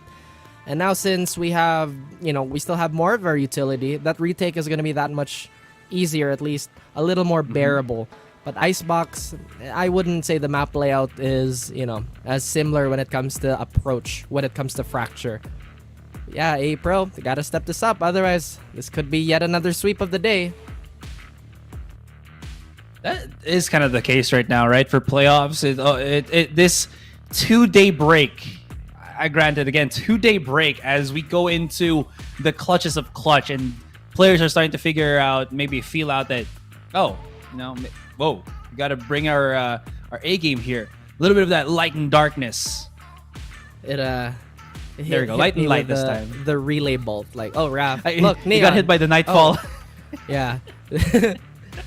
Hey, I was still actually thinking of dyeing my hair like Fades, but dude, I barely play her. But like we said, very interesting to see her. The Nightfall. Yeah. I wonder how the Valorant agents that have longer hair manage it, because if you can see and if it's not obvious enough, it's fighting me. It's absolutely fighting me. Okay. I'm double checking my brain here. I think all Valorant agents that have long hair are all Radiants, and by that I mean they're. How come I'm not Radiant? Radiants with special, the Radiants with special powers, not the Radiant with the ranks. But yeah, they're obviously still Radiant in ranks, I guess. Wait, what about Killjoy? She's not a Radiant. She's, she's science. That's true. But let's move away from that and just think about the ones with the superpower. Okay. All right. Oh, yeah. But yeah, here's my point though, right? Is there a Radiant that doesn't have long hair? What's the correct term for it? It's not female, I guess. Yeah, Phoenix is. Well, actually, no. I think Phoenix still has relatively long hair. I don't know. True. Because he does have a fade going on. Looks very nice. Astra, actually, never mind. Yeah, she has somewhat short hair. I guess. Guys, we're kind of sidetracking here. This is because we're waiting for the game to start, and they're just fixing some stuff, and we can't. We've already depleted all of the stuff that we should have been needed to talk about as the agent selection just begins. Thank you, production. You saved me. Actually, just me. I was getting a little bit sidetracked there. Anyways. All right. Ooh. Okay. All right. Composition for AEP is still the same thing that we've seen before. No difference whatsoever, aside from Ching going into the KJ. Now, on the other side, this is very interesting. Okay. Ooh. So the last time that they played this, Savvy played on the Sage, and now he's going to be on the KO here, which I really, really do like. And they're going to be putting Hot Sauce back on the Killjoy once again. So I believe the last game that they played on Icebox, this was the composition they used. The last time that they played against AEP, they were a Sage and a Chamber, excuse me. So I really like this one a lot more because, again, you still have that access to a flash agent. The last time they did not have, and I think that was one of the biggest reasons why they couldn't really aggressively take a site, because they just did not have that sense of pushback without a flash agent. Putting hot sauce on that Killjoy is very telling too, that the game plan might be very similar, because if you look at this lineup, it is very much tailored to going for retakes. Jet still is that explosive, well, still very versatile agent that you can really put in most comps without a problem. But yeah, Bren, I think they really want to hold the line against A-Pro here, considering that Jin is on that Reyna. And you know what Jin is like. He is going to try and run you down. And it's not gonna stop no matter how many times you stop him. He's just that type of player. Completely fearless, completely relentless. Stay relentless, Kings. And I don't know what that's about, but yes. Uplifting, positivity, Aserai Gaming. We'll see if AP can uplift their spirits from that first loss. But this is a team that I feel is starting to become such a chiller team. I think the last time when we saw them, they were pretty tense about almost everything. But now that they have like all of these supports and whatnot, this roster that just vibes with each other, they've been a lot more happy just being a team overall. And you might not think that's a big deal, but when everything's set on the line, you have to rely on 4 other people. That is really going to stack up on each other. Jin does get stacked up on. Insanity pops a dash, tries to back away in a nick of time. Able to smoke as well. And Symbol will have to clear that up. EJ, though, gets the shot. 100 HP. Nobody's defusing just yet. And EJ comes in for the flag. Has the dash once more. And do they have the snake bite to delay? Yes, they do. 2 versus 2. They haven't had the spike whatsoever. And what a shot from Chris M alongside G Insanity. The reposition, the flick on the right click. And that'll give AAP around here. That it does. Very, very explosive start by AE Pro. Now they want to continue this momentum going into the match. I'm not entirely sure what went wrong here on the side of Bren. Maybe it was just a bunch of, again, very reductionist, but maybe it was the duels really not going their way. EJ did have an excellent position later on, but the timing was just not kind. Again, the explosive nature and the tendency to swing first for AE Pro is really rearing its head. It's working out, at least for a pistol. And now Jin, who once again wants to establish him being a bulldozer for the team. Still trying to march forward here, trying to find a little bit of space and a little bit of value. But when they played calm, they played collected. They only have upgraded pistols, so they might not be able to do much. As G Insanity is going to open up Xavi here. Our robotic friend is not going to last in this earthly world. But EJ gets a cheeky kill onto his fellow Jet player here. And now Chris M gets a trade very, very quickly. They will get that spike down without a hitch, or at least mostly. This Ikran is already looking like it's going to be in the way of AE Pro. Well, there's still 3 more remaining. Jin going to be the eco-fragger. Nah, it's just a nice little split. Hot Sauce comes in for the flank.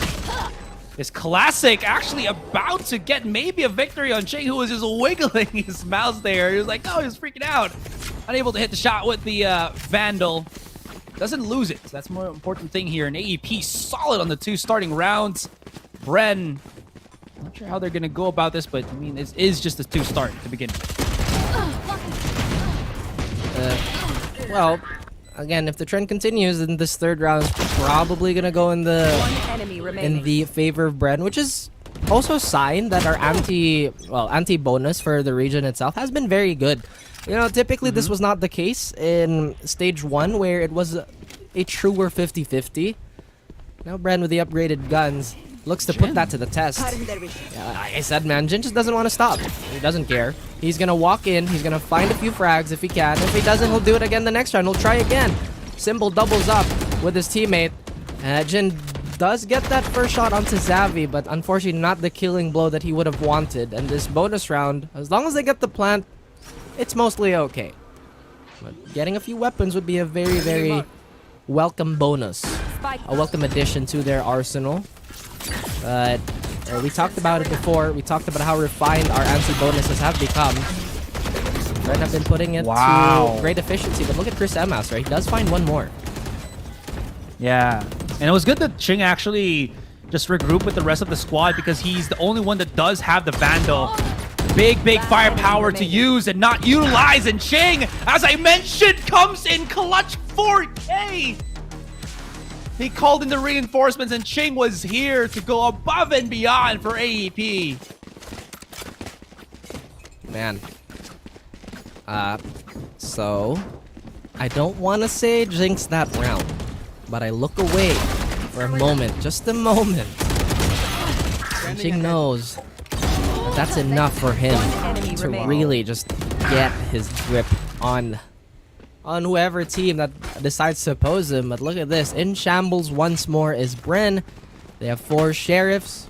Very lethal weapons in our players' hands. But even more lethal are the Vandals in the hands of AE Pro. AE Pro still not... how'd I put this? No thoughts on playing passive. Look at that! Gian just walks in. Alright, Insanity, I see you. And I feel like they already have a good read on what's happening on the side of Bren. And that they do. Insanity, who's been on a forward onslaught, cannot find EJ, who's found one more. But Ryu Ryu is going to be the anti-air gun here, finding that jet. Brain Freeze gets a little bit of a kill onto Insanity. It's a 3v3 still. Guns definitely in favor, as Ching would like to flex that fact. Now, maybe Brain Freeze could potentially run away with a Vandal.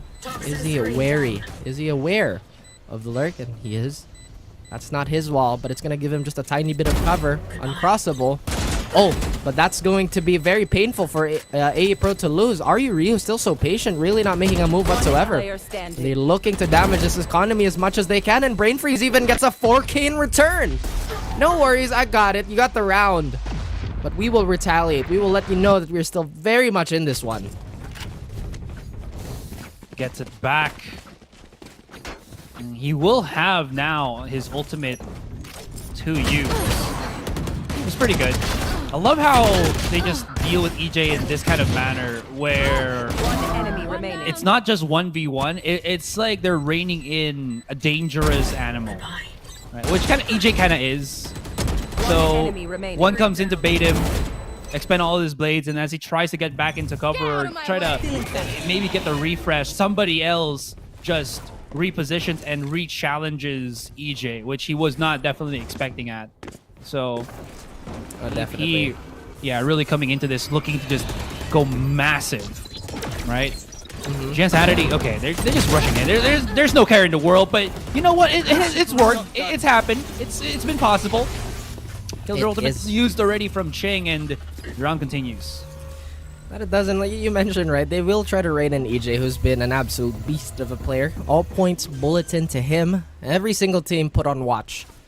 Jin did get that second frag supporting Insanity. Still 3v3, but the advantage really not going in anyone's side here. Not a lot of utility on both sides, especially with that snake bite being expended. They do get a little bit more control towards rafters here. But that's about it. They get the site now, but do they have what it takes to get this post plant done? And that ultimate from that timely 4K in the previous round already could be a fantastic ROI. But look at that, he finds EJ. They don't stick it, that could have been it. Symbol's gonna stick this now. He has no worry whatsoever, but Jing, where did he come from? Where did he come from? He occupies mid. He is getting lower and lower, but this has to be stuck. Brain Freeze has no choice, the time has wind down. And Ryu, look at that. Ryu hitting him with that fireball of a round, a fireball of a start. 5-0. AE Pro. They're so willing and now so hyped to get back this game number 2 without a sweat on their brows. I will say, though, I think there was a misplay there from Brain Freeze. I don't think he heard it, but there was a time, there was just about a 3-4 second gap maybe that Ryu Ryu wasn't shooting through the smoke. And I think it's either he had to reload or he was waiting for another tap on the spike by Brain Freeze. Zembo comes in through mid, spots out about 2 of them coming rushing in. Insanity is just like, I've had enough. This is all the AEP special that we can get for you. Alpha Esports playing like true alphas, charging into the side, all about that confidence, yo. EJ goes for the wraparound as they are still in a 4 versus 4. Does not want to lose this fight. Even with just the Sheriffs, this could be a really good endeavor for Bren. If they're just able to find the right angles. Jag, going back to my point there, Raf. It really does feel that there is some lapse of judgment, excuse me, from Bren here. Just a teeny tiny bit, and AAP are capitalizing on that. Yeah, I'm not entirely sure how Bren want to deal with this because the idea was to hold down the line, but Ryu, what is stronger than a fireball? This bullet. As Xavier 8K has a similar idea, finding Ching. And now with that requisition Vandal, it's doing so much work. All they have to do is really relax here. Jin hasn't been discovered, now he does. Maybe the insanity will ensue. He finds a third for himself. The dash is available. And now the gun advantage is still non-existent on the side of Bren, but he has to make a commitment here. EJ is doing such a great job of holding it, but does he have enough for the ace? No! So close. But it has been very, very thematic in an ice-cold map in Icebox. The Cryo Curse is presenting itself back-to-back 4Ks. That is unbelievable. Wow, Cryo Curse. Alright, okay. I love the, again, I mentioned about the confidence of AEP here. Gian only had like 1 bullet left in the mag. And it was like, I can hit this flick. He wasn't able to though, but so close enough. Look at that. 3 bullets on 1. If he hit that on Symbol, that would have been absolutely bonkers for AEP here. They actually are not able to full buy this round. So throughout all the rounds that they've won, they probably were just expended to about 1 person saving every single time. So it's been a full buy every single round that has succeeded even after they won the previous.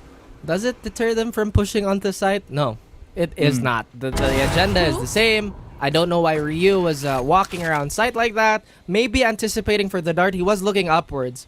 The drone, what he did find, potentially the drone, right? But what he did find was the operator, which is not something you would want to face check as a Sober, as anyone really.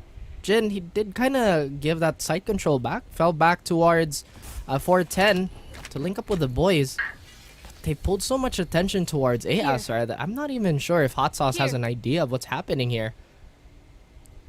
He's on top of the B site, so whatever happens, they break the alarm bot, they need to push fast because Hot Sauce now knows 30 seconds left. Shenanigans has been brought all the way to the B site. He's going to be in the 3 versus 1 for the moment. Gian actively lurking for him. But they're just going to be able to plant the spike and back away and fall back onto Chris M's ultimate. And now look immediately at where Gian is. He's wrapping all the way around. If he can spot out EJ here, EJ drops the spike. And he's going to have to scrub a dub this ultimate. He has access to the blades. Is he going to go for the clutch? 1 versus 3. There is still about roughly maybe 25 seconds, and he's looking for it, but he's going to repeat that angle. That is incredibly ballsy, but who other than EJ, right? He doesn't know that they're about to re-peek him once again. Jin finds him. He's going to save that for Gian, right? He can't. Oh, he doesn't? Like interesting. All right. So I'm guessing how A Pro wants to approach us. We haven't hit belt yet. We're saving that belt presence for one of our later plays. And Bren, plays rather. Because Bren, they have to take this time out. They really have not found a solution here. Did start off kind of suspicious on the side. A Pro, but the salvage play from everybody was fantastic. I'm not entirely sure how he got that shot. But you did question, who is insane enough to repeat?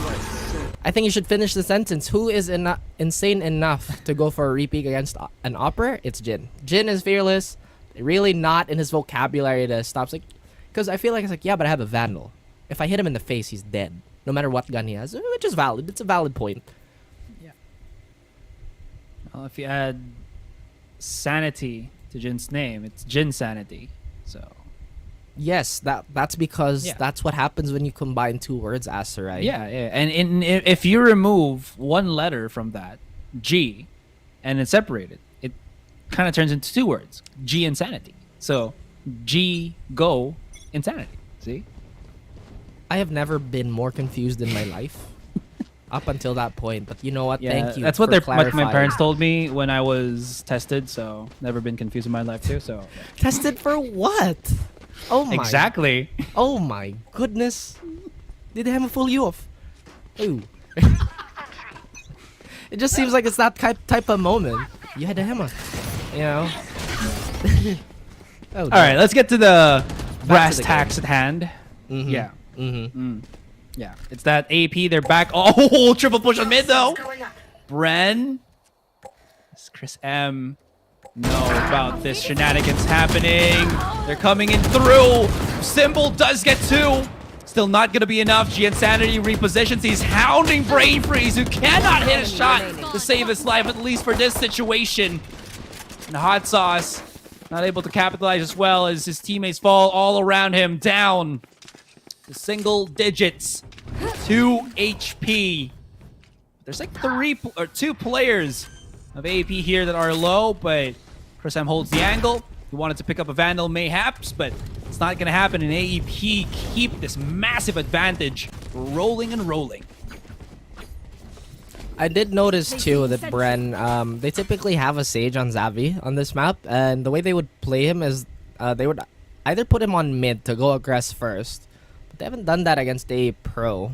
Well, you know, considering that Xavi is on that KO now, who's been pretty quiet. I feel like his performance last game is pretty contrasting to this one. Again, you have to have that rest period, that recoil, but to happen in a playoff game might be pretty dangerous. As they walk up towards B main Aserai, and a default is in play for a pro. Are they gonna wait? Are they gonna play the off timing? Are they gonna explode right after this orb has been taken? They do get that wall up. They don't fully clear yellow yet. That could have been so disastrous, but now they do. Bren, they look like they're gonna go on a retake yet again. Symbol has a lineup. Symbol has a lineup for Shock Dart. Oh, he misses the first one. Yeah, okay, never mind. Thin lines. Thin margins of error there, and if you do, that might have been a make or break for them. I mean, they still get the kill on Giansanity. They still have the smoke. It's still a 4 versus 5, so it's not the end of the world, but they've given a chance for AEP to force them to retake the site rather than just AP to still taking the site. Anyways, Hot Sauce in safety will have his lockdown. Gonna try to close the gap here, but the clock is ticking. Ching able to spot EJ. That's a really big one, as now they're just only gonna be worried about what's in front of them. Hot Sauce is a shot. They line up for Brain Freeze. It's only good for the 1 and the 1 versus 1. The swing, and he cannot have the spike.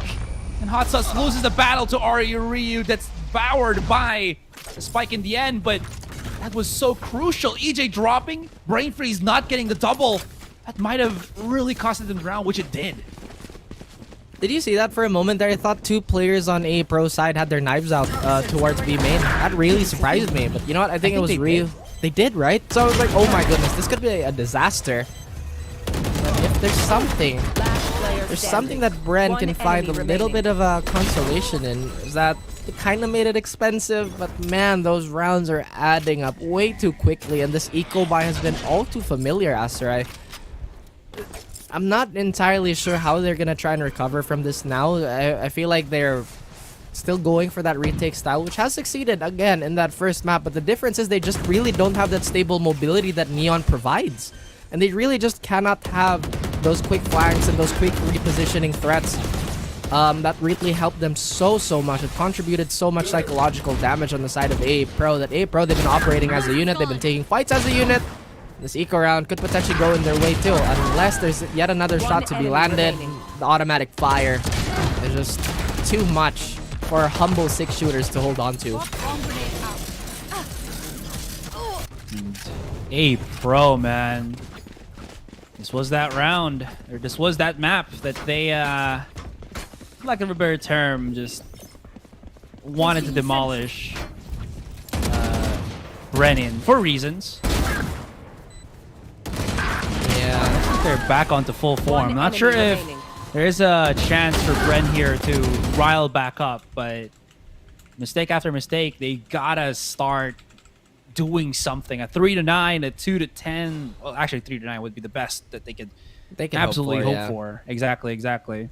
AP, they've called timeout, and They're going to think things through. They know that Bren does have the buying power for EJ once again on the operator, and I feel like they want to match against this, whether it's a bait play and then wrap around to the other side where EJ's not located, or just forcing EJ's hand somewhat. I think they want to make something a little bit cheekier than what is compared to the other rounds. One thing that we've kind of noticed with Bren, this is not a knock on them whatsoever. We know how Xavi has an appetite for destruction and how his mid-round play is phenomenal. And the way he does thrive in gunfights makes him so valuable when it comes to the retake, when it comes to the inevitable scramble. So with that being said, Asar, with those strengths in mind, every single time Bren, or at least the moment they lose Xavi, their chances of winning the round, it becomes that much slimmer. This has been a trend since the group stage. We saw it happen on a on the same map. Every time his Sage died on mid, they lost a lot of that control and forced quite a bit of overreaction. And now EJ's the first to fall, as Insanity has no qualms of just swinging out all of this contact play from AE Pro, still going unanswered. But Hot Sauce, again, thoroughly not getting cleared, is making quite a stand. But how long did it last? Hopefully long enough for Bren to recover. 2v3 now. Jin pops that Empress. The second time, or the how many times he's popped it, we don't know. But he's always trying to make good use of it. Tries to bait out yet again a reaction from that Leer. Ooh. Wow, Symbol. Threads the needle again. Plays that very meticulous timing. And it's one of those things, right? The senses, they just tingle. Chris M tries to go for such a dangerous cross. Now Brain Freeze has the tall order of trying to flush out his fellow Viper player. But Symbol's like, you know what? I got this. This was just all through shots in the dark, through smokes, to long-range engagements. Last round in the half. I am a bit baffled, but I'll take it. Bren will take it. That was very interesting interaction. But other than that, yeah, this is, again, a must-have for Bren. And what's good about this is that they were able to still save EJ's operator. But gotta say, though, I just gotta say, Insanity is so smart. He heard the second updraft from EJ, and he was already like at an angle that EJ can't find, that he just slowly crept up and punished EJ. One thing, though, is that Gian, despite being as smart as he is, as cerebral, he has an undying hate for other people's brains. That's why he loves to shoot you in the head. And it had to be Symbol to be the victim, to be at the very end of that wrath, you know, funneled towards his face. But Bren, they do have a second round on the board. A Pro seems to have a bit of a field day still. But one thing else, right, this is not the pick for Bren, so maybe they're gonna find a little bit of mental solace in that, give themselves a little bit more space to work with. But Brain Freeze, he does find Jin. Both these Killjoy ults, they're gonna pop. The Defender one does not find anything. On the side. And actually both sides, they don't find anybody, but Hot Sauce does not need such complicated technology to find yet a frag, but G Insanity finds 3 for himself, and Hot Sauce left alone. We know what he's capable of. He finds 1. Can he find the peaking G Insanity, who has been absolutely on a tear this round? That is the question, but he has been relegated to the planter. There's still 1 more Nano Swarm to halt his advance. Nearly gets the shoulder angle there, Asarai, but look at this. They go for a very, very safe play, going for that post-plant instead. I don't think Hot Sauce actually reads into this as he only guesses that they might be close or at belt already. If he tries to fight them on belt like this, he might not be able to actually get it. Now they know that he's just scrubbing, trying to get closer and closer. But again, because of where Gian has planted the spike on top of that, there is so much post-plant position that AEP could approach that would just be so difficult for Hot Sauce to flush out. And Gian Sanity, man. I mean, Jen has just been absolutely amazing with the anti-frags, but can't deny his G counterpart, the other G, the Gian Sanity. Yes, Asra, had you not pointed that out, I would have never, not a moment in my life, would have thought that G Insanity starts with a G. Oh, Thank you. You're very much welcome. Yeah. I am enlightened, my eyes are opened, as we head into the halftime pause. And quite frankly, this is not looking ambiguous at all for AE Pro. They are very poised to take this away from Bren unless some sort of catastrophic collapse on their part would happen. We know Bren. Bren has fought back very, very, very valiantly. And they've made some major strides trying to dig themselves out of a hole. They do have a map allowance, but as we talked about earlier, is this really the time and place to be a little more relaxed? It is the playoffs after all. Not sure about that actually, but well, coming back into form, I think feels like the best approach, right? So with that, AEP, yeah, this is the moment that they actually get that approach back into their swing. Look at the kills that we've seen on Giansanity and Ching. Ching again, I think the best way to just point is he has really found confidence in taking fights, taking angles as a non-duelist.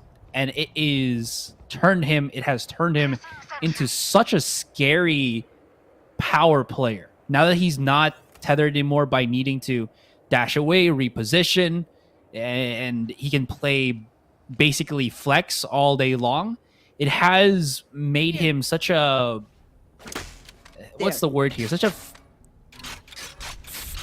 finisher, I guess, for AEP. You know, Jin and Giansanity start right in, and Jin Ching just finishes off the round with a clutch.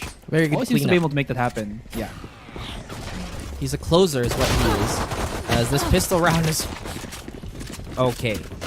I thought they had a bit of an advantage, but no, Bren's like, yeah, we can come back. Let's play this swing by swing. Let's just relax, take this round by round. Focus up. Like you mentioned, Ching does find a frag for himself, and even a second. But that's not really enough to fend off the numbers on the side of Bren. Like you mentioned, right? There is really a system on the side of AE Pro that's very apparent. Jin and Giansanity will do a lot of that initial damage, and everybody else, again, they're absolutely crazy closers. They will also, from time to time, depending on the compositions that AE Pro would like to run, have a little bit of a swap. We do see Jin on that jet every now and then, specifically on Haven. I'm not entirely sure, Asar, if they're ever going to stray away or at least have the non-double duelist comps as a mainstay. But if it works for them, then why not? Be faster. Okay, EJ, he's awake. Well, he needs to be even more awake as there is about 7 rounds that separates them from equalizing. Chris M has one more. I thought he was going to be able to get another one. That would have been just atrocious for Bren here. Up on the close-up is Aryu Ryu. Take a picture with me, why don't you? Very, very expensive round. Has already been forced out here by AEP. And Ching. Ready, he gets back into the thick wall. Hot Sauce now out in the open. Still has to be very careful. They are not giving Ching any form of 1 versus 1. You cannot allow this man to do that, or else. They knew this. They know about it. They just repeat the angle just in case. And Bren, they are doing such a great job of capitalizing on their prio rounds. The next one is going to be yet another high prio one. It's going to dictate if they win the next swing or not, if they can reset the economy. And I think this is something that people don't really take into account. We look at Valorant in round swings, never really individual round per individual round.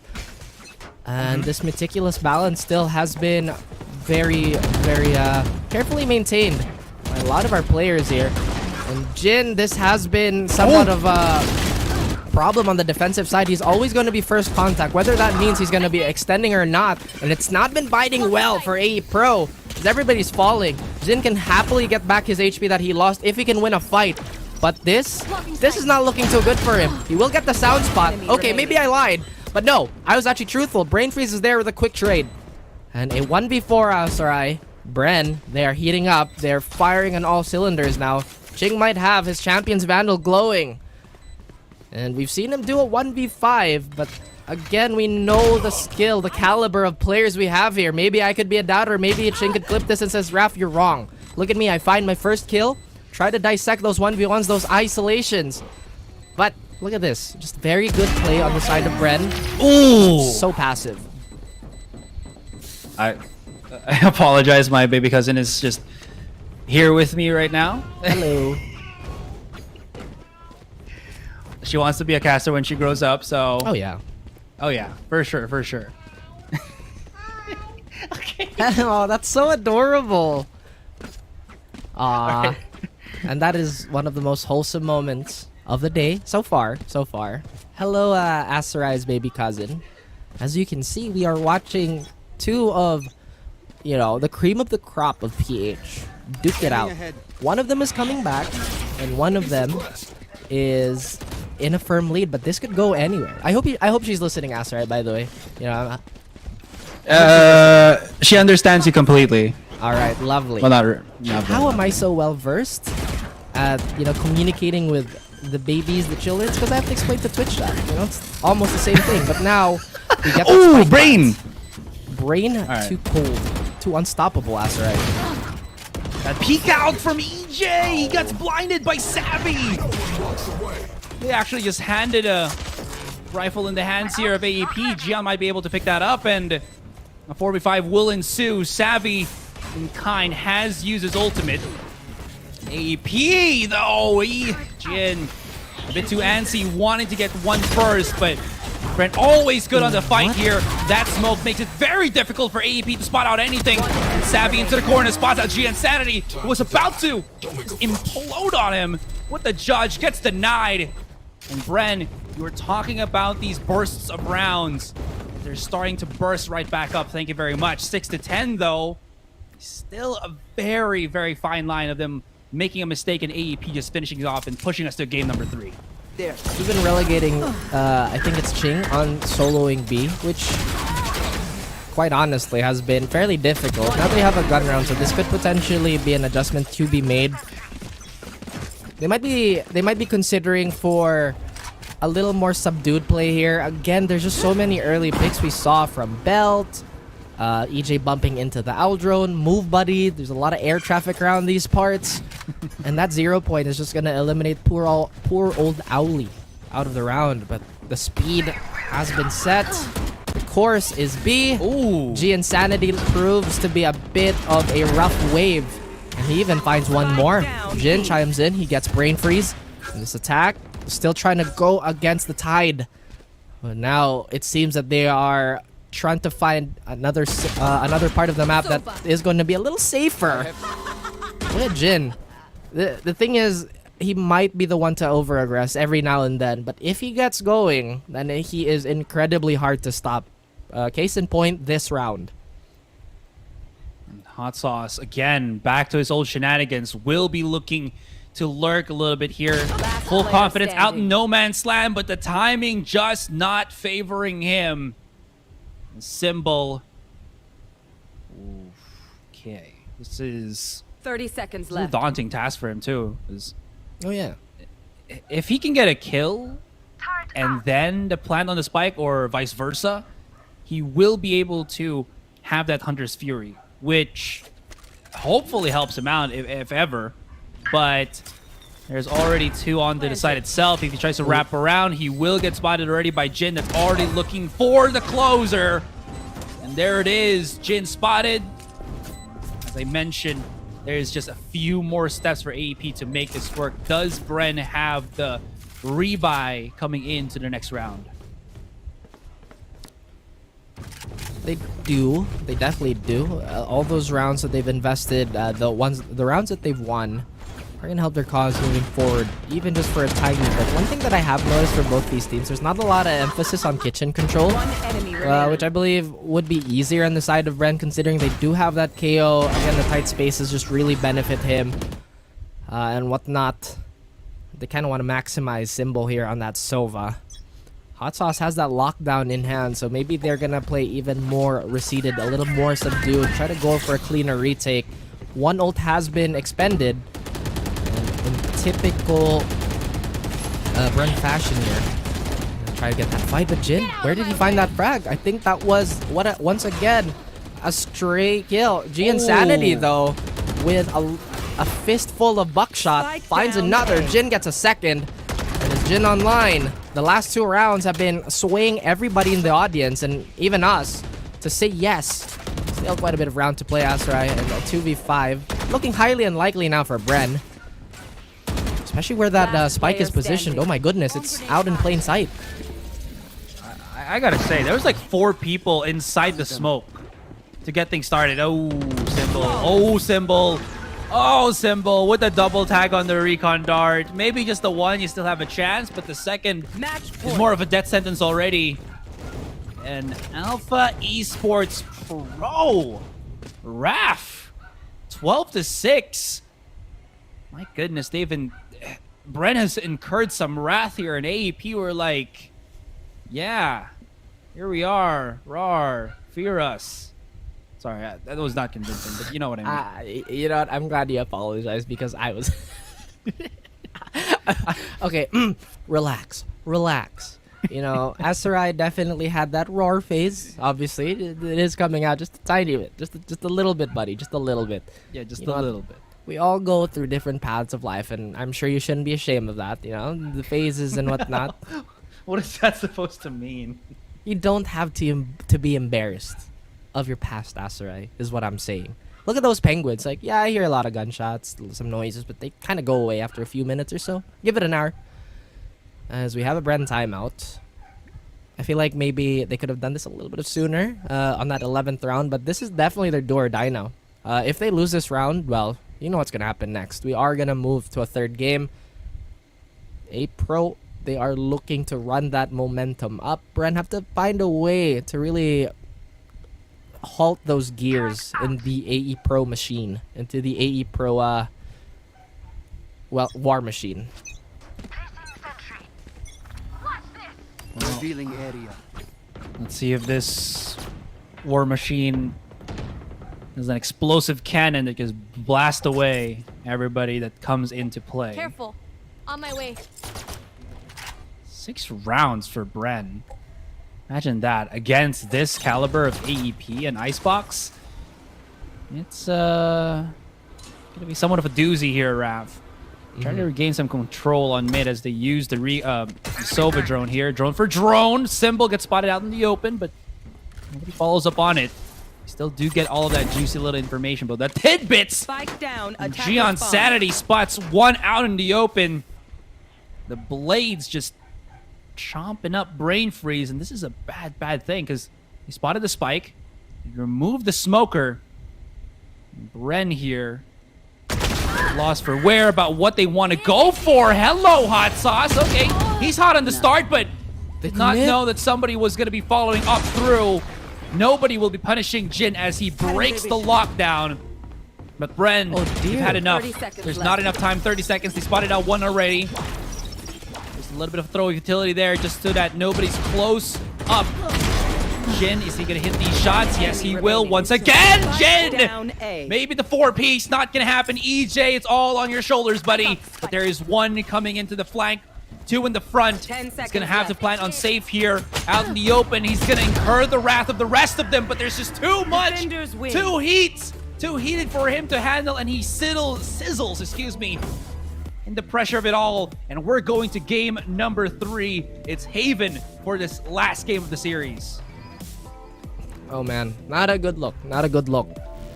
But I think Bren might find a little bit of solace that, hey, that wasn't our pick. Pro, they really played to their strengths in that one, undeterred by really anything. And just a bit of a quick preview on how they're handling the situation. They seem very calm for now. But Aserai, like I said, I think Bren, there has been a little bit of a curse. Every time they kind of lose that second map, there's a pretty decent chance that they might not recover for the third map. I'm not trying to jinx anything, but this has been, again, a statistic that has to be brought up, has to be put on the forefront, because this is pretty much one of, if not one of the most important lives in the tournament. I think this is still upper bracket, though, if I'm not mistaken. I gotta say, the new kings of the court for Haven specifically in this particular tournament have got to be 2 teams. Alpha Esports Pro and RRQ.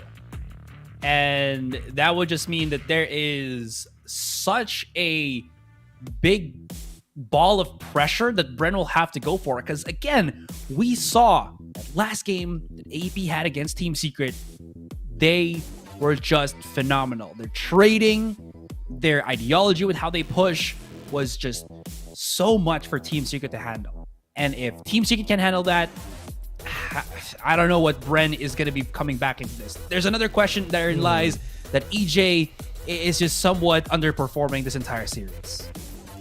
I think we also see Haven as an opener for Bren, not really a closer, more times than not. Again, I could be mistaken. I'd have to mull over the stats again and just go over the VODs, but they've had a lot more success when they were opening with Haven. And I think still this grudge match continues. This is still very, very close. They don't really want to have a repeat of what happened in the group stage where they do sort of get run over by that AE Pro offense. Hot Sauce, who's been a shining star in these last two maps, back-to-back MVPs. This time around, they just really couldn't pull through. EJ, yeah, like you mentioned, not really performing up to the standard that he set for himself. Amazing player. But we all have bad games, and this seems to be a very untimely one for him.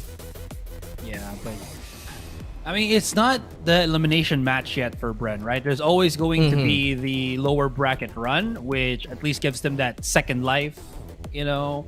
Yeah. But this is a real big thing, especially when Bren were just so good at the heels of EJ. But all that being said, it's still not yet game over. There's still Haven. It feels like we're talking about the death of them already, but there is always going to be that chance. We'll see how they fare up against this. We'll see if EJ bounces back. But we cannot deny that Haven is the playing ground of Alpha Esports Pro.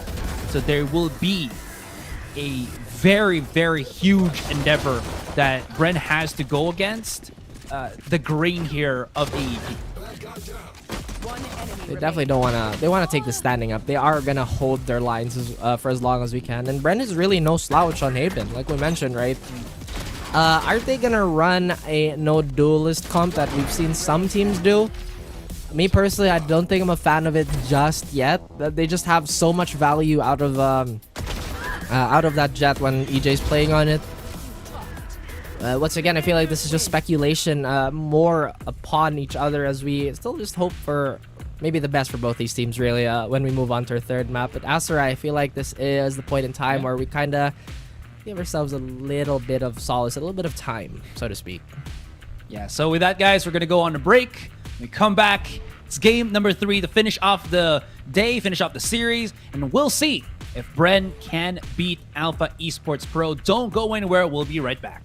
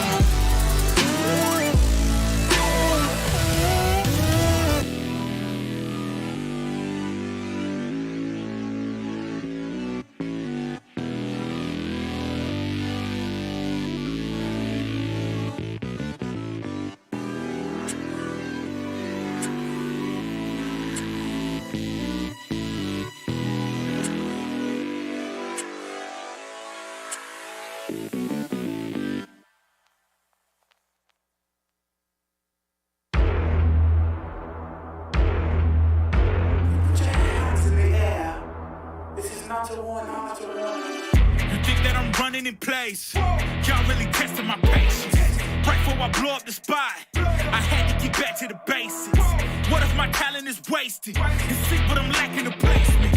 Thought since I rap in the basement, but my come up is legend, is greatness. I don't care now, it's pedal to the metal. I can never quit now, I will never settle. Puppet to the game, I'm pulling strings like Geppetto. We in the same game, but I'm on a different level. I passed it. Gotta keep grinding till I'm laid up in the casket. No fake round, but you feeling too plastic. Yeah, y'all feeling too plastic. They say my style crazy, but then they straight jacket. Wow. Why you still testing my patience? Trying to turn me into something I ain't trying to be. All the hate is a heavy road yourself, quit testing me.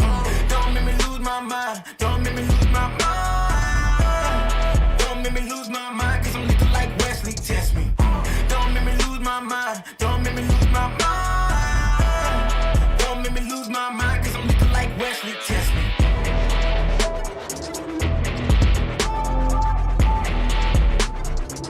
Cause I'm looking like Wesley, test me.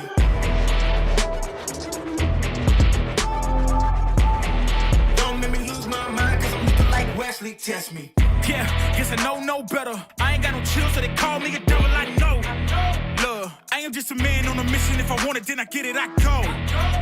And if you're trying to test me a beast, you gon' need Liam Neeson. The chance that you taking is flagrant. You're testing your luck. If you think you make it out, then you're sadly mistaken. Careful what you putting your stake in, cause I ain't got no patience and no limitations. You trying to figure me out, and I know I don't make sense, but no one's there when you call like you're trapped in the Matrix. You need to take a break from it. I think you should take 6. Cause yes, I hold a throne and no one else can replace this. The pain will only go deeper the harder you chase it. I'm the greatest that you ever met. It's time that you face it. So tell me, why you still testing my patience? Trying to turn me into something I ain't trying to be. All that hate is a heavy rotation. You gon' lose yourself, quit testing me.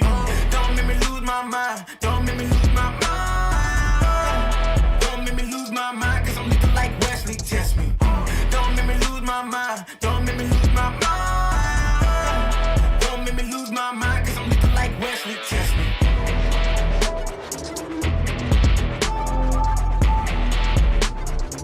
Cause I'm looking like Wesley, test me.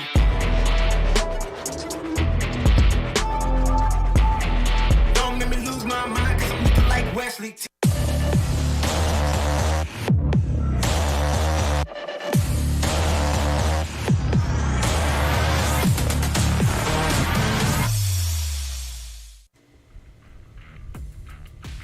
And we are back. Game number 3 is going to begin in just a few short moments. It's going to be Haven, and as we did mention before we went into said break, it does feel that this has turned into one of the better, if not the best maps that AEP have played in thus far. So that being said, Bren, they're gonna be in for a difficult one here, Raf.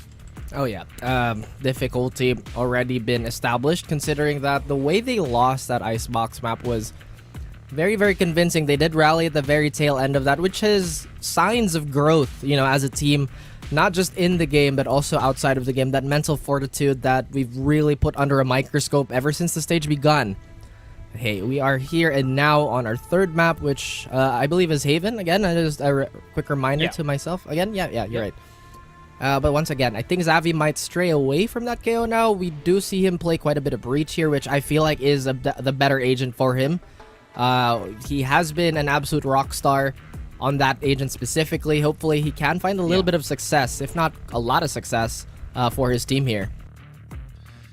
Well, maybe he can replicate something like that coming into Haven here, but there is, again, so much left to be talked about with this particular roster of Bren once again. They have done the double initiator a couple times on Haven, and they've kind of what's the word here, experimented whether they wanted to go for the Sky or the Fade. I think the Fade might not be a bad idea here when you were talking about how Symbol has just been phenomenal on the Breach. That can be coupled up with Savvy's Fade, which has been also really good, and maybe a sure shot or a straighter shot towards the site compared to like Icebox, where they had so much difficulty in long range fights. Maybe with this one, they might be able to overwhelm any defender from AEP, which might not, which could be the case. But again, it has been such a difficult thing, I think, for Bren to control bigger maps. So with that being said, I think Haven also might be just a bit of solace for them, even though, again, we do say that AEP have just gone bananas on this particular map against other more notable teams. You could have fully avoided saying that, but you chose to double back and say it anyway. Yeah, I chose bananas. Violence, excuse me. You did it again. It's amazing. Asterai, I know you're having the time of your life. I could potentially be having the time of my life, but I don't know, man. I feel like my face is very telling. But like you mentioned, right, there's been a lot of experimentation. Personally, I'm also a fan of Xavi being on that fade because it puts him in a position, or naturally puts him in a position where he's going to stay alive much, much longer. He's not going to be first or second contact. He'll be alive for more of the clutches. And I feel like it complements to his strengths very, very well. Maybe you would make the argument that, oh, maybe it's going to diminish his fragging power just a tiny bit. I feel like that wouldn't be the case. Maybe volume-wise, yes. But impact-wise, maybe stocks are going up for him. All right, let's see what they bring forth to the table here, Raf. In terms of the composition, it's going to be AEP that starts the fight first. Ching, of course, will be on that KG of his. I don't think there's going to be any real big difference for AEP here. It's always the classic compositions. There it is. Ooh, okay. Hot sauce. I gotta double check this. Yeah, all right. They haven't used this particular agent, Cypher, in about 3 to 4 games that they've played specifically on Haven. It's always been hot sauce on the Cajun. And again, he's a player that we know has majority played for Sentinels. KJ and Chamber, I think, are the more notable ones. This I'm glad. Switch up, yeah, I just wanted to say, this switch up to the Cypher makes me feel like they do want to have a lot more control onto a site while leaving one open, but still guarded somewhat by his utility. I was about to say I'm glad that Cypher is getting a little bit of love for the longest time too. He just really was not fielded by any of our teams. Now he's had a bit of a resurgence, and I think that's healthy for the Sentinel pool and just the game itself. But like you said, maybe we're not, or at least we're not accustomed to it, or at least hot sauce on that Cypher. We see him on that Killjoy, that Chamber who's typically taken the role of Cypher. They're preparing for something cheeky here, and maybe they're playing for a little more anti-dash, as that's another mini game that Cypher does put on the table. But AE Pro, are they gonna go for the signature? We are gonna hit fast, hit hard on that pistol round, and it looks like there is inklings of that. The C's, they did hear it just a tiny bit, and it's only Jin that gets caught in its snare. They do block that out, but do they know there's a crossfire here? Sewers could be very, very unhealthy for AE Pro here. Symbol's not prepping his flash whatsoever. They are gonna go for the direct gunfights. EJ, his knee might stick out. Oh, but it doesn't matter. They swing in. Symbol gets the trade. And the explode ensues, but Bren, they look very, very strong. Very convincing. Right click is a very cruel deity that sometimes you pray to it, it hits. Amazing, amazing. I can't believe I got those shots, and then sometimes that one last right click doesn't even do anything to phase Savvy, who picks up the 2K. We were not aware that there was that double up with Symbol, as you saw Jin just try to get the heal back up. He thought that he got the clear onto Sewer, but nope. Here's Symbol, you know, just to spoil your day. Bren, a good start on the board. This is very important for them to get things started with as well. Spoilers, spoilers, spoilers is what they want to do and how they want to do it. Jin, just very wary of a potential garage push, but do they find the EJ that is trying to aggress towards grass? That they do, and EJ finds nothing, even drops his Spectre, giving Jin just that extra firepower and a little bit more armor to his name too. Trying to see if he can get anything here towards garage. That one way is gonna pop from window, but hot sauce. Oh, at the very last moment, he saw Jin cross. Does he know that Jin is in the corner, or does he think he's still outside? The support is here. Beautiful utility used by Bren. Jin getting flushed out. Unsupported again by AE Pro. Are you still got the weapon off of that, like, one timing back to cover that Hot Sauce did? If they lose because of that, because they allow Geosanity to pick up the Spectre once again, that is the 1 second split-second decision mishap that might really hurt Bren here, as they're the ones that are going to have to retake the site, retake the angle. One big lurk coming in from Savvy could make or break it for Bren right now, as he uses the Prowlers to get that information in. Spots out Shing. And that's Gian and Ari Ryu. Never mind. It's down to the one that started it all. But for this time, he will be the one to fall. Do you think Bren's gonna go for upgrades here immediately on Sybil and EJ, or do you think they're gonna go for the more bonus route? Let's kind of concede this. Let's not give them rifles. Maybe just settle for a bunch of marshals, maybe. I mean, they are on the defending side, so they could definitely feel that towards C, towards A. Very, very doable. But instead, they give up the weapons. They're gonna have to consolidate. What they want to do, EJ here doesn't have blades available or nowhere near close it. Meant to have an upgraded pistol. With that being said, they could potentially go for a B stack. But no, instead they try to flood A long, have an anchor towards C, and just leave B by itself, by its lonesome. I got the spike.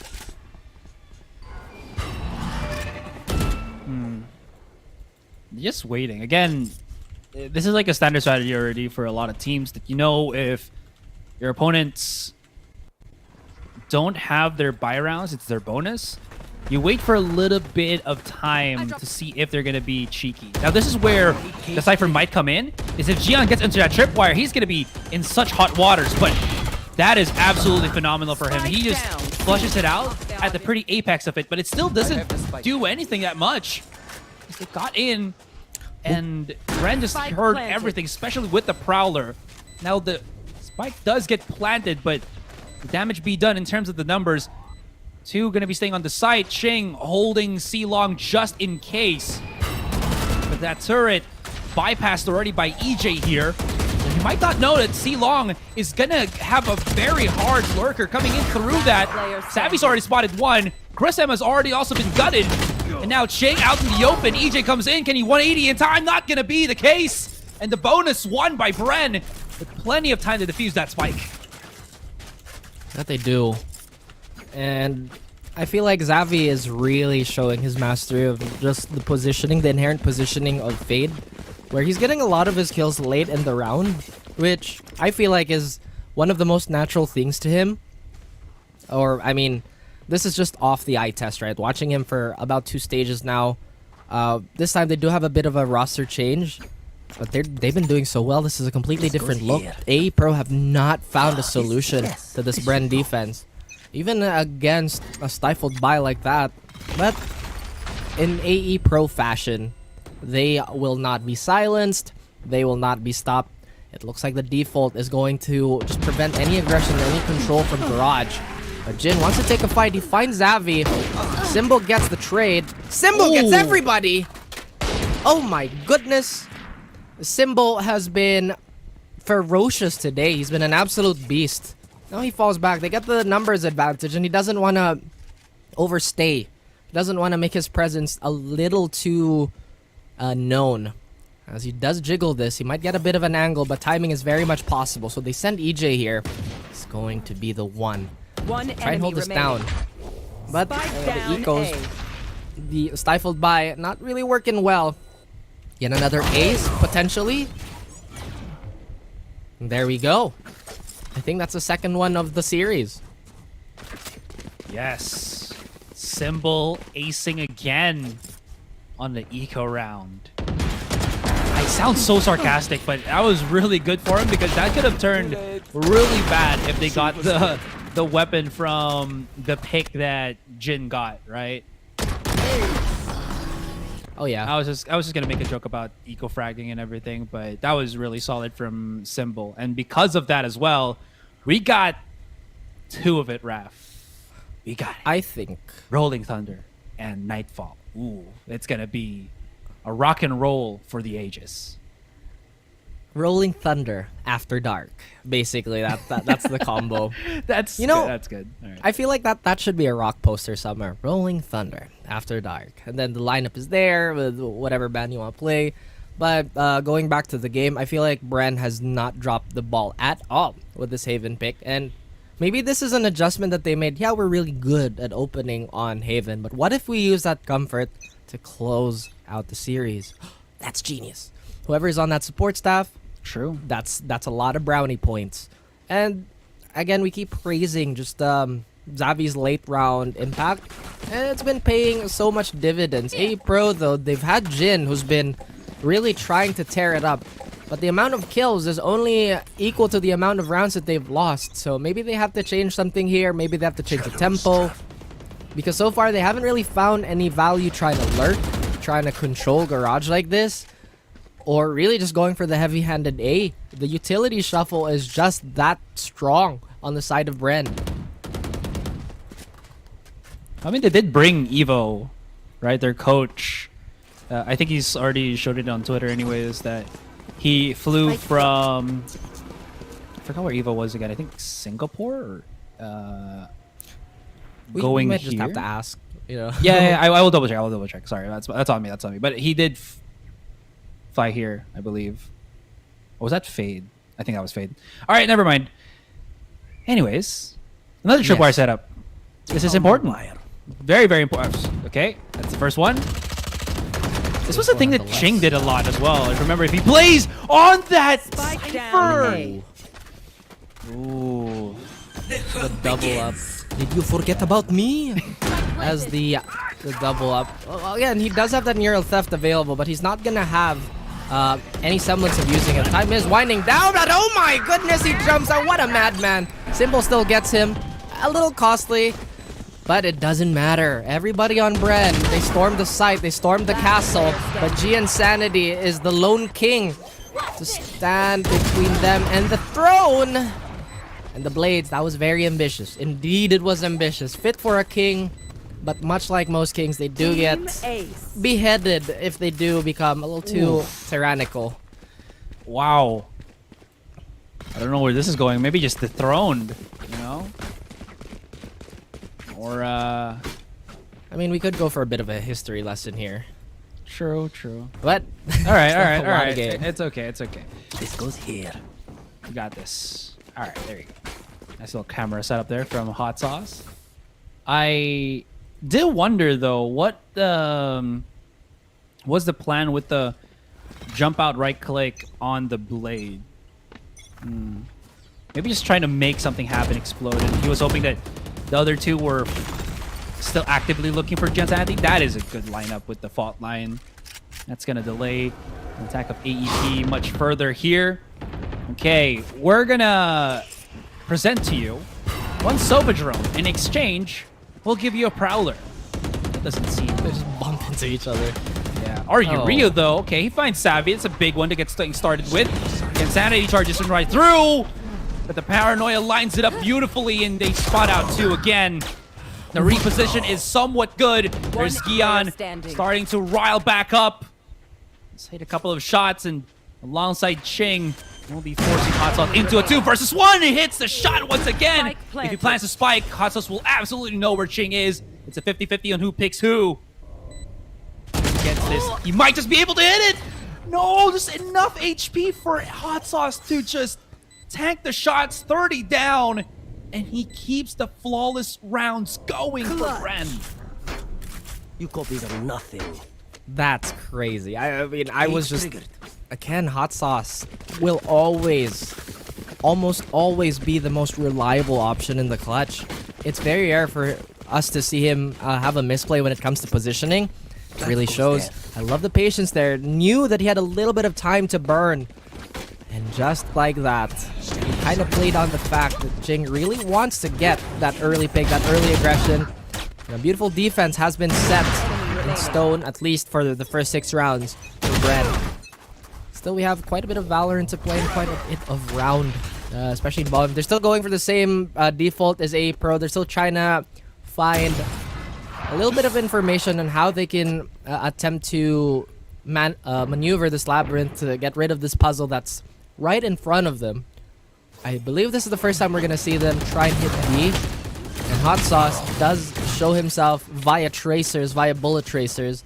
They can't even get the plant down. I think that was just to go at a bit of a reaction, but there is already a crossfire from both links. They expend the Prowler to check Gong, but no, they have complete control over backside. But A Pro, they move very, very well into A. The timing's been impeccable. Xavier 8K has to land the shots.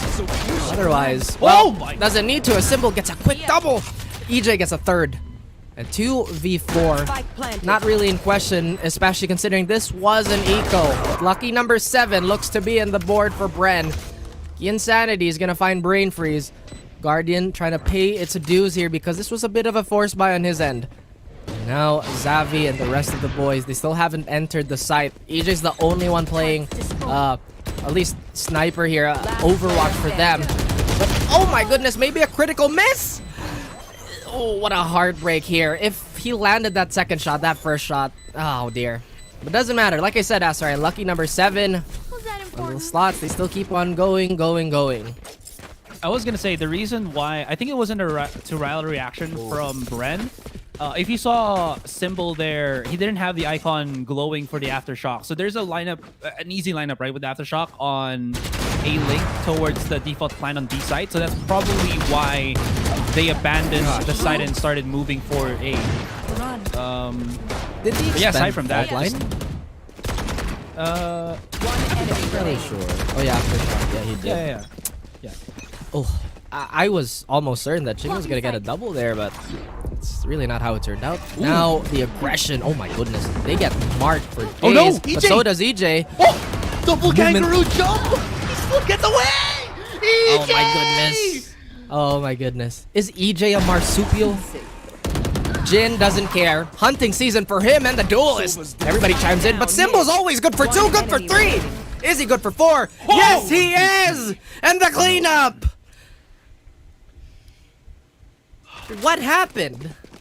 Symbol our eco-fragger slash... Yeah, Sarai, I heard you. I can also get multi-kills on gun rounds. Tadoy. Week 1, he wasn't as hot as he was. This time, he is super just blazing. Down mid. One enemy spicy. 4K Andes all over the board, all over our series. This goes here. And my goodness. Get out of my way. It's been fireworks for both these teams. Oh my god, hot sauce. That camera has to give you so much anxiety. You see that barrier, please. And EJ, unforgiving, accurate, and really unrelenting with that operator. Gets away with that with relatively no pressure whatsoever. Jin expecting the repeat from somebody to come in through, but EJ's the one that's riling the opposition. Spots out the drone as well as Chris M. Now made himself almost covered by the smoke, but the smoke ain't solid. It's very, very shootable through. I'll just call it that. I can't remember the term for it, but the term here is 1 by 1. AP are starting to fall down just by merely looking at EJ. He is making them all bow down again. Wait a minute. Didn't Symbol just ace on this map too? Oh my goodness, what a stretch for him. He's like, oh well, I am glad that we got to see Jin get absolutely sliced open. Presented to the world. And oh my goodness, this gun round has just been falling apart for AE Pro. They still went for the same default. Couldn't really find the same success, if not any success. Bren, they're just really super confident on this map, Asarai. They've really not given anything up whatsoever. And we still have so many ultimates on the board. The Neural Theft, still very much present. The Nightfall is a few minutes away. If Xavi can find either a frag or an orb, he's gonna have it. Brain Freeze, despite not having the greatest number, the volume, again, we talked about impact, has been also very, very close to his from the shadows now. And they really like the cheekiness on his double. Wait, hang on! The stun. That's a lot of utilities, skills expended, but AEP. Oh, okay, we're good. AP were kind of sweating just a little bit there from that peak. I will say though that the double tripwire is actually a really nice touch. The first one always gets destroyed, but the second one always allows Hot Sauce here the access or possibility to a kill. Jing making a lot of noise here. They're really winding up Hot Sauce. Someone is working. And as they push them back, as the smoke forces him away, they do again get access to the site. Symbol Spike planted. have his rolling thunder. I was thinking Is Symbolisova? Maybe he can use his Hunter's Fury for that. No, he's actually the breach here. Now EJ, timing is going to be perfect. He just absolutely knew what was about to come. Hunter's Fury will be used by Ryu, as now they try to stop as the rest of Bren come into the side. Jin and Gian Sanity do have themselves a nice little crossfire. That will not work. The Cloud Burst to separate the few from the many. But look at the shots. Look at these tags coming in. Wait, the recon dart, leaving Hot Sauce all alone. The shock dart will push him out, and Ryu comes in clutch with the util. Could be a focal point, could be the beginning of the comeback for A Pro, as everybody remains hopeful for yet another explosive performance from them. Bren, they have to stay unshaken here. They do have the operator in hand now on EJ, who's been pretty solid this half. And everybody really contributing in bunches, if not frags, then it's positioning, it's pressure, it's all the intangibles. As we take a look into this round, Gian Sanity though definitely felt, especially with such a aggressive play like that. Very, very similar default again, a lot more presence given towards Garage. But everything else has been vacated. Bren finally get the read. They have a little more attention towards A Long now. They do know that there is a Killjoy there in the form of Ching. As he's been marked, he's been trailed. So this is going to be a lot of time being burnt on the side of A Pro. But B has been fairly successful for them. Is that going to scan Xavi? No, it's not. Oh. That's perfect. Yeah. They do back away. Yeah. All right, EJ at least has shown himself right here. Oh, he might be able to just barely escape. Popping a couple of shots against those that want to challenge EJ. The eye has been used. Savvy as well with the ultimate. EJ's just unlucky with the operator right now. 19 HP. And he's gonna have to fall back, but the rest of Bren have come into this one, into play. Gian Sanity, how does he hit these shots? After shot after shot, Brain Freeze left to the back of the side, hungry for the kill, but he's only gotten in the false sense of security. Brain Freeze gonna go wild, gonna go deep. Almost. And now, giving Bren a fighting chance, 1 versus 1. SM does not have the ultimate to reposition, and Hot Sauce times it. Thought that maybe he could just fake. Thought he could maybe fake it or something, but he was so fast to react to that. And 10-1 wrap, 10-1. I mean, you know he's got the sauce. That's why he never lose those. And my goodness, it did look like it was going to be an AE round. 30 seconds left. Brain Freeze, again, hasn't really been there in terms of numbers, but when you walk up to him, he is definitely going to be a very solid and reliable player. 10-1, like you mentioned, really not looking good for Alpha Esports Pro here. Not looking good at all at the start, as Gian Sanity's going to get punished for whatever aggression he tried to display. And this garage control that they've been doing over and over has been more of a deterrent, or rather more detrimental to them than anyone else. And now they get the read. The Rolling Thunder is there. Or was that the Rolling Thunder? No, it wasn't. It was just the aftershock line. Oh, fault line. My goodness. A lot of excitement for Jin. The W key lord finds yet another domain to dominate. And this time it's Symbol who couldn't hold the line. A lot more space being taken. He has to shoot out the spooky balloon that he does. But the Prowler is going to give him a little bit of time to survive. Xavi, 8K with a beautiful control. Doesn't last too long, but Brain Freeze again. Exercising his right to, well, squat just a tiny bit. The heated rivalry between these teams kind of looking like a beatdown right now, sir. I'm going to be completely honest with you. That was... Switching sides. Oh. Savvy... just didn't get... Okay, we need the replay of that. Can we get a replay? No, we're halftime break. Okay. Look at the stats real quick first. But I was just going to say, that was so unforgivable because, again, Savvy missed half of his magazine and somehow rebounds to getting... Was that Jin and Chris M together as they looked straight into his eyes? They saw the whites of his eyes, but they were the ones that were knocked off, eliminated in that round where AEP were almost riling up. That initial frag from Jin against Symbol already made me very hopeful. Jin was doing a lot of good things on A-Link. He was clearing out the utility. He was, again, almost able to get the kill on Savvy. But therein lies the word, almost.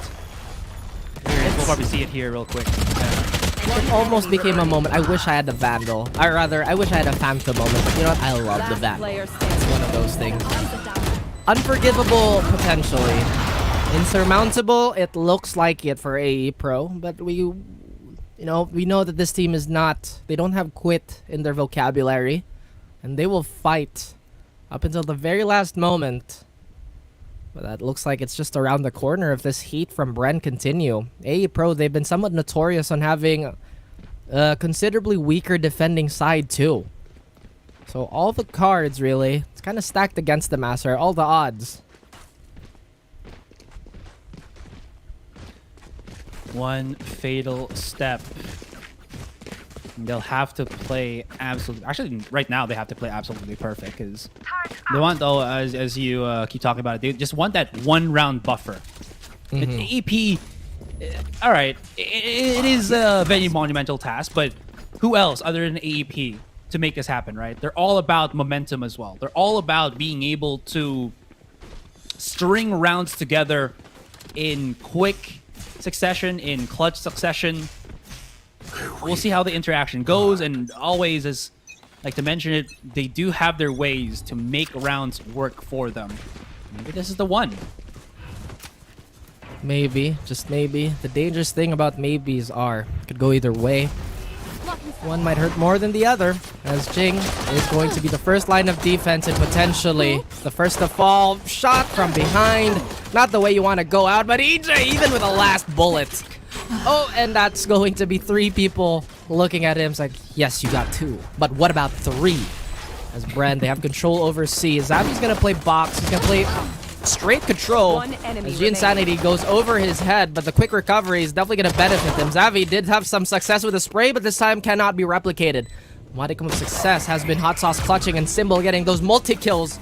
And the man of the hour, the MVP of the last 2 maps, comes around 12-1. This is, well, barring the secret 13-0 skunk, this has been one of the most dominant performances on Haven we've seen this stage. The playoffs just has that different vibe to it overall, doesn't it? I'm loving this in the way that Bren, as we've mentioned before, is a team, you know, one of the many things that we have that feels like they might come off as very what does it say this? Sometimes can feel the pressure and crumble on it, right? But they rally back, and they rally so excellently here against AEP. EJ just full-blown confidence, charging right in. Jansanity always good for the trades, already up to 3K. Maybe he's gonna string this together 4-4. Brain Freeze gets back. It's only up to him. Ooh, as he gets face-to-face with Jin. They touch the barrels of their Spectres, but it's Jin to get the clutch in the end. A fighting chance, a hope maybe here for AEP. It's a glimmer, but at least it's not completely dark for them to finish or to get ended in this series. Their swords do cross, but this time AE Pro, they are the victors of this exchange. As you mentioned, Insanity really riling up his team, trying to get as much momentum he can get. A little bit more wind in their sails. Brain Freeze, it looked like, well, I guess this is it, but he did survive, so not for too long. And Insanity, once again, trying to bunker down. The trail is gonna find him. Do they expend the Prowlers? Wow, he even gets a free get out of jail card there. And not looking too good on Bren. They do find Insanity, but Jin gets yet another frag. The swings, they're looking better. They're looking better now. Infinitely better. Well, as these keep hitting on, again, AP possibly can make it happen, but this is where it gets a little bit crazy. If EJ gets a kill, he'll have his Blade Storm. If Savvy gets a kill, he'll have his Nightfall. Now, this is the point where AEP I think this is going to be the hardest round for them just yet. If they can squeeze through this, maybe we can see 2 to 3 rounds be strung together.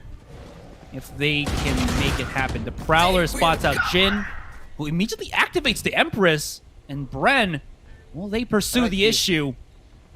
There's a bit of a stare-off here. Well, somewhat a stare-off, but a smoke-off between EJ and RU. Tucking the corner against Sanity, jumps up. Trying to play against the grain here, but EJ gets the punish. Repositions, already looking for the pick. Can he finally find one? Excuse me. And Jin gets overwhelmed. This is not good. Gian does pick up the Spectre in the end, but in a 3 versus 5 makes it a very overcrowded endeavor to fight against. This AEP is dwindled down in the numbers.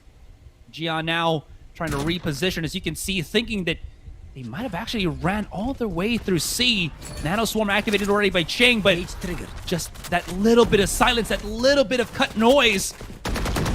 A side has already been opened up very cleanly by Bren here. The plant on Godspot.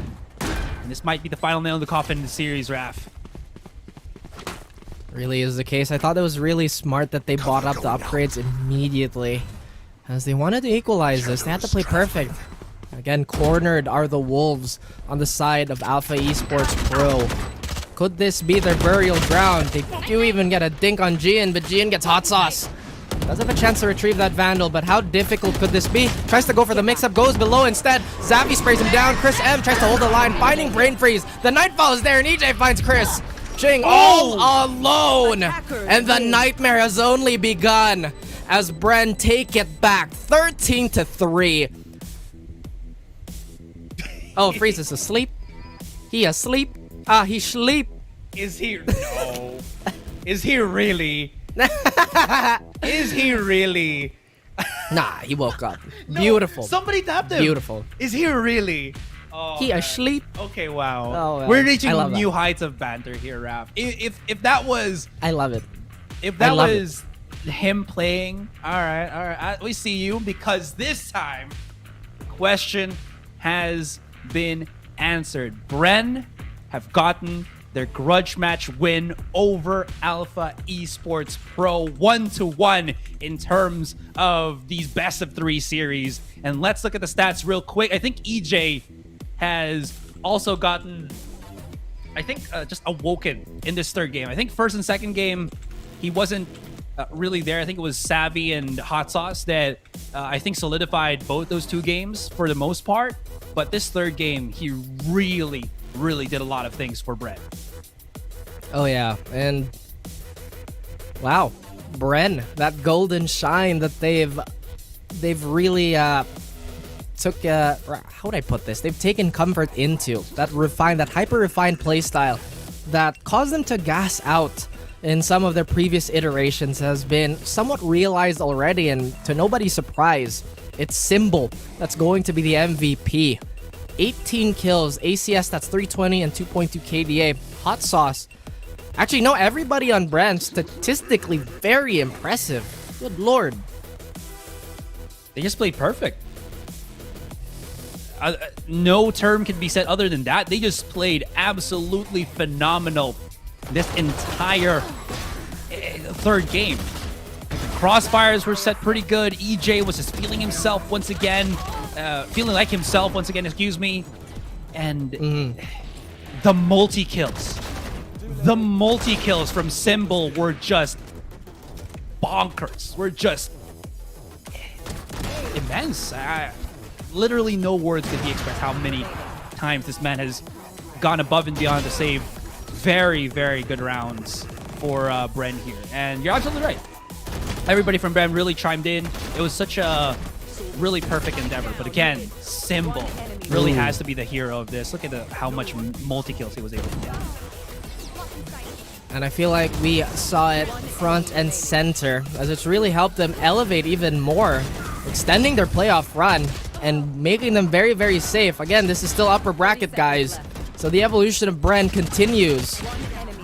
And dear me, the Shark Tank, it's also filling up. I mean, every single team we have here, it looks like they've been going at it. They're foaming at the mouth. They're just so hungry for improvement. Still a very impressive showing on the side of Alpha Esports, as they really, really want to drive the nail home that this is how they want to play, and no matter what happens, they're going to live by the sword and die by the sword. Still, lower brackets run, still very possible. Oh, and you see it. That's the moment. Actually.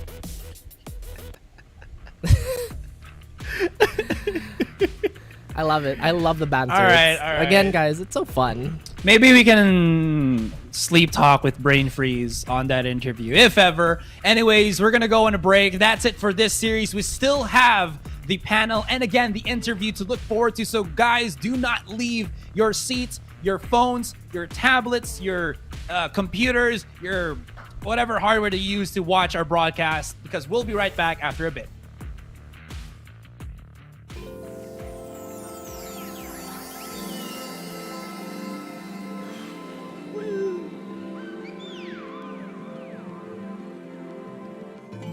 Yeah.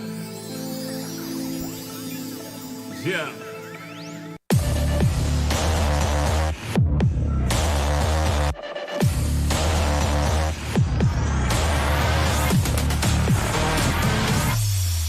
Yeah.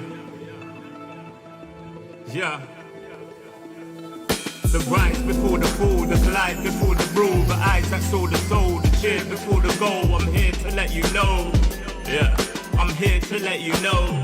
Yeah. I sky gaze over my taste. Like Peter, this is my space. I'm spacey. I'm crazy over breakbeats. Space gazing in my safe haven. I make statements that embrace waking. Awaken, I'm woke. Taking the road to pull you ashore. The celestial scope. The stars explore in your inner. The starts at the core. Inner space and more. Your body's a planet for sure. Nurture it with the words I've written. Scribe like highlights. Flying saucer. Supply the order. It's the author. Walking on air. Walking on water. Blending between borders to let you know. This is here to support you. The blend. The blend. The blend. Uh-huh. The blend. The blend.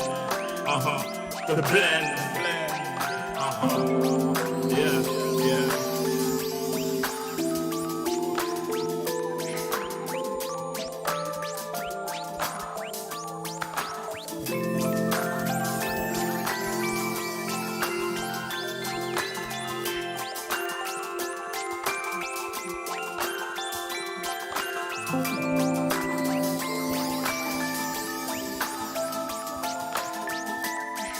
Yeah. Yeah. Yeah. Second verse after the first. Take control with words, roll reverse, the rebirth of verb from inside out, outside in. We control the earth frequency. The heart of the world beats in me. It beats on beats as we breathe deep. Oxygen from trees feed. Gift in our gift. This right here, proof we exist. Mind state is gravity, the way you uplift. Across seas swift, water quench thirst. There's a shift. Set sail like shit to find other lands. The motherland, sun is planned. With the words I'm writing, I'm fertilizing. The earth's a rising, realizing. Global warming and the sea is rising. Pollution, the planet needs metabolizing. It's full of fire like a dragon fighting. Creating hot springs when the pressure rising. It's ever rising, but I'm never frightened. Cause the days will brighten. Yeah, the blend.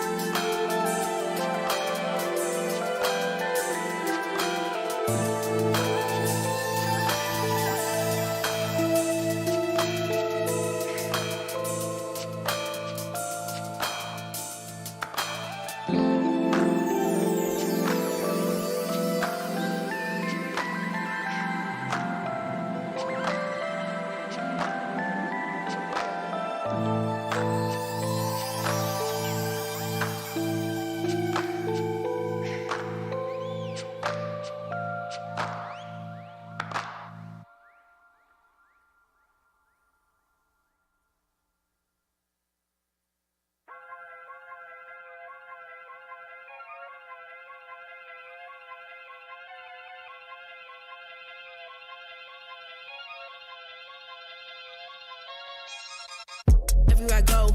The people really wanna know who I is and who I be. They stop and stare when they see me.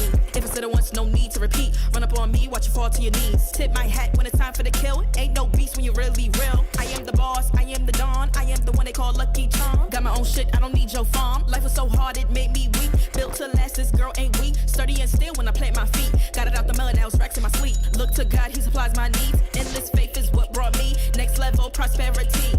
Silent power moves is what I'm giving. They love to hate the world they can't live in. Always present for the high roads. Go swim within the deep lows. Low. What told the future? Who knows? I don't do it for the likes, I do it for the love. Do it for the ones who really needed a hug, cause they had it tough, never had enough. Feared, loved, and respected. Using words as a weapon. Test and she. Hurry up quick, El Jefe's coming soon. Sit up straight when she enters the room. Be enthused, but don't look too amused. This is her queendom, please respect her rule. Hurry up quick, El Jefe's coming soon. Sit up straight when she enters the room. Be enthused, but don't look too amused. This is her queendom, please respect her rule. Smile in my face, Woody in my place, but act gully on cyberspace. Let's pump brakes, let's be frank. Running after him when you're the chase. You are the catch and he's the net. How quickly do we all forget to honor these small policies, my darling? You are the empress queen. Man, respect or he'll neglect.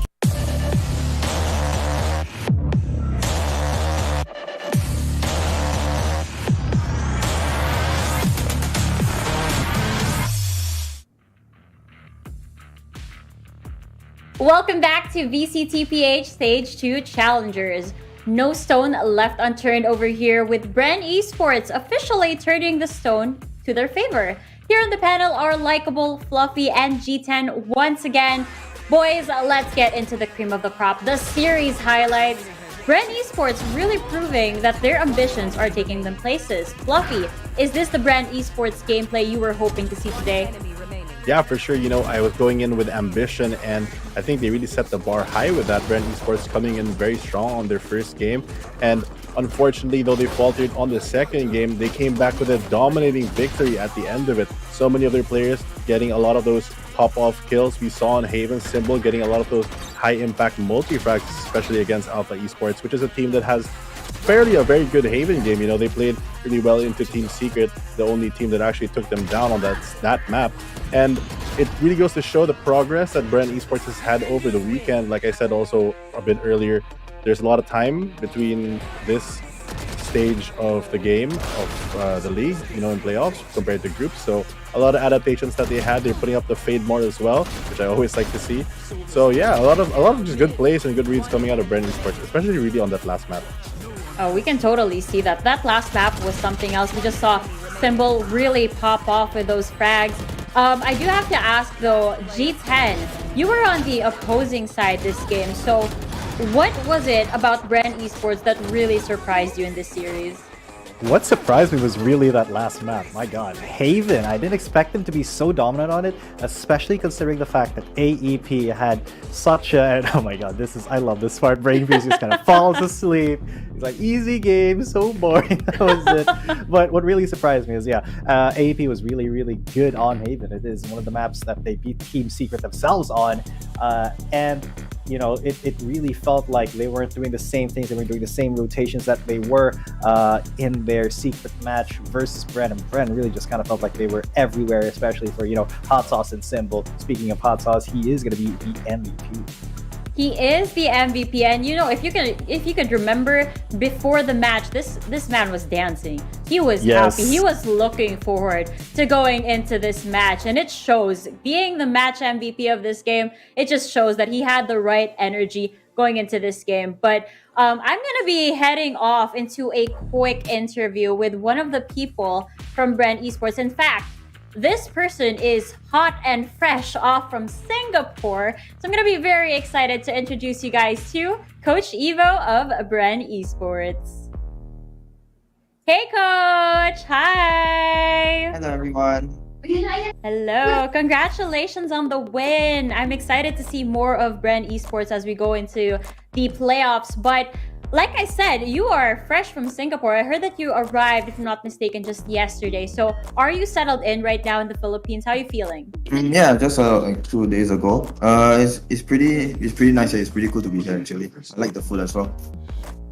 I don't think it's cool. I think it's hot in the Philippines. I think it's the opposite. But I'm happy that you're liking the food. I'm going to be asking you about that later on. But you guys lost to AEP the last time you guys met. This time, it was your redemption arc. How did you guys prepare for this match? Okay, when we lost to AE on the first stage, it's one of the most painful losses that we've ever experienced. So I guess the boys actually wake up. Alpha Esports did amazing on the last during the group stage, and we did pretty badly because we are doing overpicking and stuff. All the basic fundamental things we are not doing well. So for this playoffs, right, we picked up whatever mistakes that we have, and that's pretty much it. That's lovely. We can see the boys at the back. We can even see Savvy really portraying his lock of neon earlier with a jersey that he's wearing right now. And I do feel like the energy is a bit different with the team this time around. Has something changed with the mentality of the boys from the group stages going into the playoffs? Our main mentality for this is just pick. Basically, just if you want to fight, we just fight together and stuff. If we lost a round, it's okay. It doesn't matter. Oh, that's plain and simple. But that's good that it's kind of a reset from everything that's gone down throughout the group stages. I can tell that we're in for a stronger group in terms of the Bren Esports. Now, tomorrow, you guys are going to be facing RRQ. Is there a message that you guys would like to say to them? Yeah. RRQ is like our rivals basically because we have been fighting them like quite frequently. So good luck to them. We'll definitely try our best to win them, of course. So I'm excited to see that. See, the energy is just different. I didn't get to see who tried to kiss you on the cheek over there, but that's very sweet. You can just tell that the Bren boys are really, really close together. Now, you did mention that you were liking the Filipino food. Is there anything in particular that has become your favorite now? I only currently tried like the food the Bren HQ provided to me, and I tried a little Jollibee for delivery. So, yeah. Classic Jollibee. Now, is there anybody that you'd like to greet, coach, supporters that you'd like to thank? This is your chance to do so. Okay, shout out to all the fans that we have for Bren. Okay, hashtag Bren Lama Alakas. And most importantly, I'd like to shout out to my mom, who is the main support for me, and she's the main reason why I'm here, Bren HQ. All right, Bren Lang Malakas, thank you so much, Coach Evo. We'll get to see more of you guys tomorrow. So rest up and good luck to you guys. Okay, thank you. All this talk about food, man, is making me hungry. I'm excited to eat after this. Although I have to jump back a little bit. Fluffy, you dodged my question earlier. I still need to know. It's been killing me deep down inside to know who is the Valorant agent that Fluffy would date. Considering it's my main for a long time, not very recently though, I think I'd go with Viper. Okay. Yes, Viper Mommy Viper Club. Supremacy. Let's go. To be fair, one of the first times that I did get to play with Fluffy, that was the time that he was becoming a Viper main, and that's when he started posting his Viper lineup. So I've seen it. I've seen his Viper days for real. But to everybody that's watching, please get this man a date. I'm really rooting for this guy. He's an amazing man. Get it? He'll carry you to emote. I Thanks, mean, Laika. who I got needs, you, man. I who got needs you. anything else? I got you. I got you covered. Valorant girls, come on, he'll carry you. Anyway, with all of the action down, let's take a look at today's results. Let's take a look at what's going to be flashed on our screens over here. Dun, dun, dun, dun. No surprise here. This is the brackets that we have had. It is Southwest Esports with a 2-0 versus Oasis Gaming. And of course, as we just witnessed, Bren Esports with a 2-1 versus Alpha Esports Pro. Now that the results are in, I want to see how this is going to affect the next couple of matches. Fluffy, as you can see, your child. I don't know how do you refer to in terms of Oasis, but they're going to be at the lower bracket. So what can you say about the lower bracket that we have now? Well, when you're in the lower bracket, it's not the most ideal place to be, and they're going to still be playing a lot of these top teams.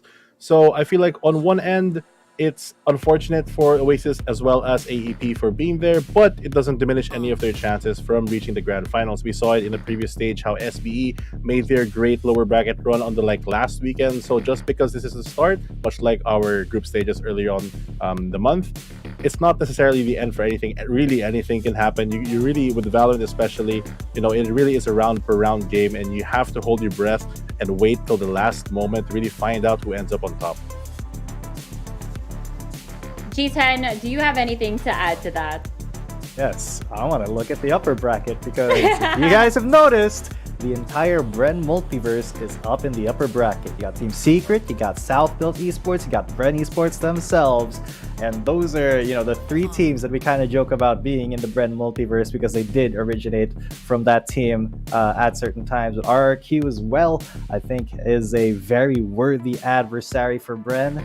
And for Team Secret SBE, that's just going to be, absolutely an insane game. Kind of a revenge match for SBE after that day one fiasco.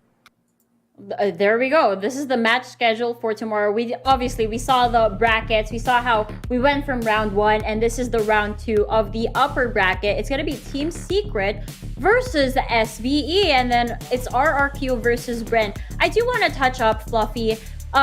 Coach Evo mentioned earlier that he feels like RRQ is their rivals. Why do you think that's so?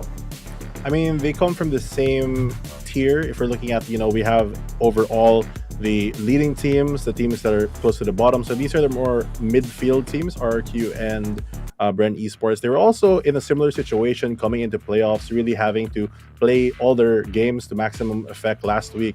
So I get why they're very similar. They're also two teams trying to really prove themselves. RRQ, of course, coming in with a team that is stacked in their own right, but they just in a way kind of just formed together. It's like 2-2-2 out of the 6-man roster, combining for that Avengers level threat, which I mentioned before. And Bren Esports, of course, they do have that roster that they've had in stage 1 with a few adjustments, but now that they've had the time and everything, they also are trying to both basically prove that they are not just competitors, not just challengers, but they're planning to be champions. Champions is the name of the game. This is, we're all fighting for that challenger title, that champion title over here on stage number 2. And again, there is a lion's share of $30,000 US. So we can't sleep on that one. But I do want to ask you guys, since this is day number 1 of the playoffs, is there a message that you want to get to these players so that kind of help them out as they go along with these matches? Let's start with you, G10. A message, you say, to all the players? I mean, just keep your head down, do your best, focus on your own strats. That's, I think, what we've kind of learned from group stages, honestly, and from today for some of the games, Oh, there we go. Short and simple, very sweet, very direct to the point. But what about you, Fluffy? I feel like this is going to be the more heartier one, especially since you have had experience in coaching. I think I just go with something simple. I think what every player has to do right now, every team, every coach, etc., coaching staff, all that, is they just have to start playing to win and stop playing just not to lose, Like, you really have to go for it this time around. It's your last chance to qualify internationally for the Valorant circuit for VCT in this stage too, to go to APAC, etc. If you want to make it to that stage, you have to go through this, and the only way you're going to do it is if you play to win. You cannot afford right now to make the small mistakes like not peeking or being too scared to push something, not willing to trade your teammate, too scared, too overthinking. Like, just play your game and just play to win. Don't play not to lose. I can't believe that made Wise sense, words. even for me. Like, play to win, don't play to not lose. Yeah. Simple words, but they make sense. I don't know what it is about it. Maybe it's just the way Fluffy says things. But again, beautiful messages. Like he should be a coach or something. I think so too. I think so. Beautiful message from our panelists. With that, we'd like to thank everybody that made all of this possible, most especially to our sponsors. So we would like to thank PPGL, the largest multi-game esports league in the country, together with Riot Games for bringing the Valorant Champions Tour here in the Philippines. The VCT Challengers PH Stage 2 tournament is also sanctioned and overseen by the Games and Amusement Board. We would also like again to thank our official sponsors. VCT Stage 2 Philippines Challengers is organized by Globe at Home. Fiber strong, family strong with the new G Fiber, only $20.99 on Globe at Home. Game with up to speeds of 150 Mbps, mabilis now, unlimited internet path. To learn more, go to shop.globe.com.ph/broadband.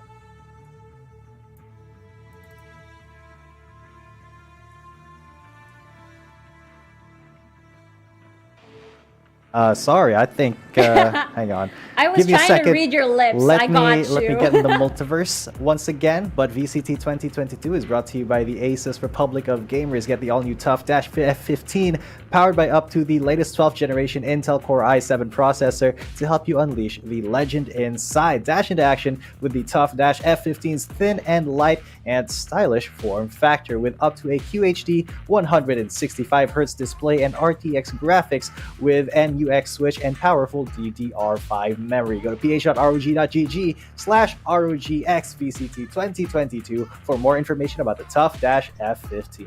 And there you have it, folks. This is what we like to call a wrap. It's a wrap. We are so thankful that you guys have managed to catch up on the show. But again, this is just day number 1 of the playoffs. We still have day number 2 and so on and so forth. And I'm really excited to find out who's going to come out on top. This has been Likeable, Fluffy, and G10 for your panel. Thank you and good night. See you guys tomorrow. See ya. Giving sons eyes to see and daughters dreams to believe. Anything less than the best for you is high treason, queen. Hurry up quick, El Jefe's coming soon. Sit up straight when she enters the room. Be enthused, but don't look too amused. This is her queendom, please respect her rule. Hurry up quick, El Jefe's coming soon. Sit up straight when she enters the room. Be enthused, but don't look too amused. This is a queendom.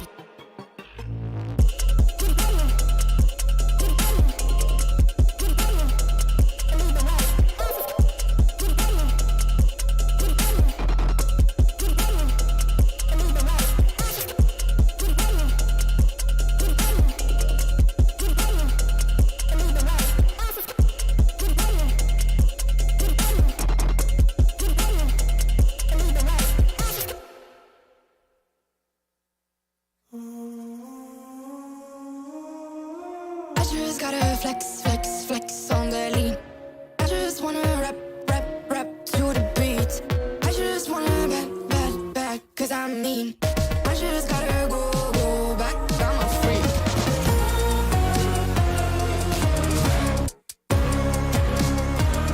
Gotta go. I just wanna rap to the beat. Move of emotion, they drunk at their problems. They always on road and they starting. She know this cause she ain't the same. She's trying to stop playing games. Move of emotion, they drunk at their problems. They always on road and they starting. She know this cause she ain't the same. She's trying to stop playing games. Where the people at, what they really wanna know. Who's your lovers and who are your bros? Who are the enemies you do keep close? Who are the people that you shouldn't know? Where the people at, what they really wanna know. Who's your lovers and who are your bros? Who are the enemies you do keep close? Who are the people that you shouldn't know? I just gotta flex, flex, flex on the lean. I just wanna rap, rap, rap to the beat. I just wanna back, cause I'm mean. I just gotta go back, I'm a freak.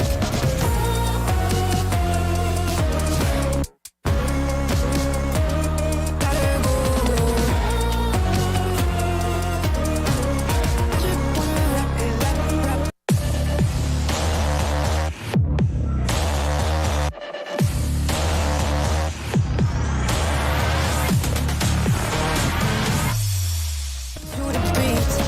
The chains, my vest, my watch, my belt, my cheese, my house, my sneakers, my blouse. I just party hard, topping the one in the chart. I've already won, babe, I didn't even start. Flexing on ya, flexing on me, flexing on ya, flexing on me. I just gotta go, but I wanna hold on. I can't let you go, but I gotta stay strong, stay strong. Unless you heard it from me, then you ain't heard it from me. Got it from me, all the energy extra. You don't wanna see me with the hitters. Generations caught up, look how things will switch. People there quick, now they wanna move at the bits. Boy wanna go to bitch, nah. Now I'm moving.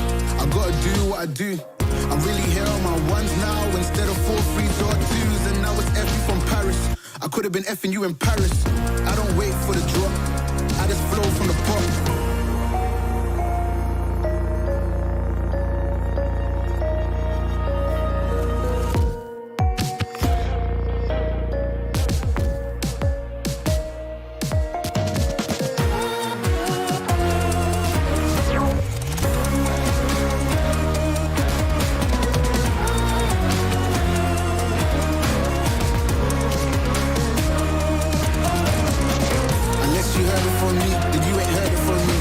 From me, all the energy extra. You don't wanna see me with the hitters. Generations caught up, look how things will switch. People there quick, now they wanna move at the bits. Boy wanna go to